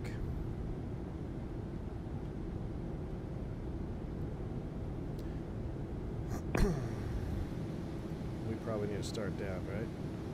Let's take a look at our let me get our charts up here for a second. I hate seeing those. I mean, I don't, you know, like Mr. Sat said, everything is earned in blood, right? AG3 arrival. Let's go ahead and start stepping down. What's our total distance? Right now we are 138 miles. Let's get ready to descend down. 10,000 feet. Let's do a quick 3 to 1 rule descent. So we're at 30, 10, 20, 246. I'm going to do that 30 miles, so 90 miles out. Give me 10 miles for being incompetent. 100 miles from the airport. We should start down. 35 miles from TOD. I got 10,000 set. Pick up the weather here in a minute. But so here's, you know, you can look at that whole accident and be thinking like, well, I mean, you know, the sensors and the guys took the shortcut with not wiping it down with a cloth and not doing this or not doing that. At the end of the day, you're doing those flight tests to discover a problem like that. So the fact that alpha protection didn't kick in is something that's thought of and would have been okay had they have done it at the correct altitude, right? They would have had the correct altitude to recover and they would have been fine. Maybe not fine, they might have been some metal or who knows, but they would have at least had a much greater chance of recovering. So you can slice it any way you want, but the fact that they decided to do that maneuver at 4,000, 5,000 feet was just not the right answer. It's pretty insane that they were able to track back the AOA vanes not being, you know, painted or not being washed properly and the water in there and freezing. But the Airbus, I mean, that is a testament to the airplane of like how, I mean, it had 2 frozen AOA vanes. It was still totally in control. They put it in the worst possible scenario. It was still controllable to a point where when it came back around, they would have been able to recover. But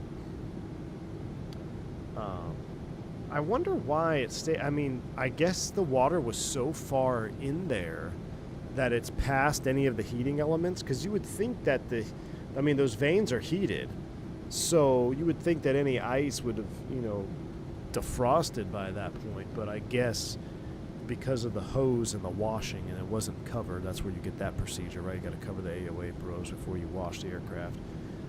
But I mean, yeah, I just go back to if you're you know, testing for problems, you may actually find one. You got to be ready to recover. That's why you don't shortcut it. Of all the tests they did, that would be the one test of like, hey, we're doing this one by the book. We're not going to shortcut this one at all. I don't know. It just sucks when you see those. I mean, you had such experience up there. You had guys that were confident pilots just taking a shortcut. All right, Honolulu ATIS 2987. Expect ILS or RNAV visual. Runway deplaning, departing runway 4 and runway 8. So we're gonna land 4 right. Is that what we land on? What do we land on? Or we land on island runway of 8 right.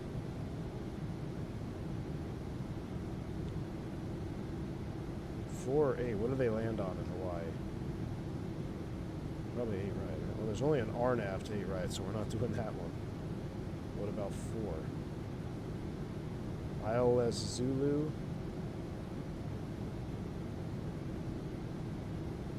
Is what we're doing to 4. ILS Zulu, 4 right. 8 left for heavies. Oh, 8 left for heavies. Okay. 8 left has an ILS. Has an ILS. Has a localizer. I'm going to arc to the ILS. And the localizer has an arc. But let's go ahead and begin a... Let's go ahead and bring this power back to 300. And we're 107 miles. Vertical speed.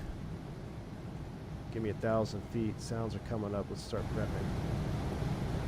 We're going to do 8 left for the approach. Full procedure.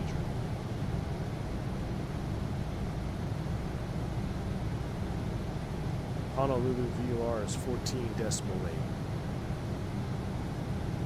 We just started picking it up. Look at that, chat. 1,500 feet a minute, down we go.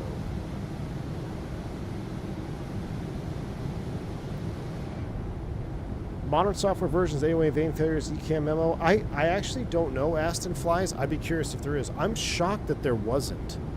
I thought that there was. I'd need a modern day Airbus driver in here. I need Fly by Tim or someone to come back in here and give us an answer. I thought there was some type of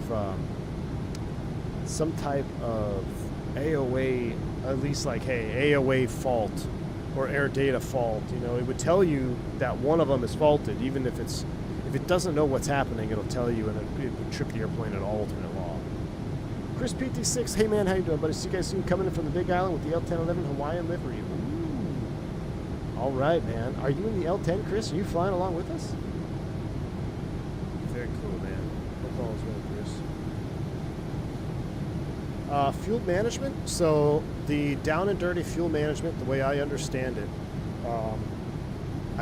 we got with that, we're a little bit out of balance still. But what you want to do is when you have more fuel in your tank 1 and 3, you want to burn these tanks down until you reach your outer tanks, and then you put everything on. But you always take off in tank to engine. So tank to engine, tank to engine, tank to engine for takeoff and landing. Up at cruise, or technically it says out of 5,000 feet, begin your fuel from the center, start burning those down to match your outer tanks, and then you can go from there.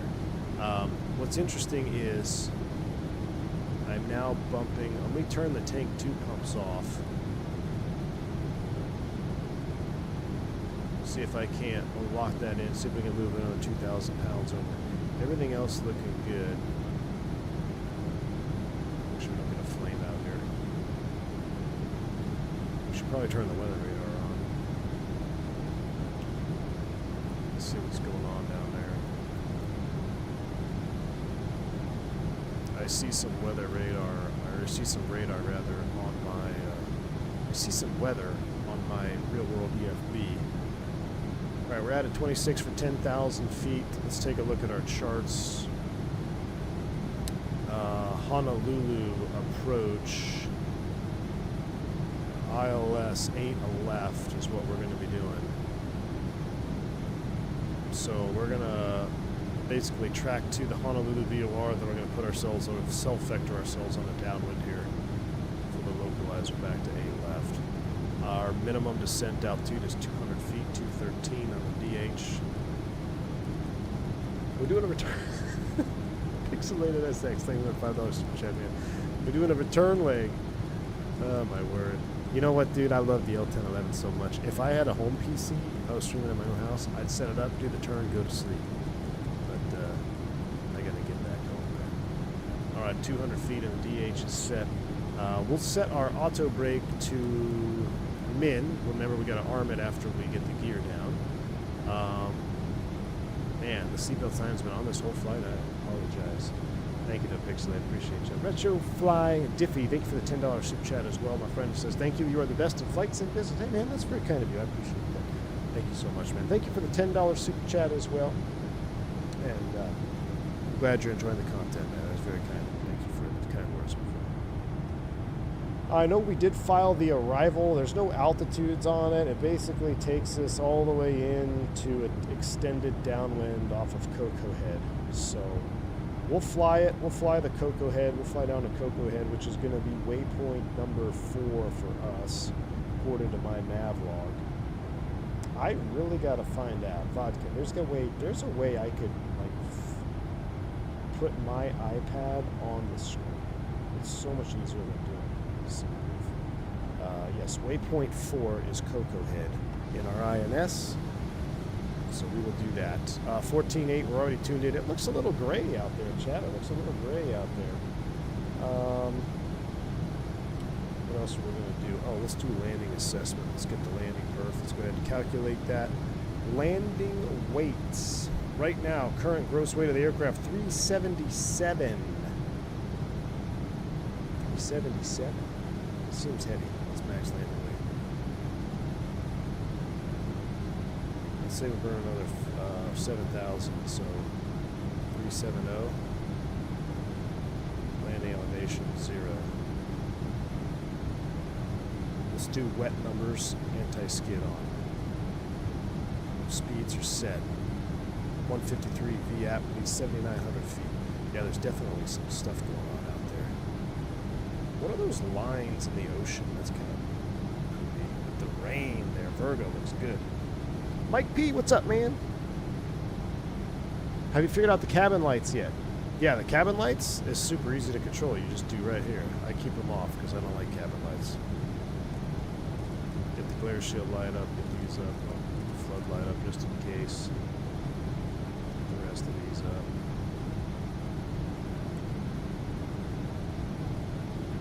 This looks good. Checking our fuel again. That's locked in at 12.0, 13.8. We're catching up to it a little bit.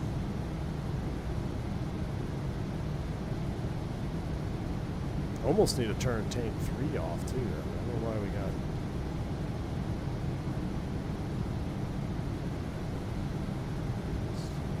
Transfer valves giving me issues here.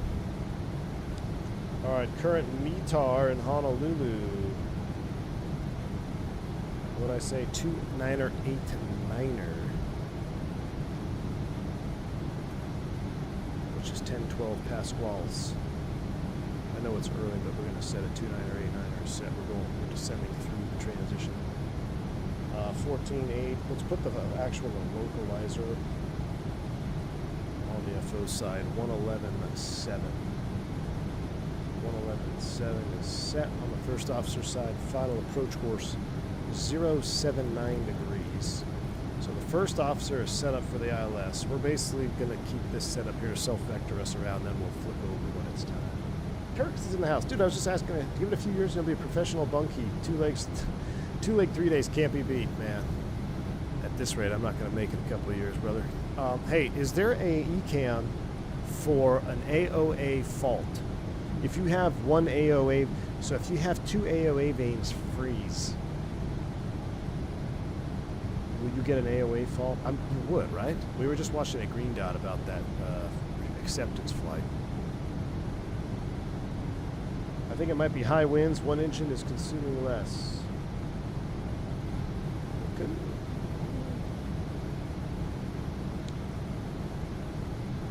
Could be. 13.6. We're getting down. We're getting there. Hell, we could turn this off too. Just burn from. Well, these are equal though. I want to keep them the way they are.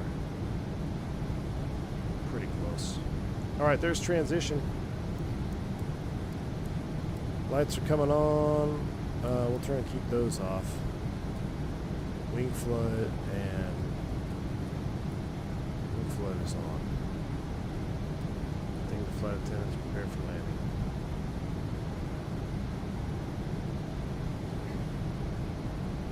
Do we need to operate cabin temp pressure? Nope. Once you set it, you're good to go. Look at our cabin temps, 72 degrees, man. They definitely fixed that. That's good. 72 degrees. I don't know what's going on with our cabin, but everything else is looking good. I wonder if we're not supposed to set the landing altitude, are we?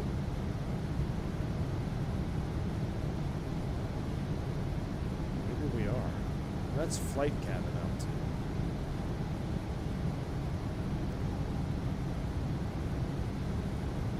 Digital mark, are we? Are we supposed to? Coming up on 44 miles. We want to be at 10,000 feet. Oh my goodness. Look at that. It's in the checklist to set landing out elevation. Great. We just blew everyone's ears out here. Probably explain the light. Apologize for the ears. Look at those clouds.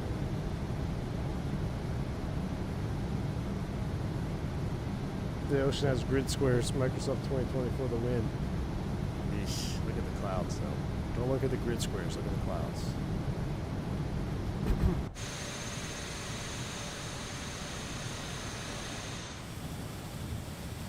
Oh my gosh, look at that shot. Print screen.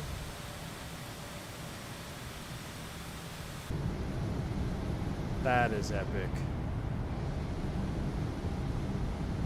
Flight attendants prepare for landing. Now that you've gotten a taste for the 7.3, would you like to captain it or eventually go back to the 320? Whatever gets me in Dallas faster. Could care less. The 320 is just so gentlemanly, Ron.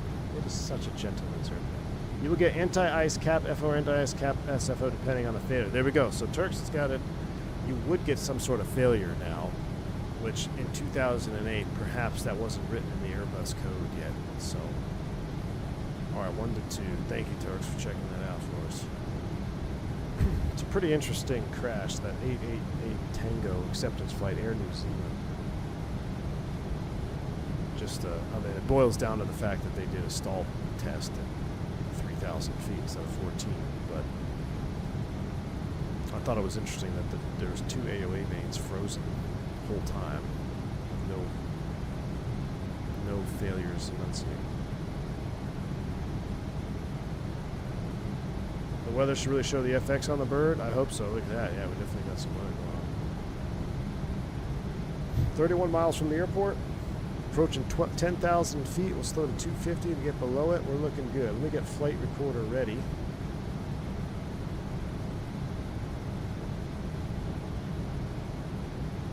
Combine that with TAT, PEDO, or AOA depending on which probe lost heating. There we go. So, like everything in aviation, the lessons are learned in blood. There's another one. I know, Prodigy, sorry. Don't ever fly on V1's L-1011 if you have a head cold. My goodness, that looks a little bit ominous. So after Coco,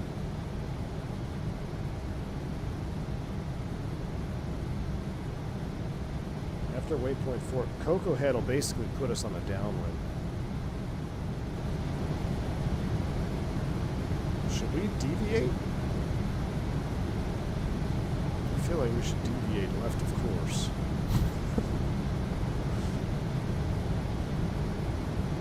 I'll tell you what we can do is we can slow down to 250 knots here.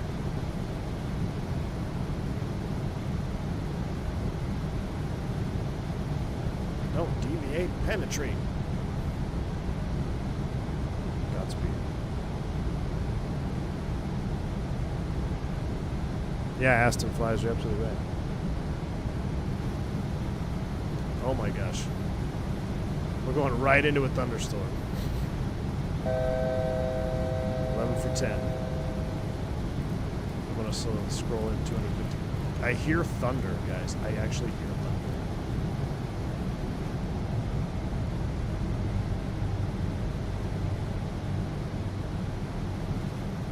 Got some moon flags going on out there. Waypoint 2 to 3. We're getting there. Should turn to waypoint 4 here momentarily.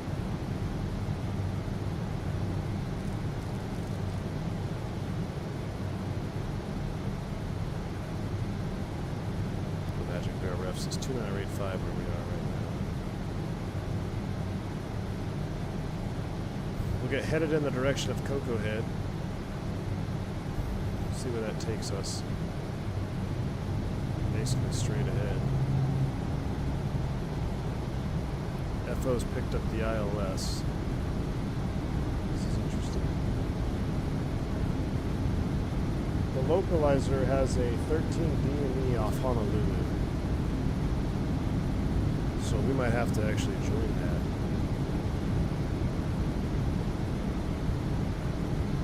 Approaching Cocoa Head from 240. Straight from the west.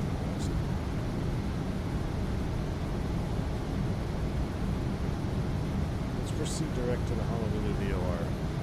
Heading mode selected. RadNav selected.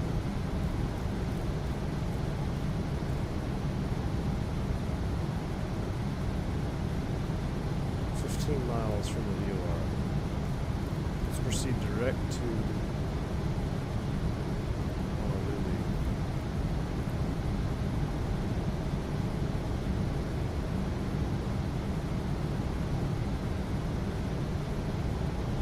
Basically going parallel to the runway here. Outside air 10 is 21, I assume.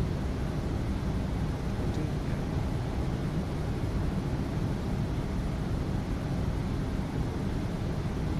Can almost just start the arc here at 13 miles.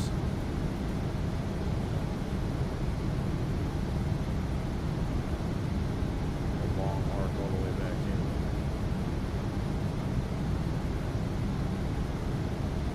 Minimum sector altitude 5,300 feet. So we're going to break out here. Let's drop it down and maintain 7,000.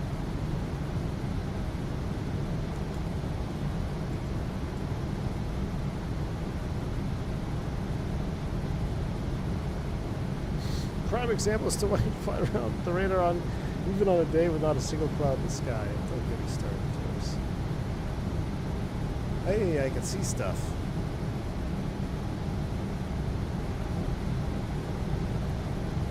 Honolulu traffic, Amtrak 357 Heavy out of 9,600 feet. We're 8 miles to the east of the field. We're setting up for a right downwind runway 8 left, Honolulu traffic.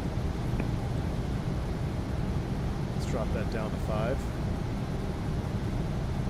Let's get below this. 2,000 feet a minute. I think we should also take a moment for Clipper 6-7. What happened? Before Felix fell asleep at the wheel. Felix fell asleep at the wheel? I'm going to set up a little bit of an arc. Rest in peace, Clipper. Man, we're flying to Hawaii. We got weather going on. That's pretty rare. I'm setting up for a pseudo arc here.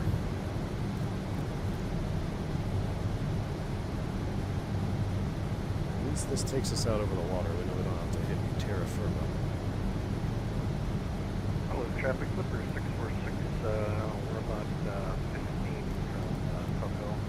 I'm going to set up ILS 4 right and keep from Lana. Twist 10, turn 10, although an L-1011 is like twist 20, turn 20.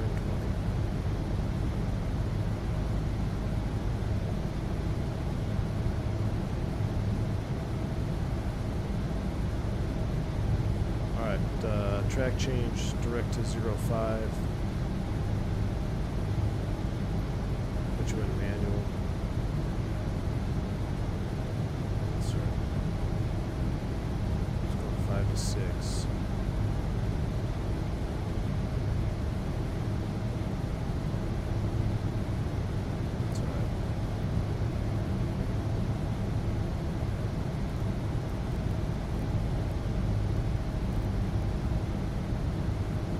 Flag right now. Alright, let's proceed outbound. Honolulu traffic Amtrak 2095 is about the low 6 miles southeast of the field on a right downwind for ILS inlet. The low is like a 200. Let's do a 210. Arc. We'll go out here at heading 210. We'll join the arc at about 13 miles. Arc back around.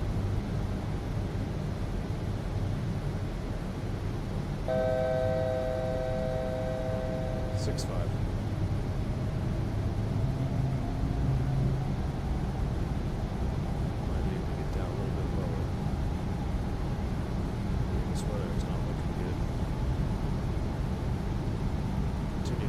Descend and maintain 4,000.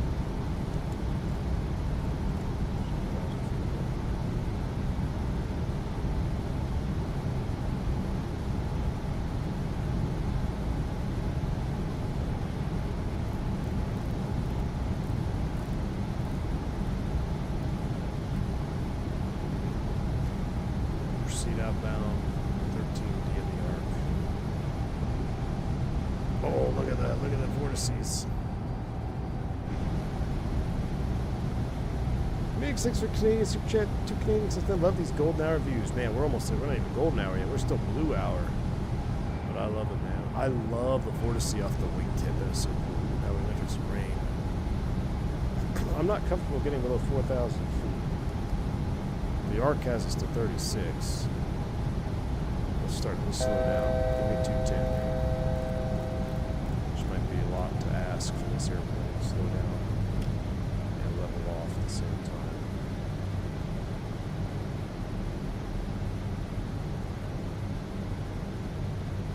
Miles and we'll start the turn.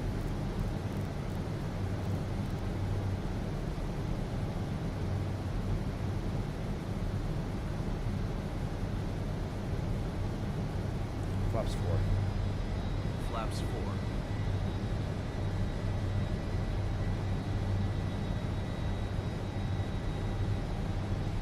Golly, we can't see anything. I'm a little bit nervous. A little bit nervous, Chad. Whoa, whoa, whoa, there's speed.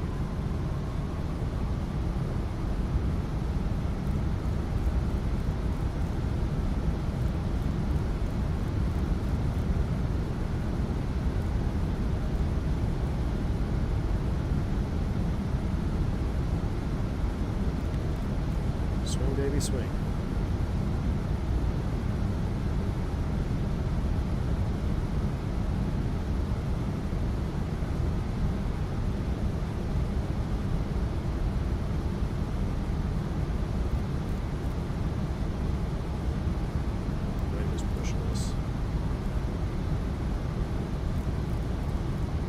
Is this Honolulu or Tromso? That's so long haul. We can't be screwing this up. Honolulu traffic, United 1123 Heavy, crossing Coco, turning right downwind for the island approach runway. How do you guys see the? What weather are y'all flying on? Ain't no one turning downwind in this. Ain't nobody turning downwind in this nonsense.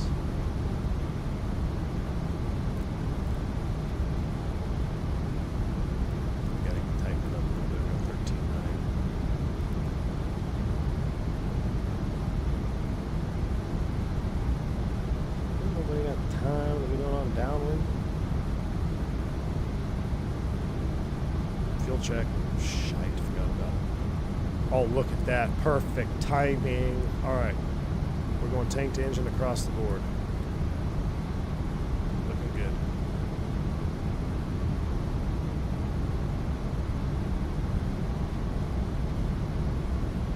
Right? Actually, we don't have any flame mounts here. I can't have a flame mount at this situation.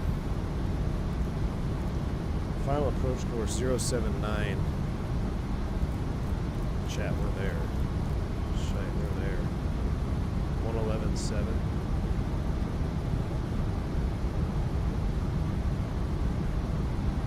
Slow it up. Flaps 10. Flaps 10. Descend and maintain 3,600. Oh, the traffic down trend 2095. We're on a right base. 8 left. We're on the right base. You don't see nothing. Only 2020 sim. We're gonna blow through this localizer.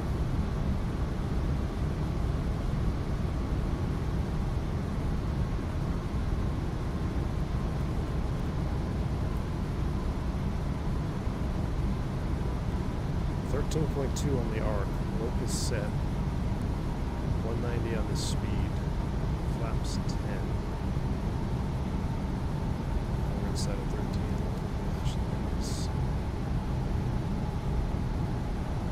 We need to get down. Maybe 2,400 now.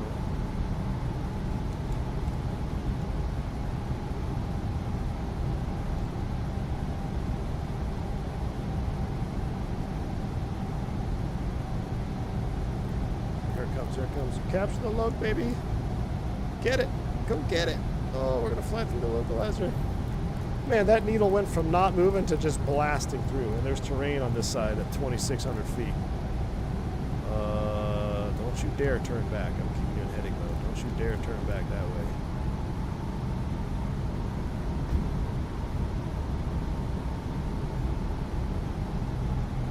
Coming down 2,000.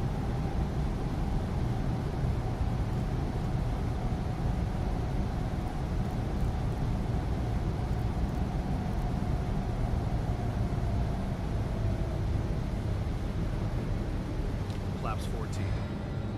Alright, recording is on. 2500.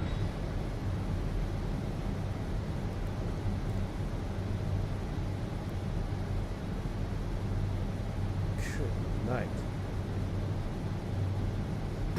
Honolulu traffic, Amtrak 357 Heavy. We're on a 8-mile final runway 8 left at Honolulu.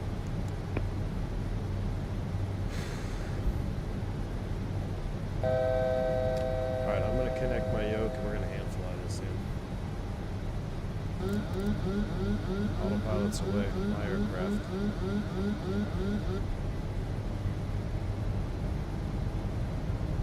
Autopilot's on for now.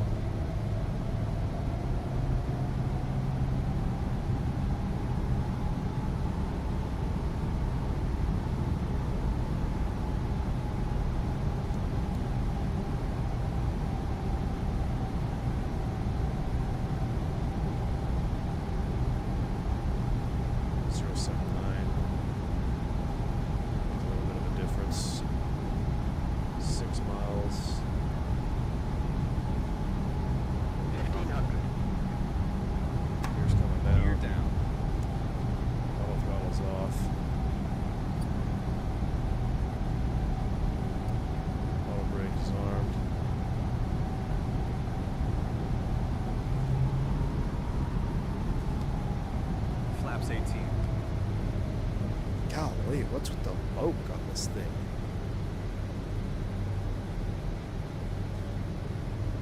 Flaps 22. Flaps 33. All you MD-11ers with your maps and stuff, a little bit high correcting.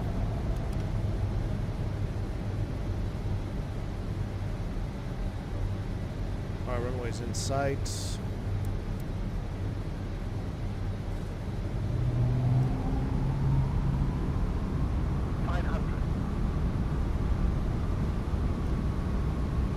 Stable by 500, although it is windy.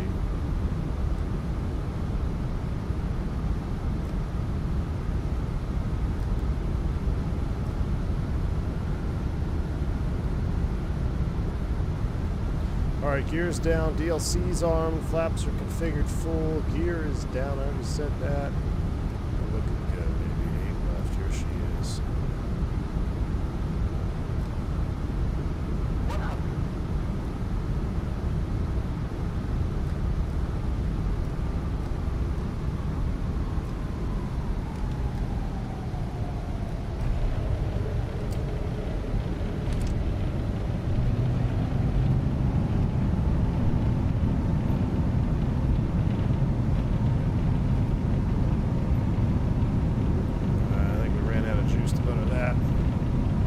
Off.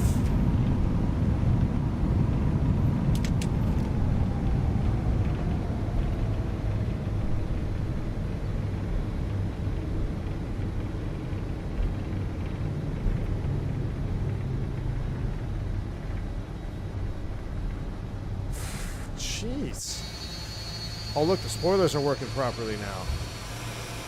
5 hours of benignness to the last 3 minutes. Amtrak 2095, Sweating. we are 5 mile final, 8 left. Amtrak 357, we're clear and 8 left. Good luck. I didn't even have time to put on yoke cam for that one. Didn't even have time for yoke cam. The flaps are coming up. Flaps 0. Pucker factor 9.7. Lights are coming off, taxi light can stay on, logo's coming on, wing flood is off, strobes are off. Keep going straight, I know which gate we're going to. We're going to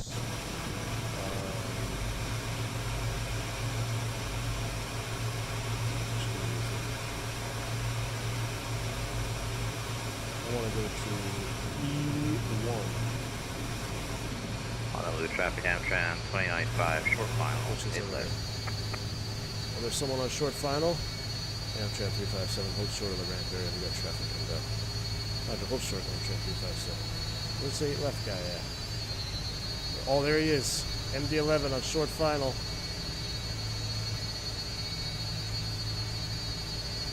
That was a 400 on your soul.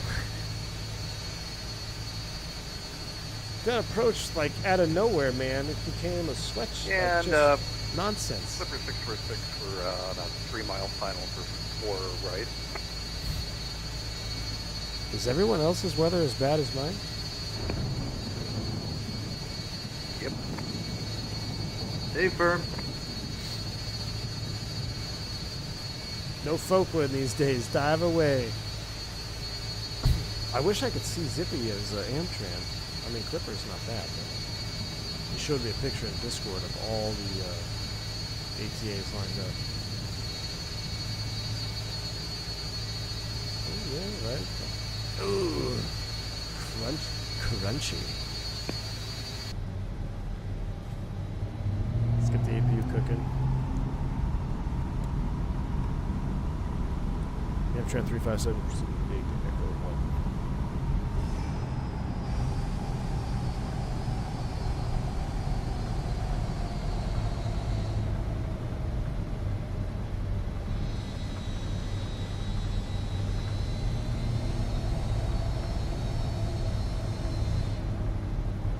Amtran 357, you can go ahead and cut across Honolulu the traffic, alley. Slipper 646, landing 4 right. Where's Vodka? I don't know where 4... Oh, there's 4 right. There he is, right there. I see him. 646 is inside lap, so keep it coming. Got it. Hold on. The gate's still occupied. Let's see if he has to go around. Vodka had to go around last time in Chicago, remember? Let's see if he's going to go around on this one. How much fuel you got there, Clipper? It's like, I'm landing. Gate. Use the reverse thrust. I cannot believe he flew a 727 Amtran 295, vacating Yankee 8 left. at 8.5 Mach the whole way.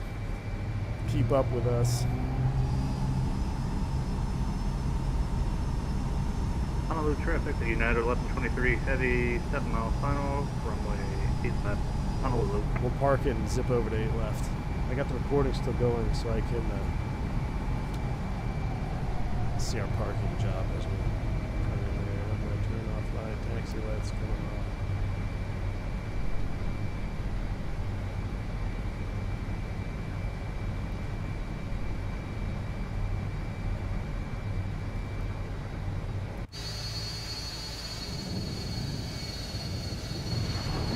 Where are we going to park it at? Let's go to the 7-4 line. Not the 330 line, that's gross.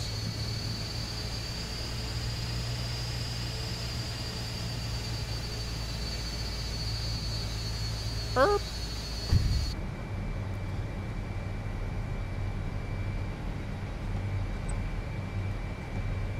Brake set. APU on generator. Honolulu traffic, United 1123 heavy short final, runway 8 left, Honolulu. Shut them down, stand them up.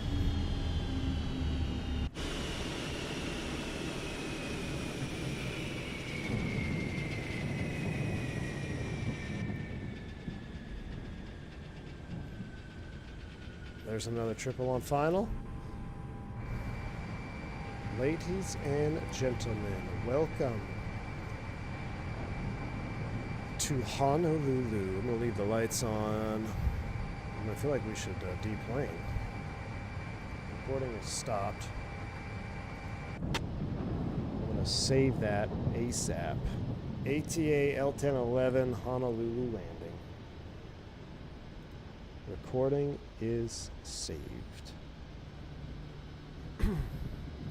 Triple on 8 left.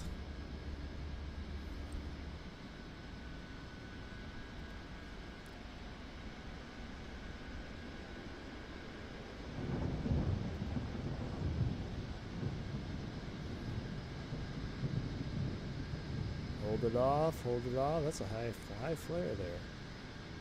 Man, what a little thunderstorm situation. Nicely done, so. You know what would be cool? Now that we're shut down and deplaning. I remember. Isn't this open right here? Yeah. I remember looking at the airplane from here somehow back in the day. Look at that. We got the Pan Ams rolling into the gate. Why is his nose black? Did you lose your radome there, 727? Perry, thanks for stopping by, man. We're supposed to get more flooding like 2 weeks ago. Nice. That rain will be good, huh? What happened to his nose cone? Honolulu traffic, United 1123 Heavy, clear baseline at Yankee, Honolulu. I mean, S-duct versus straight engine. I think S-duct wins. Come on, look at that rear end. If we had the 100, it'd be so sweet. We got another United coming in. Let me see, let me take a look at the web eye. Let's see who's out there. The 8.5 crew shaved some paint off. Oh, man. Yeah, we got 1, 2, 3, 4 buddies on the ground. And, man, UAL 404 smoked all of us. He parked. He's in down. We got, he's going there. Clipper 716. I don't know what happened to him. Was Clipper 716 flicks? Did he fall asleep at the wheel? Where's United parking? United, park over here. Park over here. Park over here, United. Watch this. Park right here. Park right here, United. Come on. Come on. No, no, no, no, no.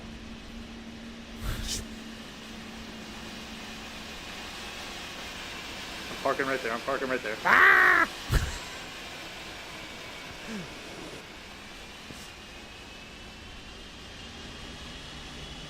I'll marshal you in. Zoom out so you can see all the tails.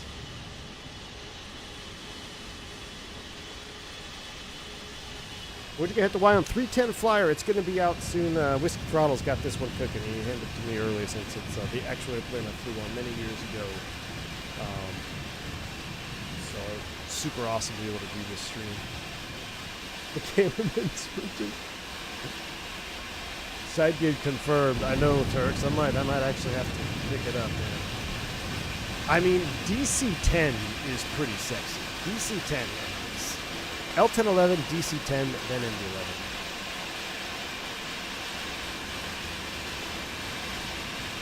Not bad. Not bad, my friends. Not bad. Let's run the camera out here, take a little screenshot.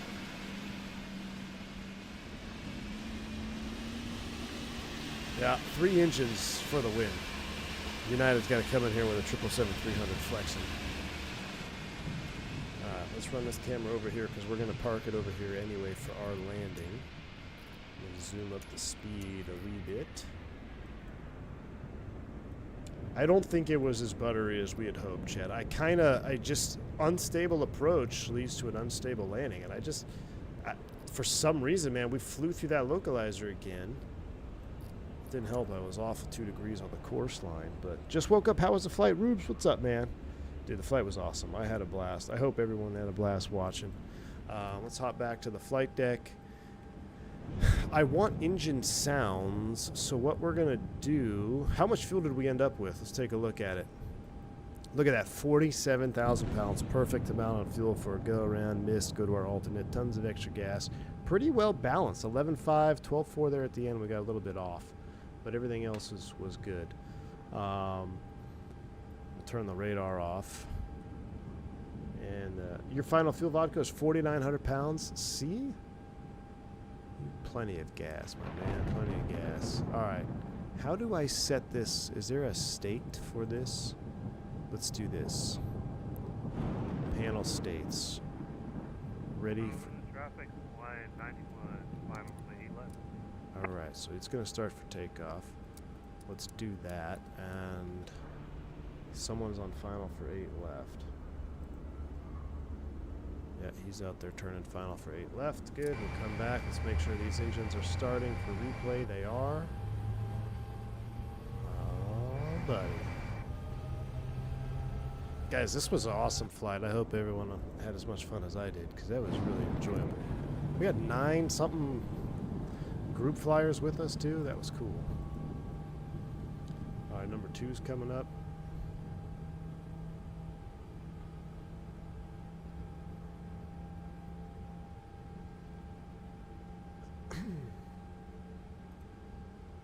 Rubes, thank you for 13 months, man. Appreciate you. Come on, trip off. I want you to start the next one. All right, what's your state? Waiting for 2 to stabilize. Start this one.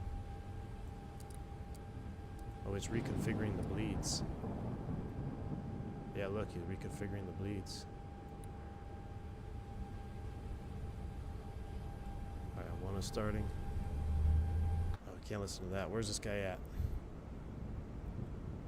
We're in position. Traffic, line 91, 2-mile final. 2-mile final. Alright, we don't want to wait for him. Man, the thunder. Feel the thunder. I feel like we need some Hawaii. We never did get to listen to Hawaiian. Let's put a little Hawaiian tune on as we watch the last guys land. And I gotta get out of here. My goodness, it's 10:35. Hawaiian. I can't even spell Hawaiian. Hawaii.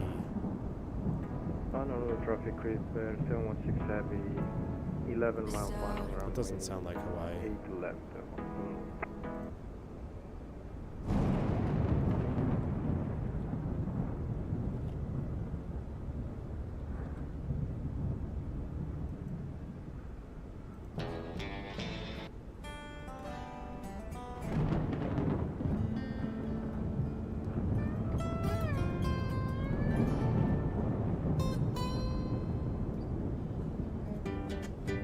There we go. There we go.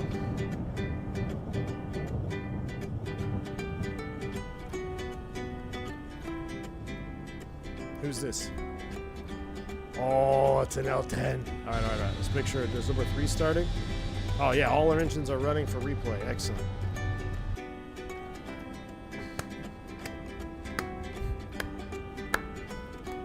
While I watch this, let me get my stuff together.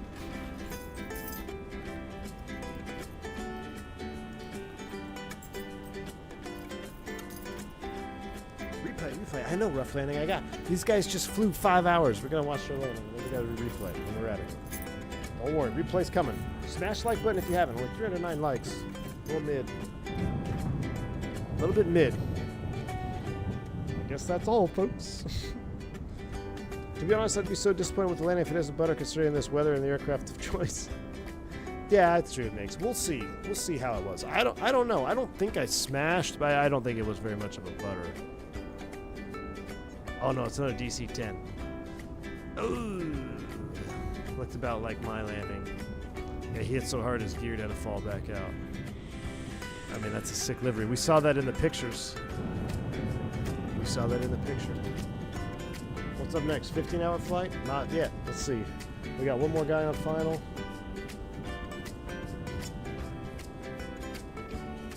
We got Clipper 716. Let's get our flaps are set for takeoff. Let's get our lights on. Anything on? Honolulu traffic creep 716 Heavy, 2 mile runway. Cool. Aircraft is ready for replay. Love it. Love to see it. What's up next? A 15-hour flight? You know, we did do, what did we do? 10-hour long haul? We did a super long haul from Sydney to LA. I actually slept in the HQ. I don't have enough time off to head.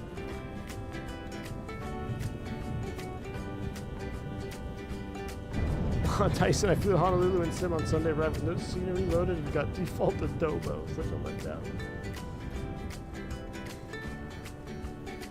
Let's see, a 5-hour flight involved dinner with the wife. A 15-hour flight will get another baby V1. Oh my word. Yeah, we're not doing any 15-hour flights, my friend. Ain't nobody got time for 15-hour flights. Alright.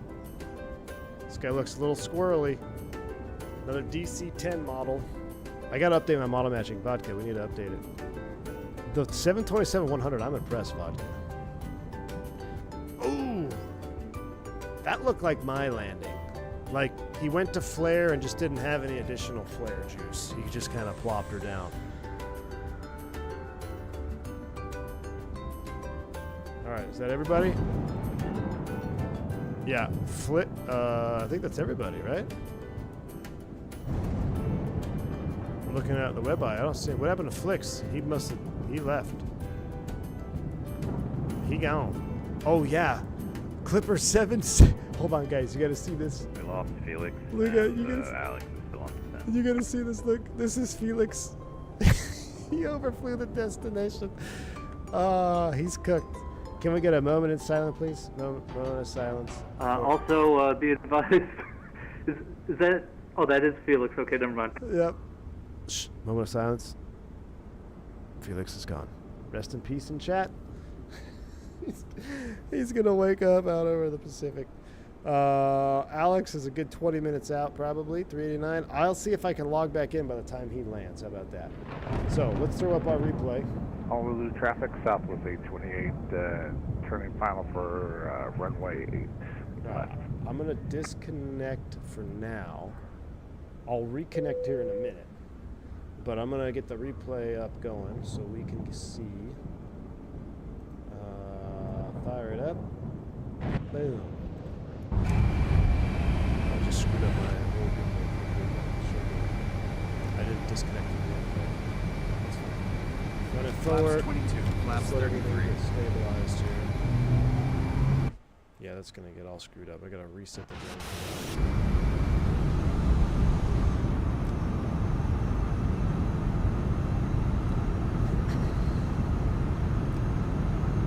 My DLC was working though.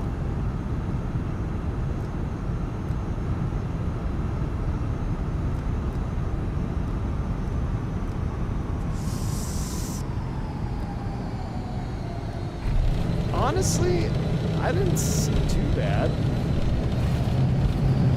Look at that. Spoilers deploy with reverse thrust. That's part of the update. That's good. Look at that engine nacelle. I love these RB211 short.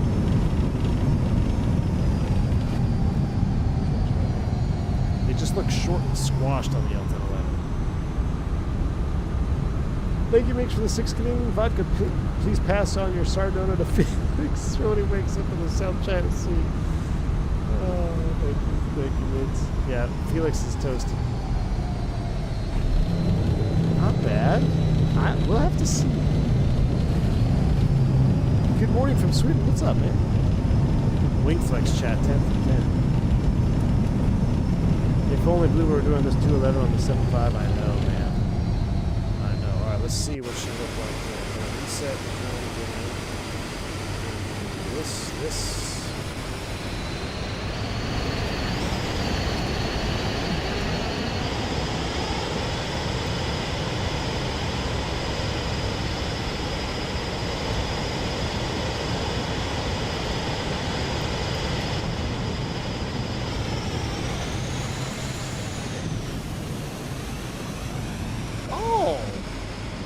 That wasn't bad at all.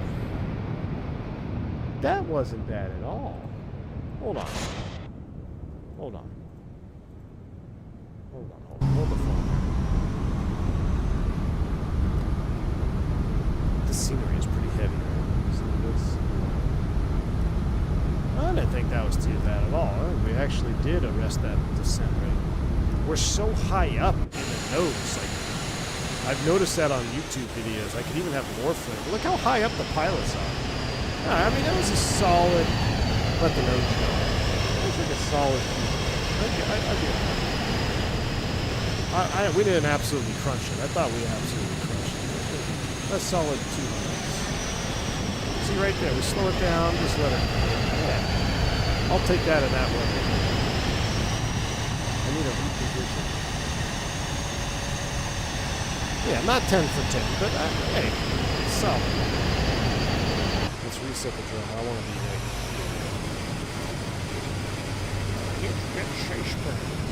This is called Fabiano.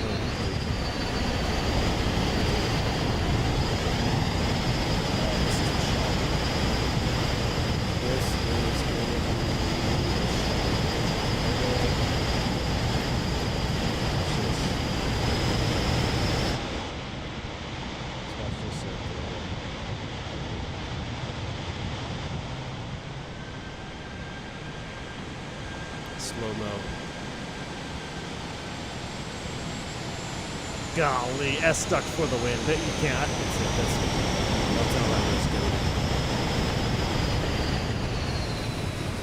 That is so sick. That is so sick. Alright, let's do that. Where's Alex? Oh, he's still out there.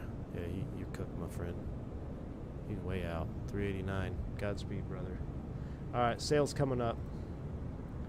Replay's going back.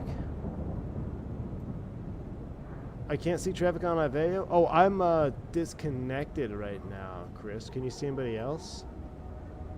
I'm disconnected right now, so you're not going to see me because I'm in replay. But look how high we were. Our van full of vodkas. Alright. Y'all, this was fun. Zippy had a 186. Hey, that's very respectable for the MD-11, man. Very respectable. If only you were in 2024, it would be a valid respect. But, just kidding. I love you, man. Fantastic stream, fantastic flight. Thank you all for the support. Thank you for the group flight, the flyers on that, man. We had 9 people on that flight. Maybe on the return, let's make it 19 conga line. We're going to go for a record. We're going to go for an Iveo record conga line on the return. The next stream will probably consist of an inter-island hop, either in a prop or a small jet going to Maui. We're still on half speed. We are. And then, you know, weeks from now, we'll do the return long haul to SFO, followed by a classic 737 to Phoenix, and then the whole tour. But this was a lot of fun. I really enjoyed it. Thank you guys for hanging out. Thank you for the support, hitting the like button. Thank you, Witty Builds, for really making this airplane. I am, you know, obviously I'm jaded. It's probably my favorite wide body jet of the time because it's just my first one I ever rode on. So, it's great to have it in the sim. Golden era of flight simming is here. 747 Classic is coming next. It's going to be a hell of a year. All right, it's 11 p.m. I got to drive home.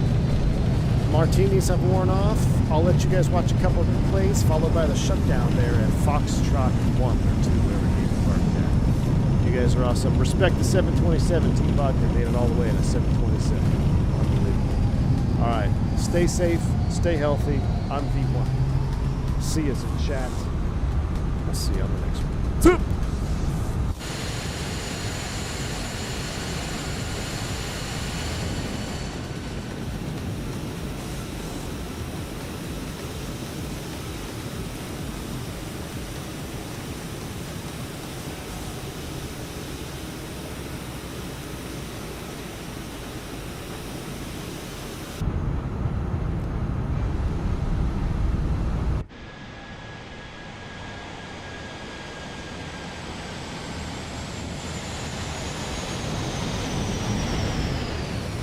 That's a pretty dang good landing, actually.